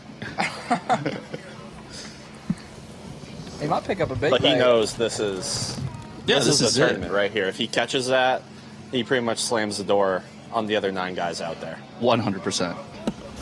You know, I think that's the thing about bed fishing, right? That's the gamble that you take as an angler, is that when you go to the bank and you go and try to find one of those game-changing fish and you spend 3 hours on her and you don't get her to catch or eat, and then she goes and swims off and, I don't know, goes to spending on like some $500,000 dock somewhere. It's like, it's disheartening. But that's the gamble that you take when you go and you do this deal. Yeah, I agree. He's all in. It's either going to be one of those mistakes that he thinks about for the rest of his life, or it's going to be like, oh my goodness, I done it. Yeah. Well, let's see what our boy Paul Marks is up to. Looks like he's up shallow bed fishing as well. Exact same thing. I feel like they know that the big bite is what they got to get, Yeah. so this is the only way. Yeah. Marks knew that from day one. He told me first thing in the morning, day one, he was very confident, said, I feel I can get 15 pounds fairly quickly, spots. That's gotten tougher throughout the week. I mean, it's taken him a little longer. And he said, but to win this tournament, you need a few key afternoon big bites from largemouth. And that's what he is doing. And Paul must feel very comfortable right now having a great bag of fish already in the live well. He is reported 14 pounds, so it's probably a little bit higher than that. It's a good place to be. It really opens him up, frees him up to spend some time on a big one like he's fishing for right now. And his doesn't need to be 7. It does not. I mean, he gets a 4, and things get drastically tougher on Cook. Especially if he only has like a 2 1/4 or a pound, or however he has on the 14. If he has a small one and he catches a 4-pounder, that's huge. So Paul doesn't have any small ones left. She's bigger than I think. Drew has a couple 1-pounders. Yeah. I heard Paul right there just say she's bigger than I think, so probably a pretty good one. I think that was the deal all this week, though. I found one that I thought was a 2.5 pounder. I set the hook; she was a 4. So it's really deceiving in shallow, clear water. And especially if there's a little tinge to the water, it makes it especially difficult to guesstimate their size. Come on, girl.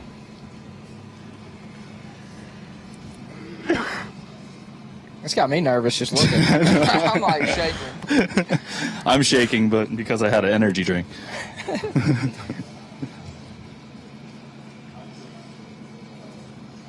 I mean, we're literally looking at one of the best bed fishermen in the world, and like you said it, Trey, like to watch someone of this caliber with so much experience doing this technique, it's really something. I mean, you got to think even the balance he has right now.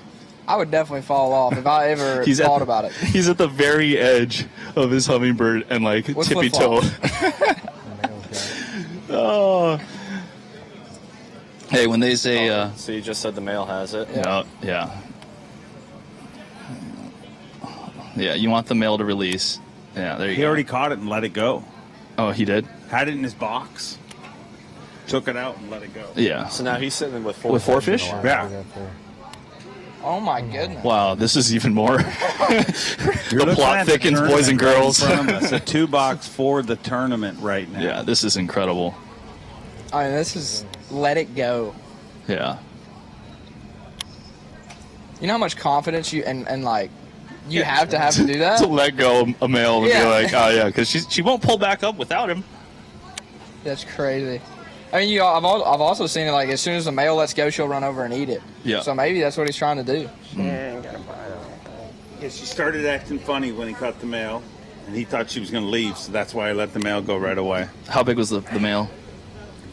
Under 2 pounds. Under 2, yeah. I mean, you can get one of those relatively quick. But still, it's now almost 1:15. They have to check in at 3 o'clock. Hey, the sands of time. You start hearing, some songs in the back, like time keeps on slipping, slipping. Because I know that song comes on. Into the 7. Yeah. Something like that.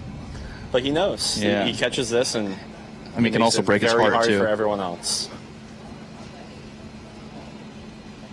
Oh. I love it.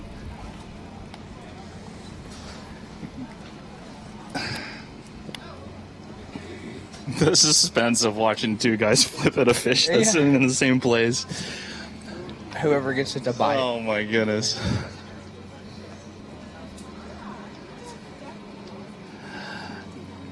Yeah, I definitely noticed the more that you bumped the female or ran line over her back, do like certain things like that, I found that the bedfish that I was able to catch this week, the more and more you're able to pester them and get them pissed off. That was the deal. He's also been staying with one bait, I think. Just see that little pop that he did? There would be times where they're not looking at it, whatever, and then as soon as you make a quick little pop, a quick little adjustment of that bait, and boom, gets their attention again. Maybe And for those of you that aren't familiar with the technique, you got to make repetitive casts to the exact same spot. So you also have to be really accurate with your little flips and pitches onto the bed, because it is a sweet spot down to a quarter size at times to make this fish want to commit. But I don't know. What do you think, fellas? I think I don't want to hear you talk anymore. I just want to listen to Drew cook. I got to be honest. Well, at least one of us said it. All right, gentlemen. I'm going to take 5. Where she is. Take 10. Don't be bashful. Oh, I got Charlie horse in my calf. I see her way up there. She's deep, too. It's dangerous, but I'm going to try it. I don't think I can get her to bite anything else. Maybe I can get her in the mouth with this. He's going to pick up a glide. It's funny you said that, Dave, that it's coming from you. Paul just picked up a glide.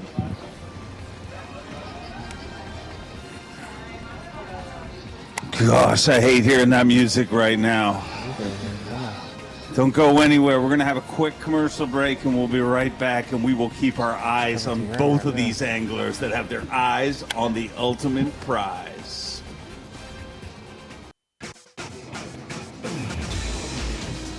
The tension continues to mount. Championship Sunday, and this is why everybody is addicted to this sport. It is truly incredible. We are watching mano-y-mano, two anglers battle it out, both of them looking at the fish that most likely will lock them into an Elite Series title. And Paul Marks' seat, it would be his first one in his rookie season, and Drew Cook, it would be number 2 for him in Elite Series victories. And let's just watch him and let the water do the talking.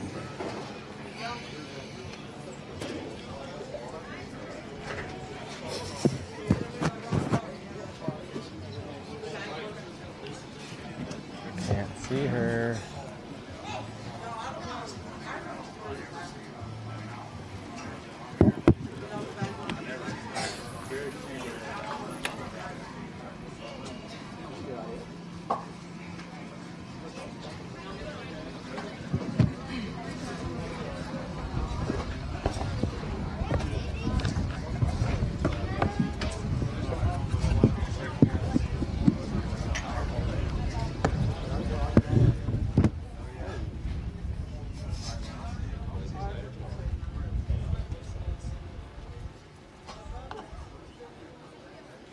I'm just waiting to hear the fluorocarbon.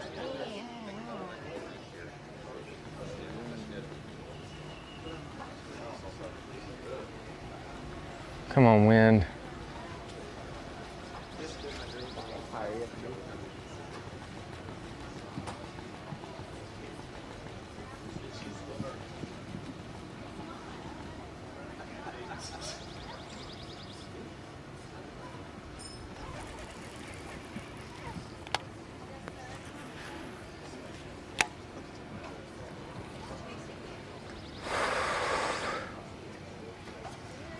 That's pretty deep. Yeah.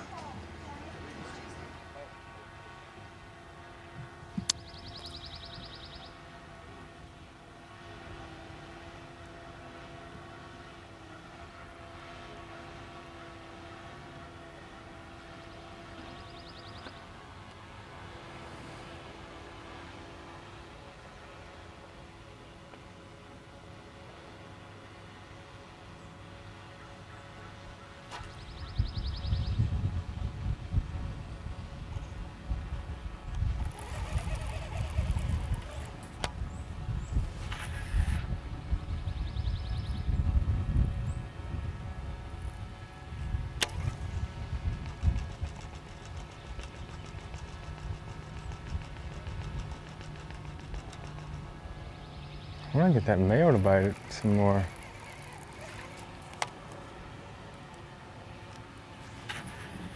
That got her real fired up.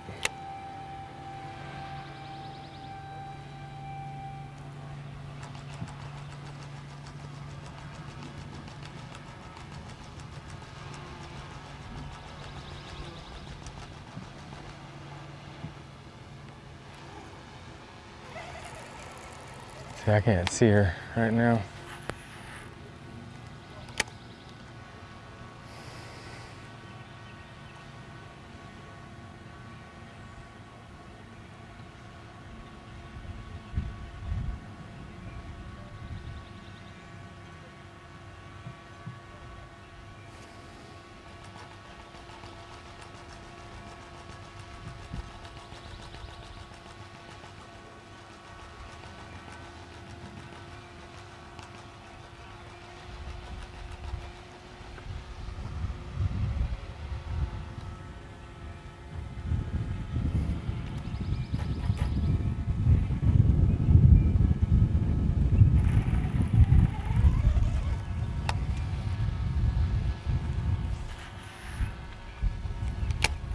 I see her now.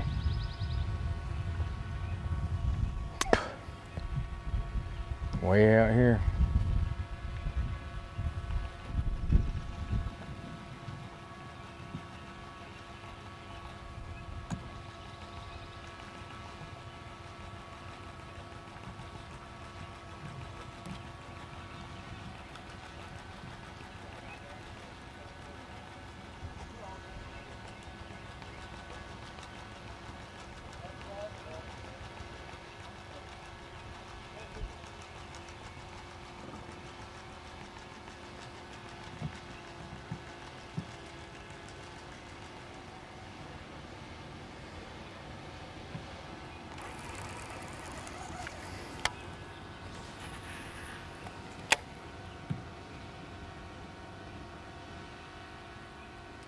golly, she had gotten so close to biting it, and then like, I don't know if like the clouds, the wind, like, I haven't been able to see her, haven't been able to time it, you know, right, when to shake it.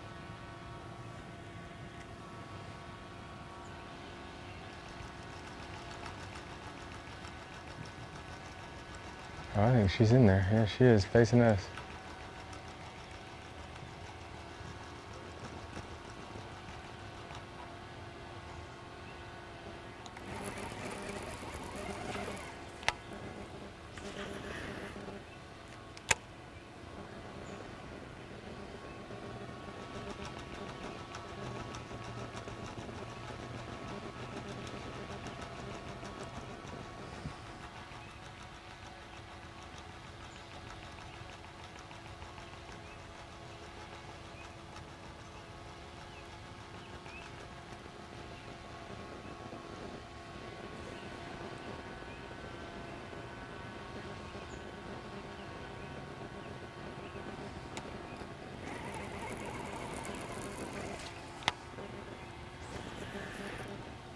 Yeah, I think she's still sitting there watching it.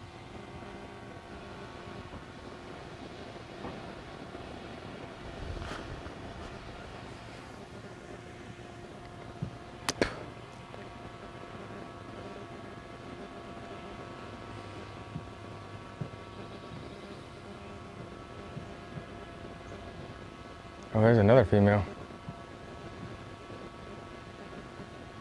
Or is that the male? I think that might be the male. Don't do that stuff like that one did yesterday. Do not do that. Pushing it out of the way? No, like take it away. Like just leave.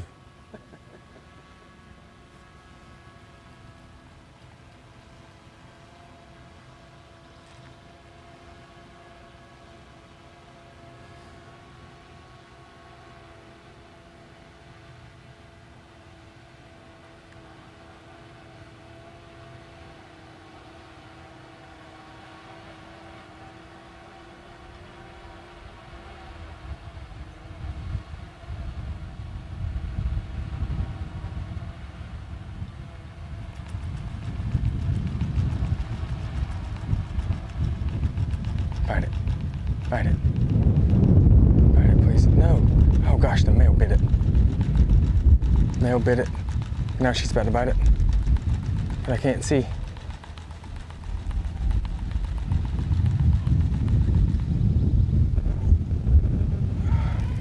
The worst timing ever for the wind right then. I mean, absolute worst. She was about to bite it.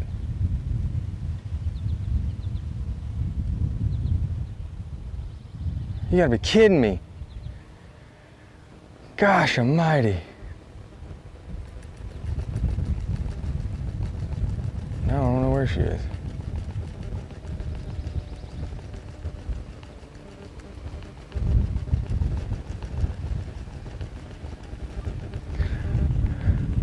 I could hear the guy in the drone boat go, oh!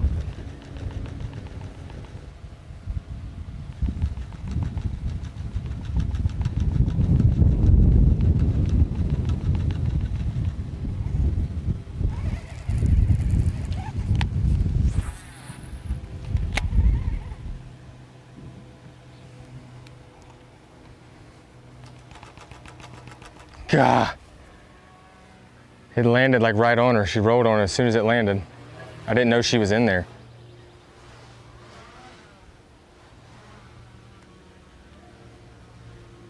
Please, Lord.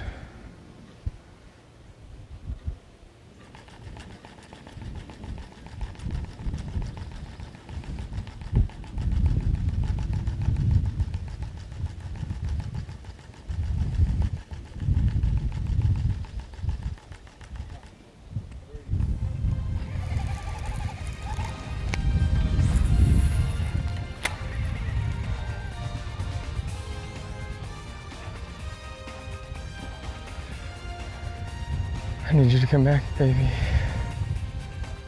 You see how close that was?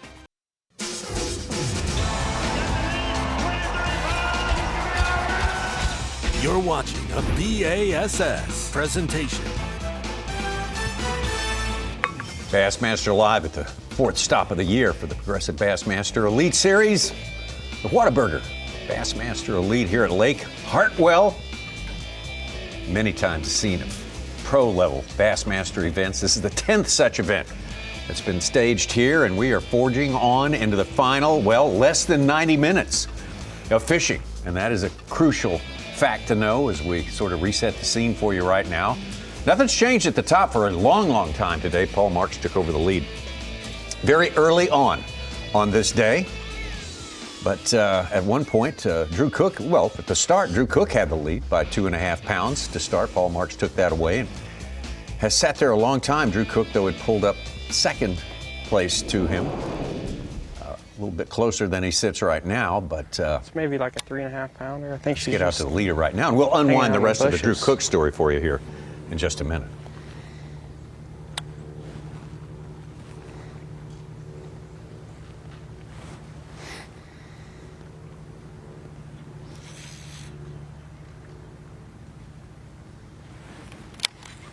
Paul Marks with 14 pounds, and as it stands right now at 2 pound 11 Keep searching, ounce. shitting. Advantage over second place Tucker The Smith. giant like we need.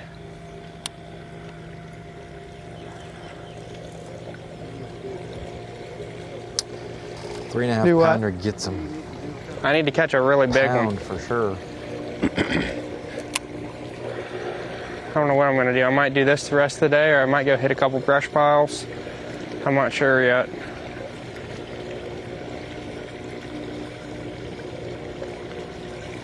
But need a big one, or two. Probably need two.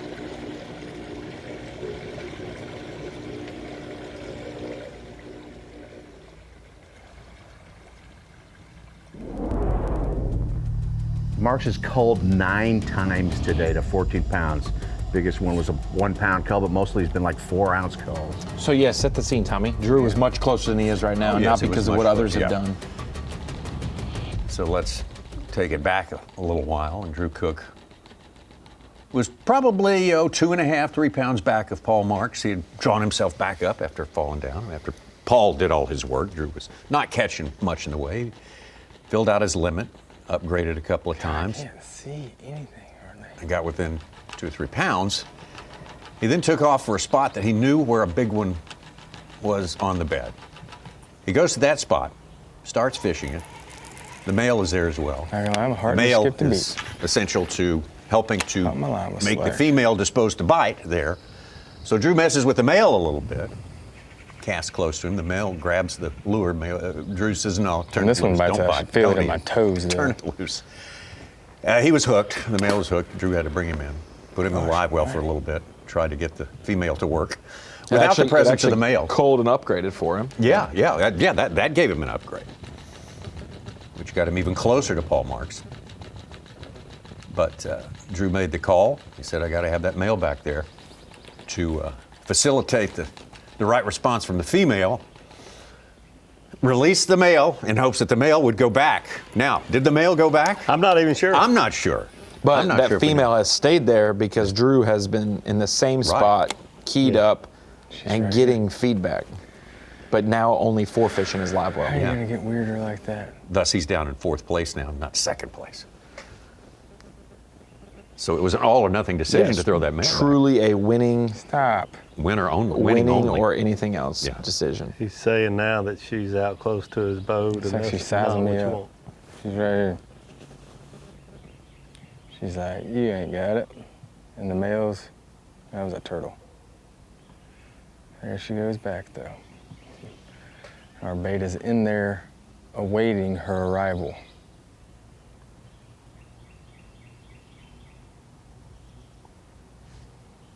So I asked a question on my Facebook page. Does he catch her?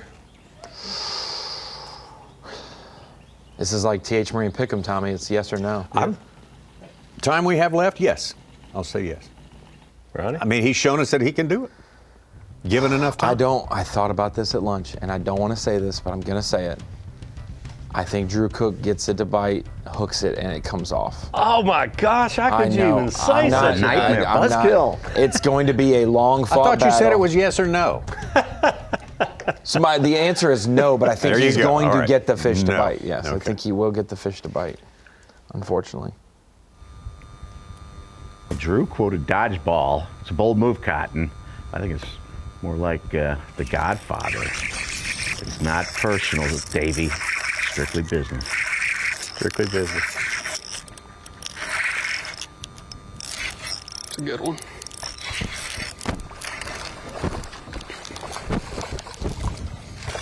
Neil Wagner.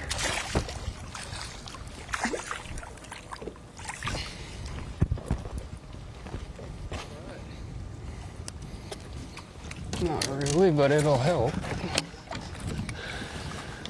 Beginning to doubt there for a second. I mean, me too. We're staying on track here.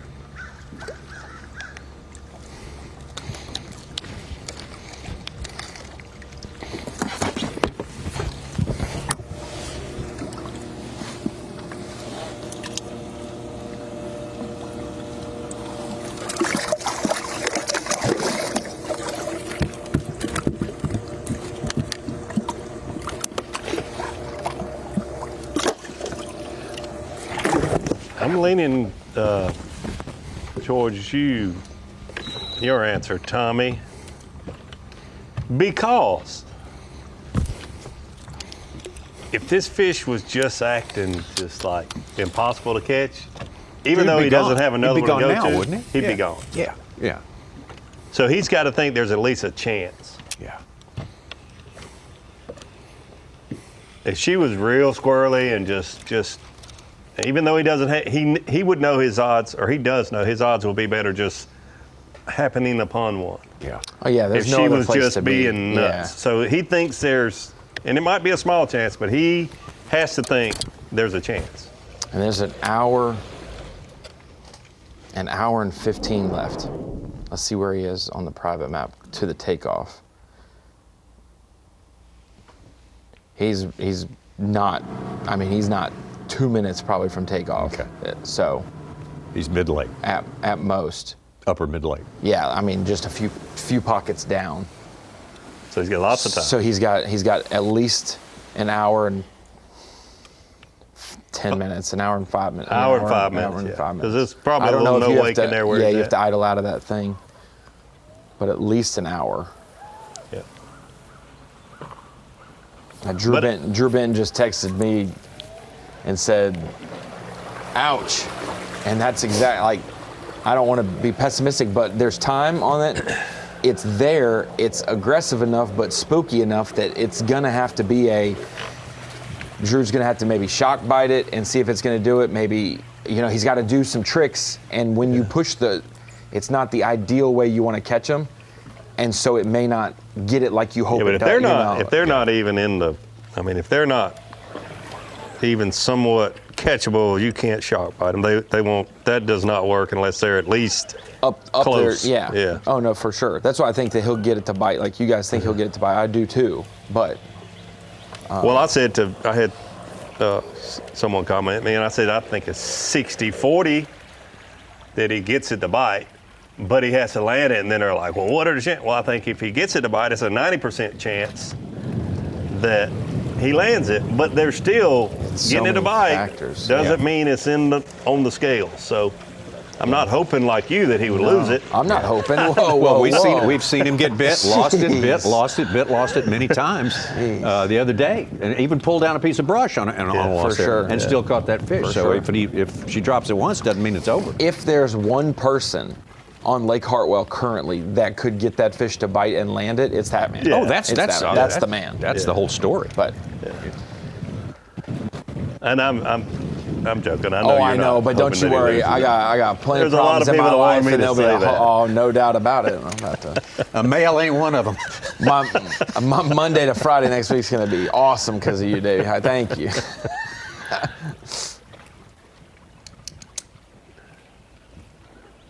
No wonder the wind's blowing. They've had those fans on all day. Hey, turn off the fan. And it finally got cloudy. Yeah, that's not in Drew's favor either. I'm so excited. We talked about it during the halftime show. I told Breed Love in the truck, I said it would be awesome if we had a big box of whoever else and just let us watch Drew in the little box, because that's the story of the tournament right now. I don't care how many spotted bass everyone else has caught today on what their total is. This is the fish, and that's the guy. What about if he catches it and it's only like 3 1/4? Yeah, then that's his fault for talking it up as big as he did. We have a lot of anglers say big one, and then when they get him to the boat, not so big. I trust that he saw something that he thought. Yeah, I'm joking, obviously. That would be. Everyone there says he's a big one. So he pushed his chips to the center of the table about an hour ago. Yeah. And he would have never done that if this fish didn't show some sign of biting, and if this fish wasn't truly the one that he thinks will win the tournament for him, a 6-pounder. Either that or he's nearly out of gas. Yeah. No, I think we all can agree he's a good enough sight fisherman to know there's got to be a chance, and she's big enough that. And if it's a 6, I mean, he's going to be close to 70.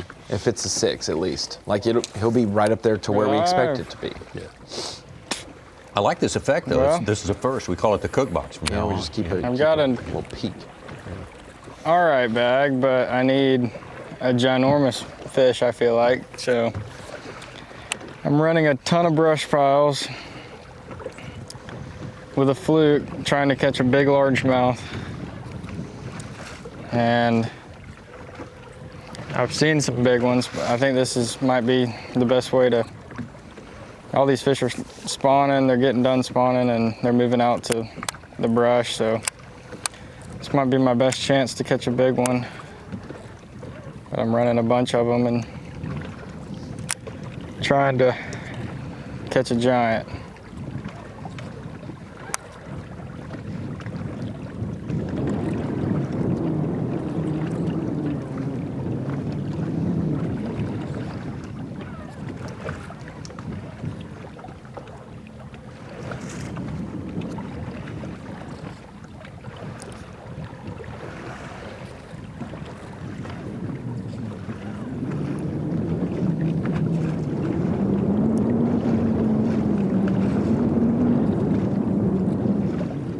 You see, Drew is just his attention. It's like a great blue heron standing on a point versus a great blue heron standing there that there's good things Nobody's home. happening.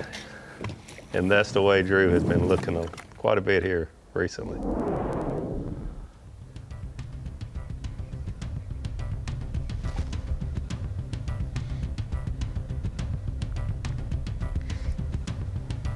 Make it over to Jay Shakurit. Jay has moved up one slot in the past hour and a half or so. I was gonna say if Jay was running the docks, he Man, might make it all the way to cook. Having a hard time getting the fish to commit to what I'm doing. I kind of knew it was gonna peter out eventually, but it's been a overall pretty slow day so far. I mean, we still got a little time left. We can maybe do an upgrade or two. I actually just had like a 5-pound largemouth follow my glide bait all the way to the boat. Almost thought for sure it was gonna bite it. It was all over it and never did. But yeah, that's just kind of how the day has been going. Just not a lot of fish catching, and then the ones I do find I can't catch or they don't eat, blah, blah, blah. So we're back towards the ramp now, trying to put together something before we got to head in here. And yeah, that's pretty much the update. Not much to update about. We got a little limit. I mean, ain't nothing special, but we do have a limit, so that's a bonus. Anyways.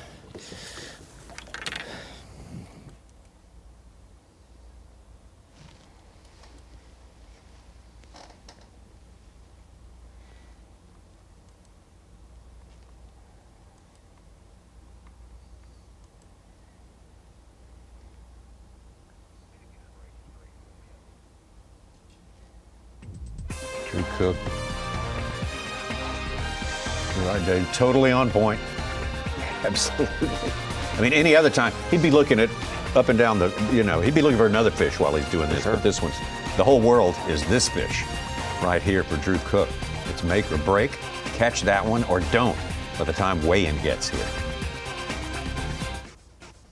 Welcome back to Bassmaster Live. We are counting the minutes. What are we looking at here?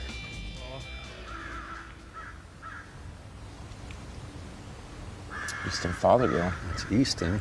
Is he back where those... I'm trying to figure out where he is. He's back where those couple were on the bed, then that's... I guess that's what he... Yeah, that's right. That's his team. Yeah.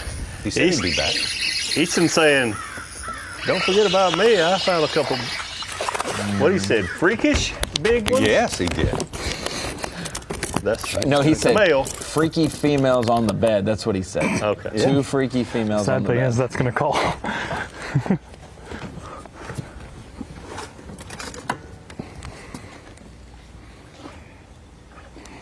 Maybe. Oh yeah, 1 pounder. 1 pounder.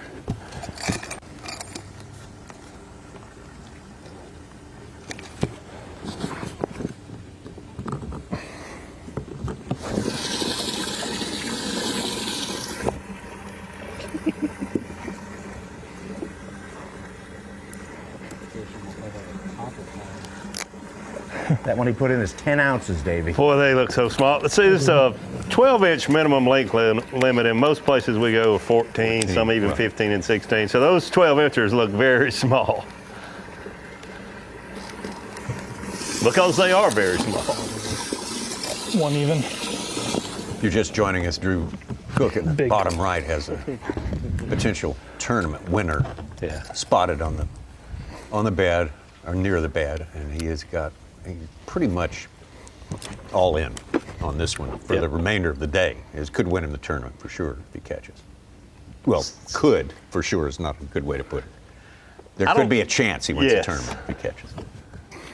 I don't know how many people are watching, but I know a lot of people are all of a sudden texting me this afternoon. That's the bass fishing world that's watching Drew Cook right now. That's the world, right now. So I had to text Drew Benton. CCTV over here. Drew Benton would know better than anyone by just trying to read, what Drew Cook is thinking. Yeah. So I text Drew, is he going to catch her? And he said, first thing, man, I don't know. So let's make that clear. Even Drew Benton doesn't know. But he said, and I thought this by him starting in this different area. Drew Benton said he found this fish yesterday afternoon with just a few minutes, 15 minutes to go, and he thought he was going to catch it yesterday, didn't. And he just switched to a spinning rod. He's been doing just the Norris front flapper. Seeing him switch up. Andy Howell hook good one. That's a good one.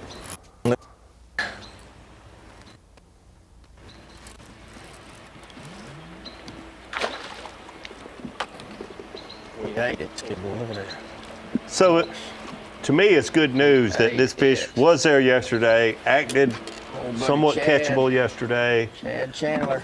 We'll just have to see.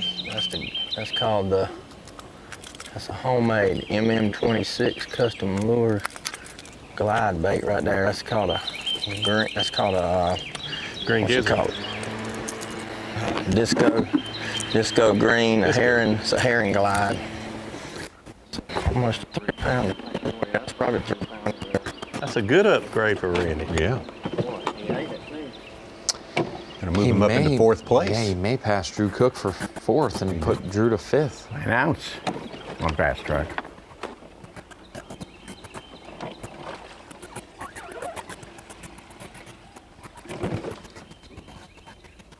Yeah, I'd say that's big help.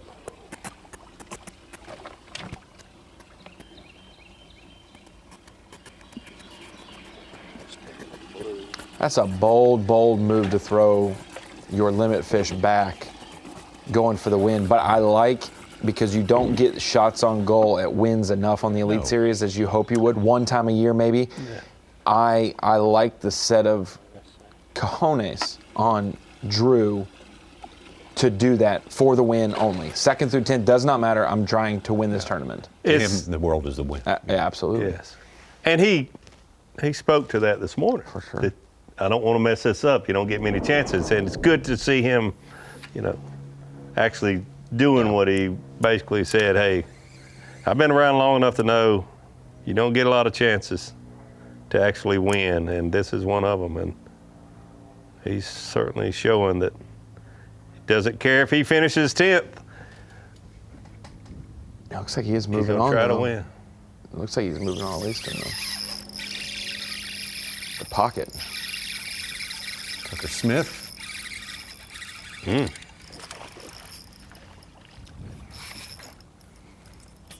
that's a chub. It's got 2 1/4, or I know 1 3/4.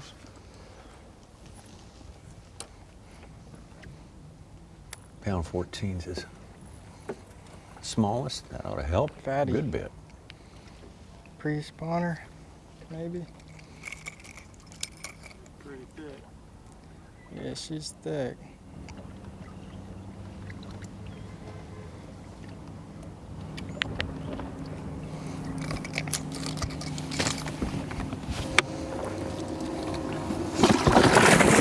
Calm down, calm down.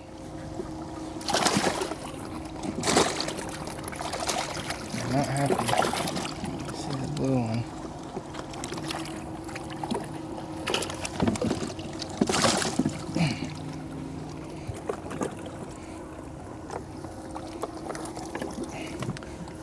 Drew Benton also told me he can fish until 2:57.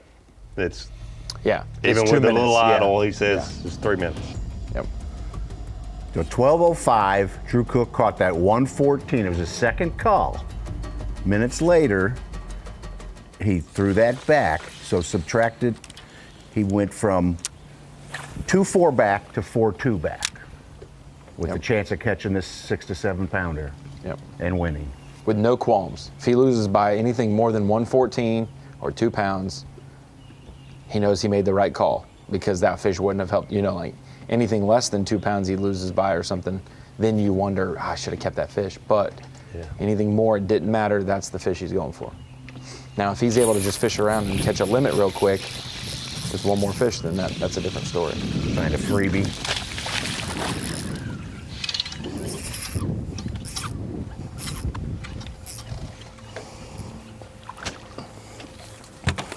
A little better one there for Jay. There. We go. Well, fish at 2.2, that's definitely bigger than that.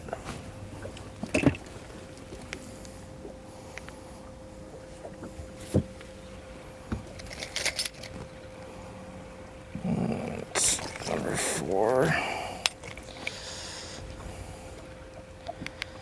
Let's put a 2.5 in the boat.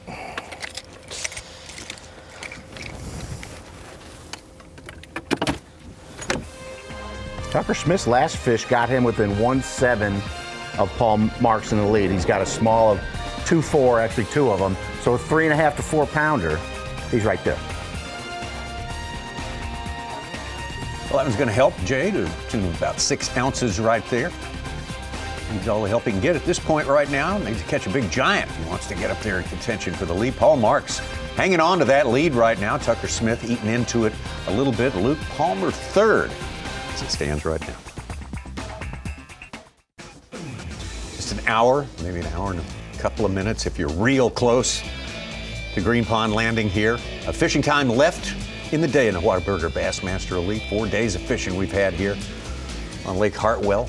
Power Pole sponsors our live coverage. And it's been 4 fun days of live coverage, I can tell you for sure. And the outcome's still uncertain as to what it's going to be like in this tournament. We got one major bone of contention here as to who might stand on top of it all when we're all said and done with the weigh-in here. The leader, of course, is Paul Marks, and he has earned that spot at the top and stayed there all day long. But Drew Cook started the day with the lead, has a chance to catch a big fish he's looking at right now and has been working on for a while and will probably work on for the rest of the day as we get to Jay Shakira. Drew needs his day 2 fireworks, but about 10 minutes earlier, because that was right when we ended, because he was not first flight on day 2. He needs it to be about 2:50 Eastern time. Or now. Or now. Yeah, right now will be fine.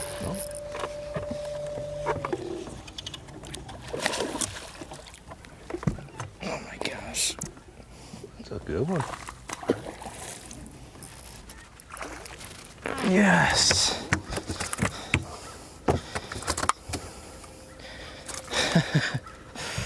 Over the cable, under the cable. That's the one I fished for yesterday for 40 minutes. I just caught it on the second cast. Yes.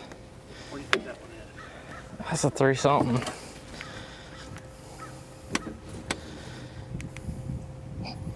I really horsed on them, but I kind of had to.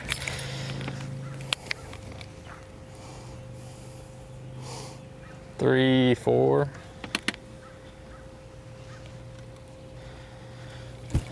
Yes.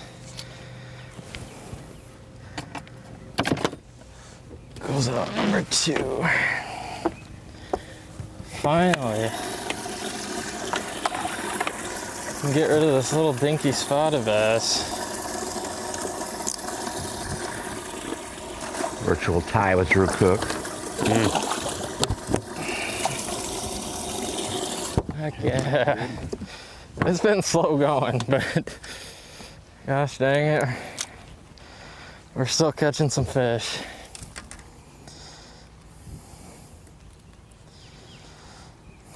We still got time.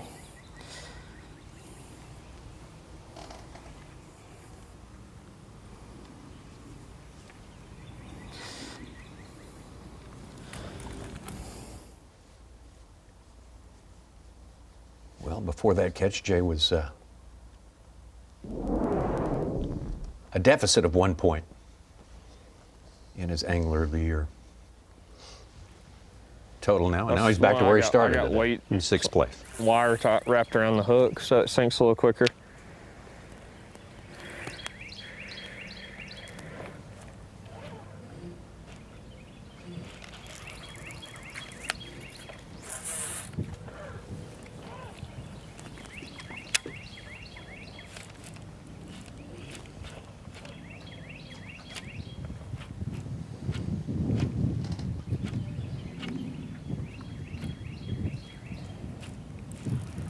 I just want to see what he looks like.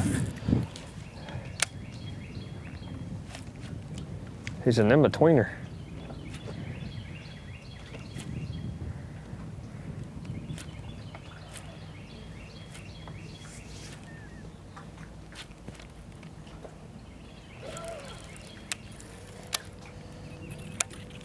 There's an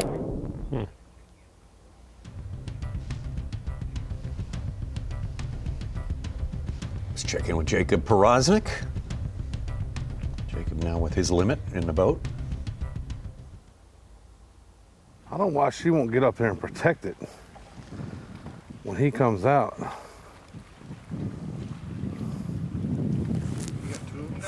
Yes, 2. It's a male and a female.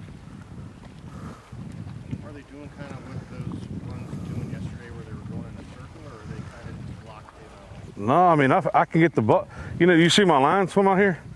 That's him eating it. You said you caught them like 3 or 4 times already. I could have, yeah.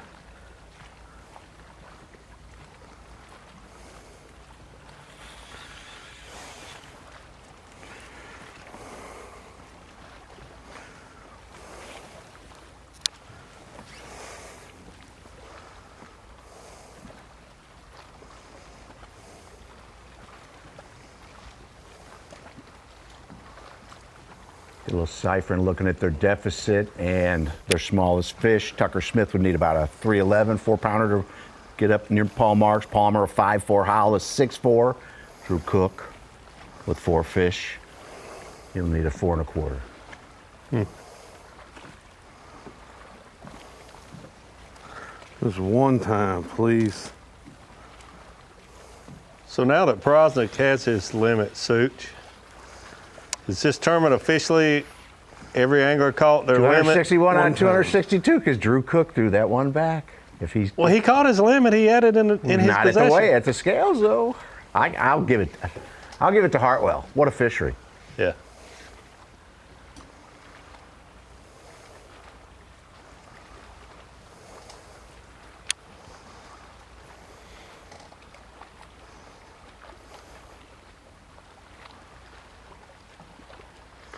Got him again.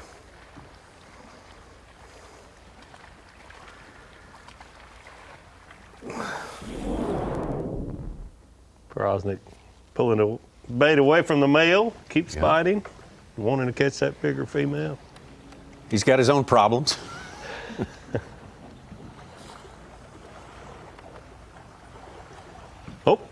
Oh. Look like Drew set the hook.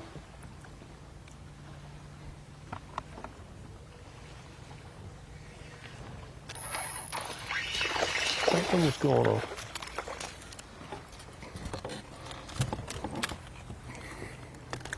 He's still with a smaller one.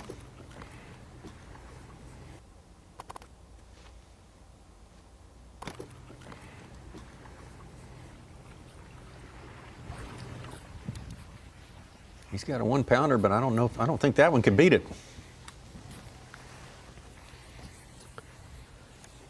Well, maybe.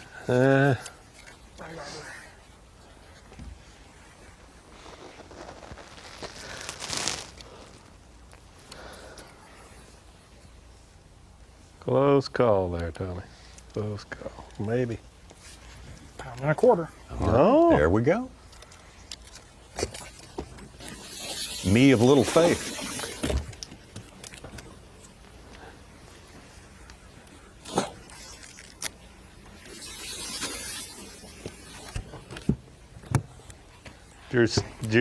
Drew, I'm getting excited, and I'm in Little Rock, Arkansas. Drew just set the hook again. Yeah, he's pulled the trigger twice now for the last 2 minutes.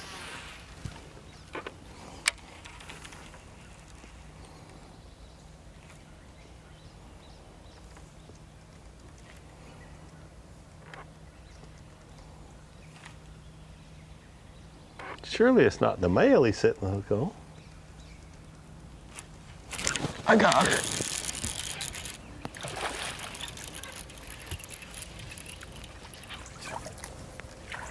Yes. On the glide.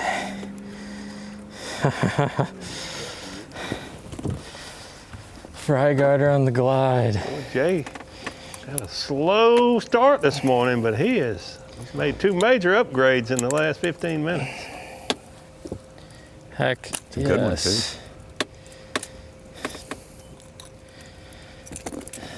We're making some late day upgrades.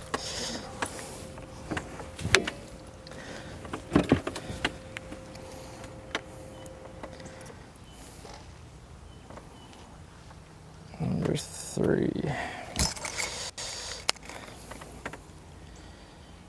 It's a 3-pounder. Heck yes. Looks like more than that. Yeah.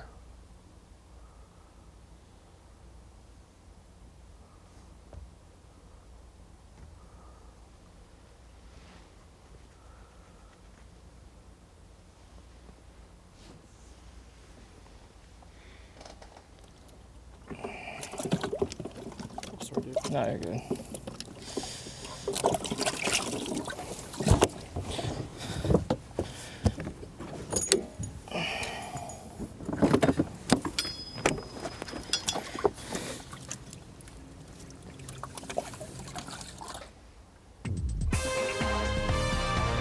Yeah, Jay secured on a rampage here in the final hour of fishing on Lake Hartwell. One did not move him up out of 6th place, though, as near as I can tell. No, it did. Oh, there we he go. is, There's the updated 4th spot now for Jay Shakura, now gaining some more points. Paul Marks still on top. Tucker Smith just behind Luke Palmer, Shakura, Howell, and Drew Cook still sitting there in 6th place.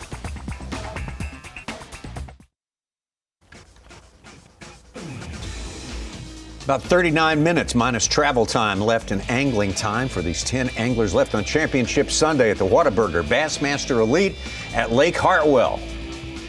Paul Marks has held this lead 90%, 95% of this day today. Tucker Smith has been eating into it a little bit, and he's been in second place for a good while. Luke Palmer's made a good move up the leaderboard. Jay Securit on a bit of a rampage in the last few minutes. Randy Howell has had a better part 2 of the day than part 1.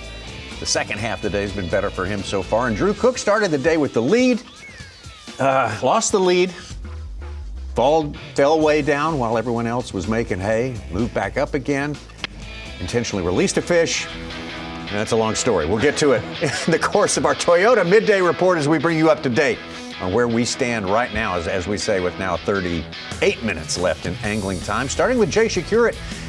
Beginning early yesterday and today, he kind of got into a funk. Yesterday, he missed a bunch of fish. Today, he couldn't really get a lot of action going. I think you nailed it. On Sunday afternoon, it's a long story, no matter which angler you're talking about. Yeah. Jay Securit having a great tournament. That's a short story. That's the story that we can always tell about him. A great young angler, no doubt about it. But he did have a slow start this morning, much slower than normal. Yesterday, had some bad luck, lost some fish. He seems to be rebounding very, very well this afternoon. He's putting all these fish in the boat. Some of them that he said that he fished for yesterday, 1 or 2 of them he said that he actually lost yesterday. So having a great afternoon. I certainly think that's the midday report, Toyota midday report for Jay Securit. He's having a great afternoon. Yeah, less than 3.5 pounds outside the lead right now. That's a pretty good run. And hey, you never know what can happen in the space of 25 minutes or so. Absolutely. You know, we're talking about Drew Cook so much because he was the day 2, day 3 leader, and he's sitting on a 6-pounder, but there are about 5 people, including Jay Securit. If they catch him a big 6 or 7-pounder, they could win this tournament. Let's not forget that. Oklahoma's Luke Palmer likes this place, likes fishing in South Carolina. Has started kind of slow each and every day, but as promised, and he promised us he'd pick up the pace today, and so he has. Yeah, we go. Yes. You know, in NASCAR, they say had a 5th place car and finished 2nd. That's a positive thing. After talking to Luke Palmer, his practice was not good.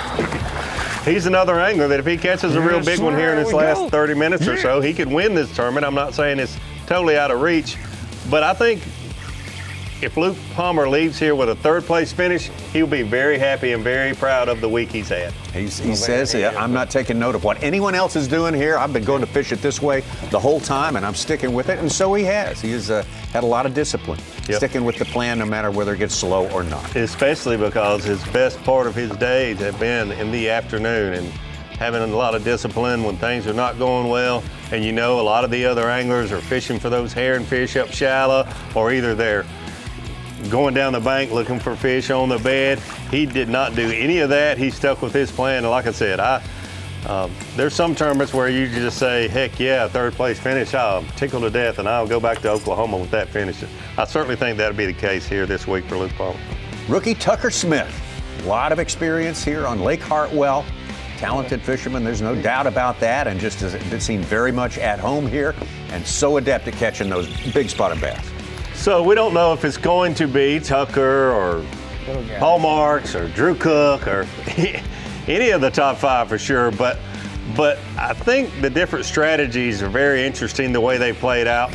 Paul Marks and Tucker Smith basically said, we're going to go fish the majority of our day for spotted bass. We think the size and quality is there to win this event over a 4-day period.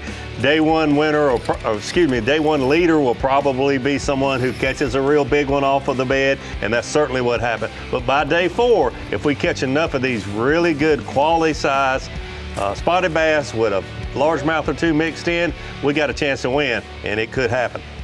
Paul Marks from Georgia, solid. I mean, the last couple of days, he has just been a machine, catching one after another. And Davey, I'll say this, he wasn't the day 1 leader, that was Randy Howell, and Drew Cook has led the last 2 days, but by far and away of the 24 hours previously of this tournament, Paul Marks has led most of it throughout the day. Those late afternoon big fish have helped those shallow guys. Yep, and we talked about it, and I think that was in the strategy of Paul Marks, Tucker Smith, and several others, Emil Wagner, several others that, hey, we might not lead on day 1, we might not lead until the end, but gosh, Paul Marks has led during the day for the last 3 days a lot. Both Paul Marks and Tucker Smith having the two rookies having their best tournament so far in 2025. I will say at the end of last year, where the last event of the season to qualify for the Elite Series was supposed to be at Lake Hartwell, we had the Hurricanes hit the Carolinas and it moved it to Lake Martin. Paul Marks, Emil Wagner, Tucker Smith, Easton Fowler, all so very bummed they didn't get to fish Hartwell last fall, and this is exactly why. They knew, I love this lake, I know how to fish this lake, and just give me a shot to win a big-time tournament on this lake, and I can possibly do it. We've had Paul Marks in the fall on Bass Live in the Opens here, before he ever fished the Opens full-time, and now these guys have a chance, and they all have made the final day, rightfully so.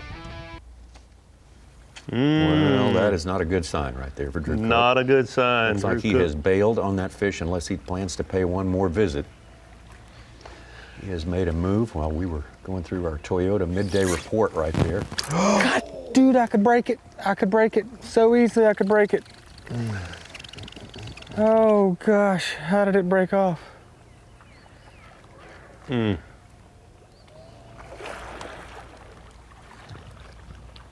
He went berserk on it. Not the big fish he's been fishing for the last hour, but certainly a bite and a chance to put his fifth keeper in the boat.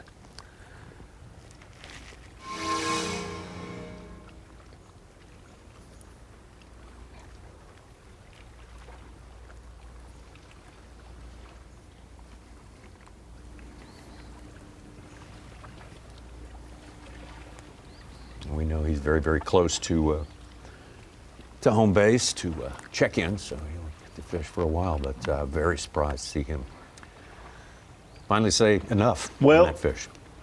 My thoughts are possibly fish was starting to act squirrely. Maybe he thinks if he gets away from it for 10 or 15 minutes and goes back and gives it the last 10 minutes. So hopefully that's the case, that he hasn't totally given up. Just maybe knew he needed to do something different for a few minutes. Catch his limit again. Yeah, and that might have been it. That could have certainly could have been it. Go catch a 2-pounder and then come back on this fish after I've given it a break.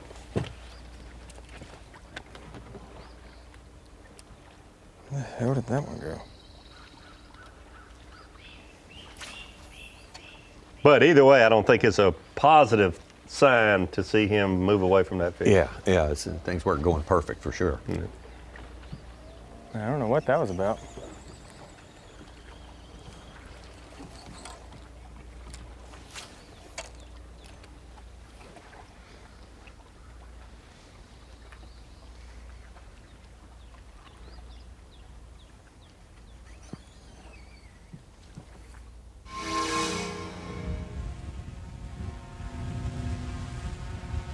Talk about what we saw earlier with Drew. I'm throwing back. He already had a limit. Already had a limit. Had this fish on his mind. He accidentally caught the male or he purposely caught the male, but after it would not let go of his bait. And then a couple minutes later, he said, I got to get rid of it to try to get that female to act right. Kept saying, spit it out, spit it out. God, I hope it was number 1. I think it was.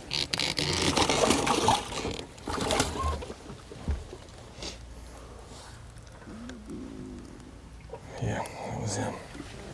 All right, we're gonna throw him back. Please go back over there and be with her.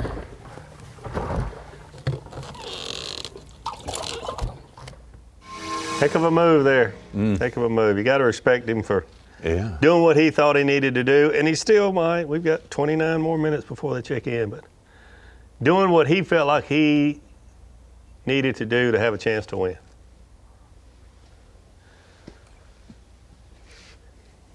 Fishing is a sport, a game of highs and lows. But at the end of the day, if you do everything you can possibly do to try to win, no matter what happens, you look yourself in the mirror and say, I did everything I could do. And that's the only way you can deal with the highs and the lows of this sport, is do everything you can do to try to win and understand there's going to be good days and bad. Golly. Oh my goodness. Thought she had it. Golly. That was a hook set reserved for a female, Tommy. Oh, yeah. The male did not expect that. That male flying through the air saying, "Wait, it's me, it's not her." Bro. Kill him. Bing dang ow. I thought she had it. Man, she got in there. Davey, I'll say the only selfish deal I feel in this is that Cook had a limit and let it go. And we Here have it goes had to a, your fantasy fishing again. No, we have had a perfect. The field of anglers have done a perfect job of catching a limit every single day, weighing them in. And there's been maybe 1 or 2 or 3 tournaments all time where everyone's caught a limit every day. Like taking a field goal off the board to get a touchdown, right, Davey? Yeah. What is weighed in is official. Well, so yes. We can put an asterisk. Well, yeah, Asterisks exactly. don't cost much. No, because if we start putting asterisks, You don't get to make all the rules, Ronnie. The whole community will start putting asterisks on stuff, and they're not. No, they won't. We won't let them. Well, getting closer and closer to weigh-in time. Drew's got exactly 30 minutes. If he's going to take another crack at that big bass on the bed, and I kind of hope he does. 2025 Whataburger Bassmaster Elite at Lake Hartwell is sponsored by Toyota,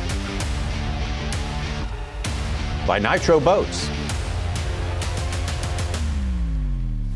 by Dakota Lithium, and by Humminbirds. Tommy, we got just a couple minutes left in the day, and we want to keep an eye on Drew Cook to see if he goes back to the bedfish that could win him this Bassmaster Elite Series event, or if Paul Marks in his final moments. So wanted to bring it to the Dakota Lithium Screen Knowledge real quick to kind of go through all of the areas on the map that have really factored for us this week. We've talked about Randy Howe, day 1 leader, that 715 bedfish that was huge. That was in this general region of the Tougaloo, the mouth of the Tougaloo. We've seen Andersonville Island be huge for these anglers. The near vicinity of 6 and 20 and just into the Seneca where the bridge section is. That has been huge for a lot of our shallow anglers. And then the last few days, we've had the bottom of the lake for guys like Jay Shakir at Easton Fothergill who have fished offshore, but also around docks up shallow, really factor big. And then this portion, the bottom, the dam area of Lake Hartwell, such a big key area for Tucker Smith, for Emil Wagner, and Paul Marks. A lot of guys have covered a lot of ground throughout the week, but you can see, other than the far extremes to the west of the Tougaloo and north in the Seneca River, every single inch of Hartwell has been fruitful for these anglers this week. So I don't know, Davey, what your thoughts are, maybe the far extremes of the Tougaloo and the Seneca, when they would factor, since they didn't factor in this mid-April tournament. Maybe it's a earlier March portion, the classics, we've seen some guys go up there, but other than that, all of Lake Hartwell has really factored well. Different time of year, those upper ends play a lot more so than now. Well, we cannot resist taking a look at what Drew Cook is doing right now, and as yet, he has not returned to the bedding bass that was been the focus of our attention for the last hour and a half, 2 hours. What's crazy is that his deficit isn't that far away that he could find another random 4.5, 5 pounder right now. It's not. That's not the only bass in the lake that could get it for him. Very true. Very true. With 20 minutes on the clock.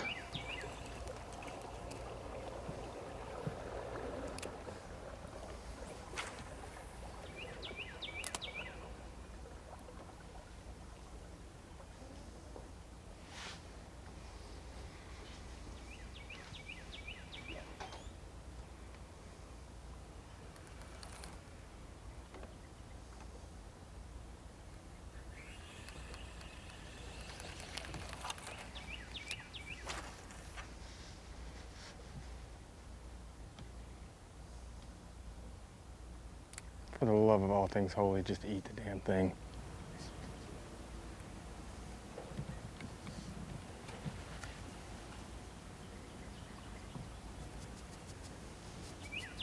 Did it not eat it? Are you shitting me? Did you see it spin around on it?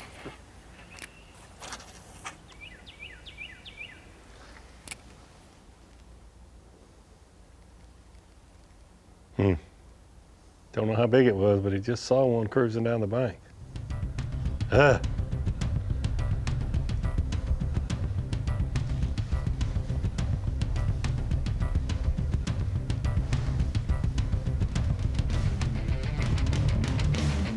Get back out to Wesley Gore with some accompanying music, Davey Height.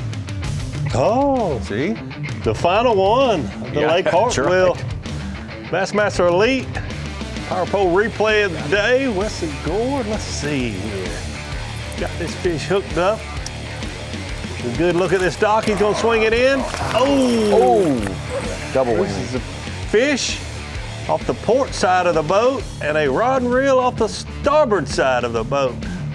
Now, how could you be so cruel and that be the Power Pole Replay of the Day? Wesley Gore, because he catches that bass, gets redemption. That's how you can be Power Pole Replay of the Day, Wesley Gore. You caught that bass. Not only that, this secured your spot. You recovered your rod and reel with the same Morning Dawn drop shot. Poles, baby. Hammer rods to be exact. Power Pole Replay of the Day, Wesley Gore, for losing a fish and a rod and reel. About 24 hours later, he catches the fish and the rod and reel. Power Pole Replay of the Day. Sorry, Wesley Gore. A little good, bad, and the ugly in there, but hey, in all, it worked out. You got the rod and reel back, and you caught the bass. Pretty cool. Gotta wonder if he bolted up in bed this morning and said, you know what, I can fix this thing. I can't leave it at that. He slept at all. When he was rigging his rods last night, he probably tied that deep crankbait on and said, I'm gonna need this to get that rod and reel, that lose combo back. He should have just had one rod on his front deck this morning at takeoff, a deep diving crankbait, and everybody would have been like, wait, what? What are you doing? I guarantee you I'm gonna catch one with this. Yes.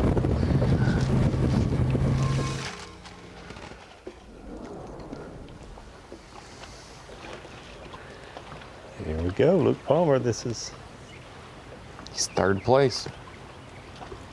Inside of 3 pounds back. This is his time of the day. Just don't be a catfish. Got a 2 1/4 pounder in the boat. Smallest fish.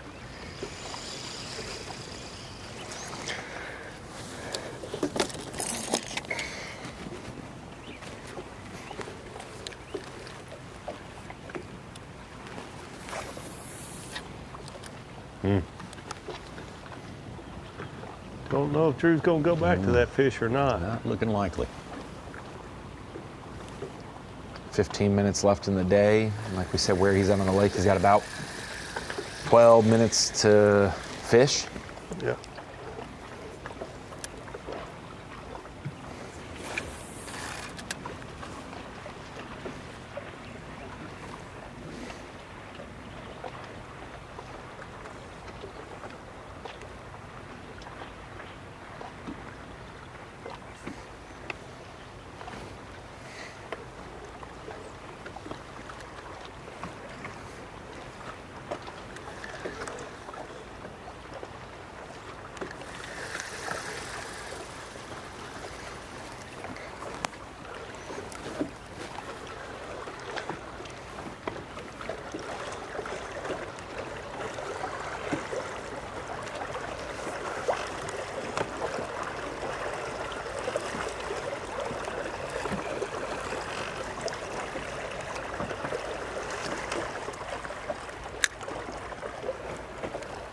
Still got time.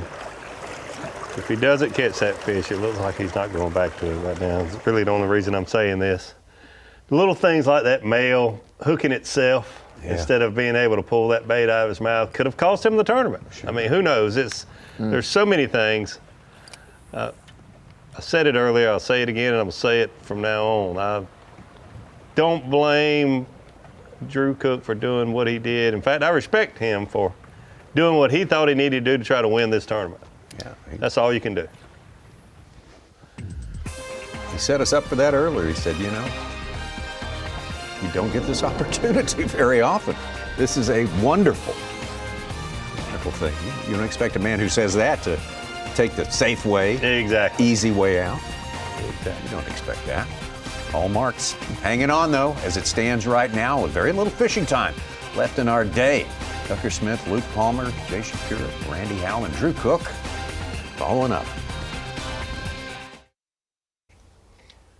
The 2025 Whataburger Bassmaster Elite at Lake Hartwell has been made possible in large part by our local host, Visit Anderson. Anderson, what a great host city. The Visit Anderson organization responsible for so much of the important things, all the moving parts that have to come together to put together a big time bass fishing event like this one.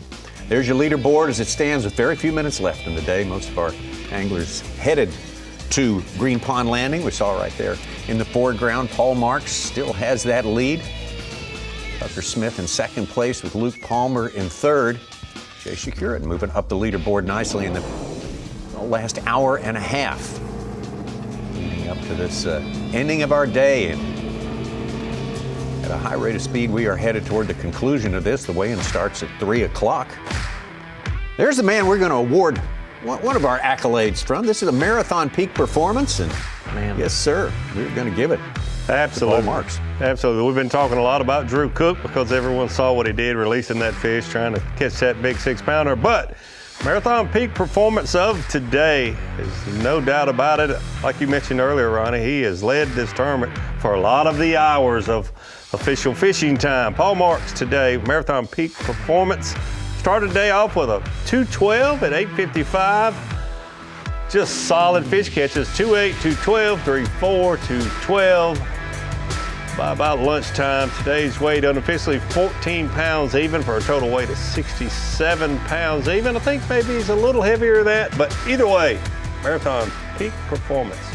And way to fish. A lot of people fish their home lake or fish a lake that they're very comfortable considering maybe 1B for home lakes, and they don't handle the pressure and the strategy and the history of going here and there and everywhere.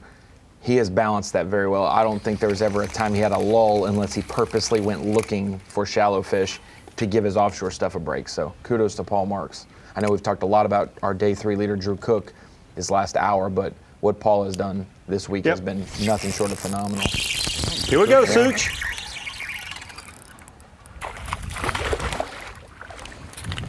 Yes. You're at a limit. There's your limit. There's the limit. Okay, I can rest easy now.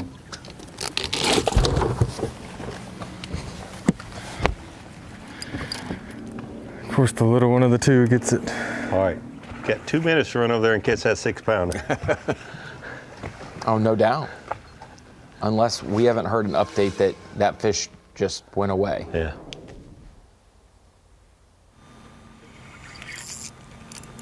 Here we go. Luke Palmer trying to grab a little extra before he heads in.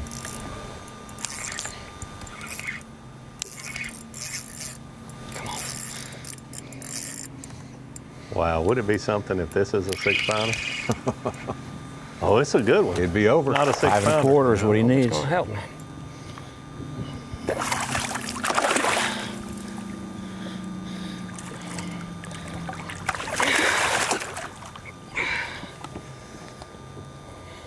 Gonna help.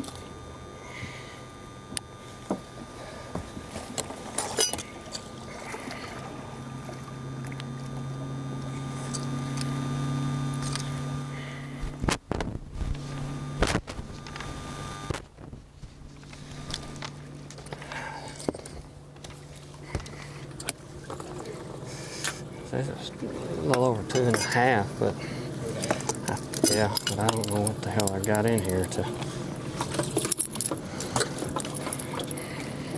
Black is the one he just caught. Not bigger than that one.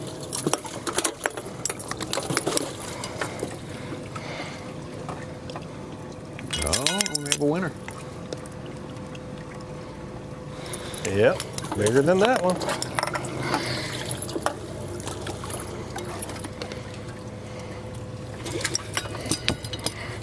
Bye-bye, White. Not a lot of help. No. Probably a couple ounces. A few ounces.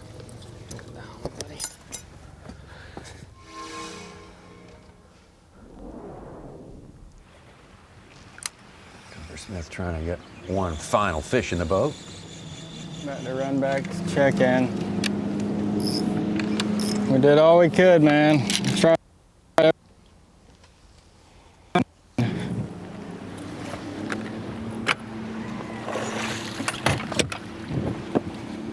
It was fun, caught a bunch, but no big ones.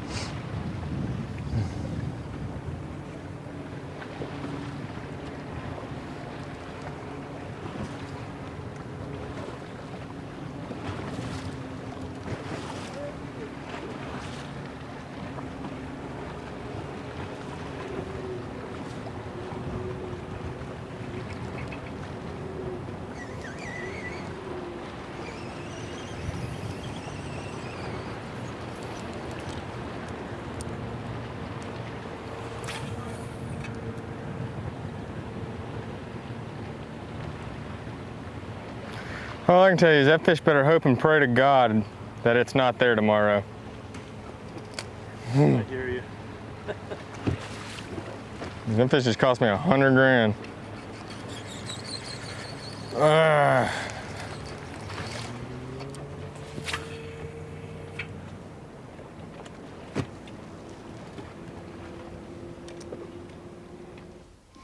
Boy, the other anglers talking on the halftime show were all geeked out and tripped out about this. Just didn't get no big This will be bites, long caught remembered. A lot of fish, probably, as everyone saw, but just couldn't run into any big ones. But it's what it is. See if we got enough. I doubt we do. I'm sure Drew caught some big ones, or Tucker, or Emil. Someone's got them better than I do.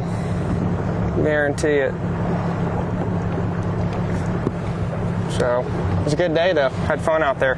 My hands were all cut up. Caught too many fish today, and the last 3 days.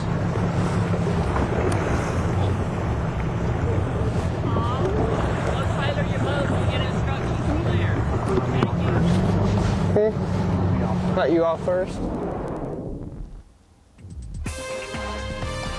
Well, day is done for Paul Marks, and things are looking pretty good for him at this point in time. Nothing's official until we get to the end of the weigh-in.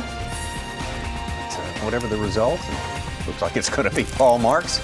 I would say we've had an all-around great time here for all 102 anglers who started here. This was a place where they all had opportunity and all took advantage of it to the tune of now legally limits for everybody, Ronnie. I will say how impressive it is with most of the fish not being spawning right now, Davey Height, that Drew Cook even had 19 quality bedfish. He needed number 20. He just needed number 20. Yeah, and you know, we had a camera with him all 4 days. We were able to see them from beginning to end, and honestly, I can't say enough about how much I respect what he did. It didn't work out, but what he tried to do. He tried to win this tournament, and you gotta be happy for someone that cares enough about winning, not just placing, not just making 2 more points or $10 more $1,000. He tried to win this tournament. We start the second half of the season, May 8th, 2 weeks from last Thursday, May 8th through the 11th, Lake Fork. Yantis, Texas. We know everything about Lake Fork. That means giant bass, so we look forward to that. 2 events in Texas, 1 in Oklahoma, and then the Northern Swing takes place. The weigh-in here begins at 3 p.m., which is pretty much in about a matter of seconds. The festivities will start. Crown the champion, the 4th champion of the year for the Progressive Bassmaster Elite Series. Thank you so much for following us on this one. We have been royally entertained each and every day. It's so much fun to see guys catching so many fish, getting their lines stretched so many times. A reaffirmation of why we love watching fishing tournaments. Thanks again. Congrats to everyone who came here, all 102, our top 10 today, and our eventual winner, which we'll find out coming up next.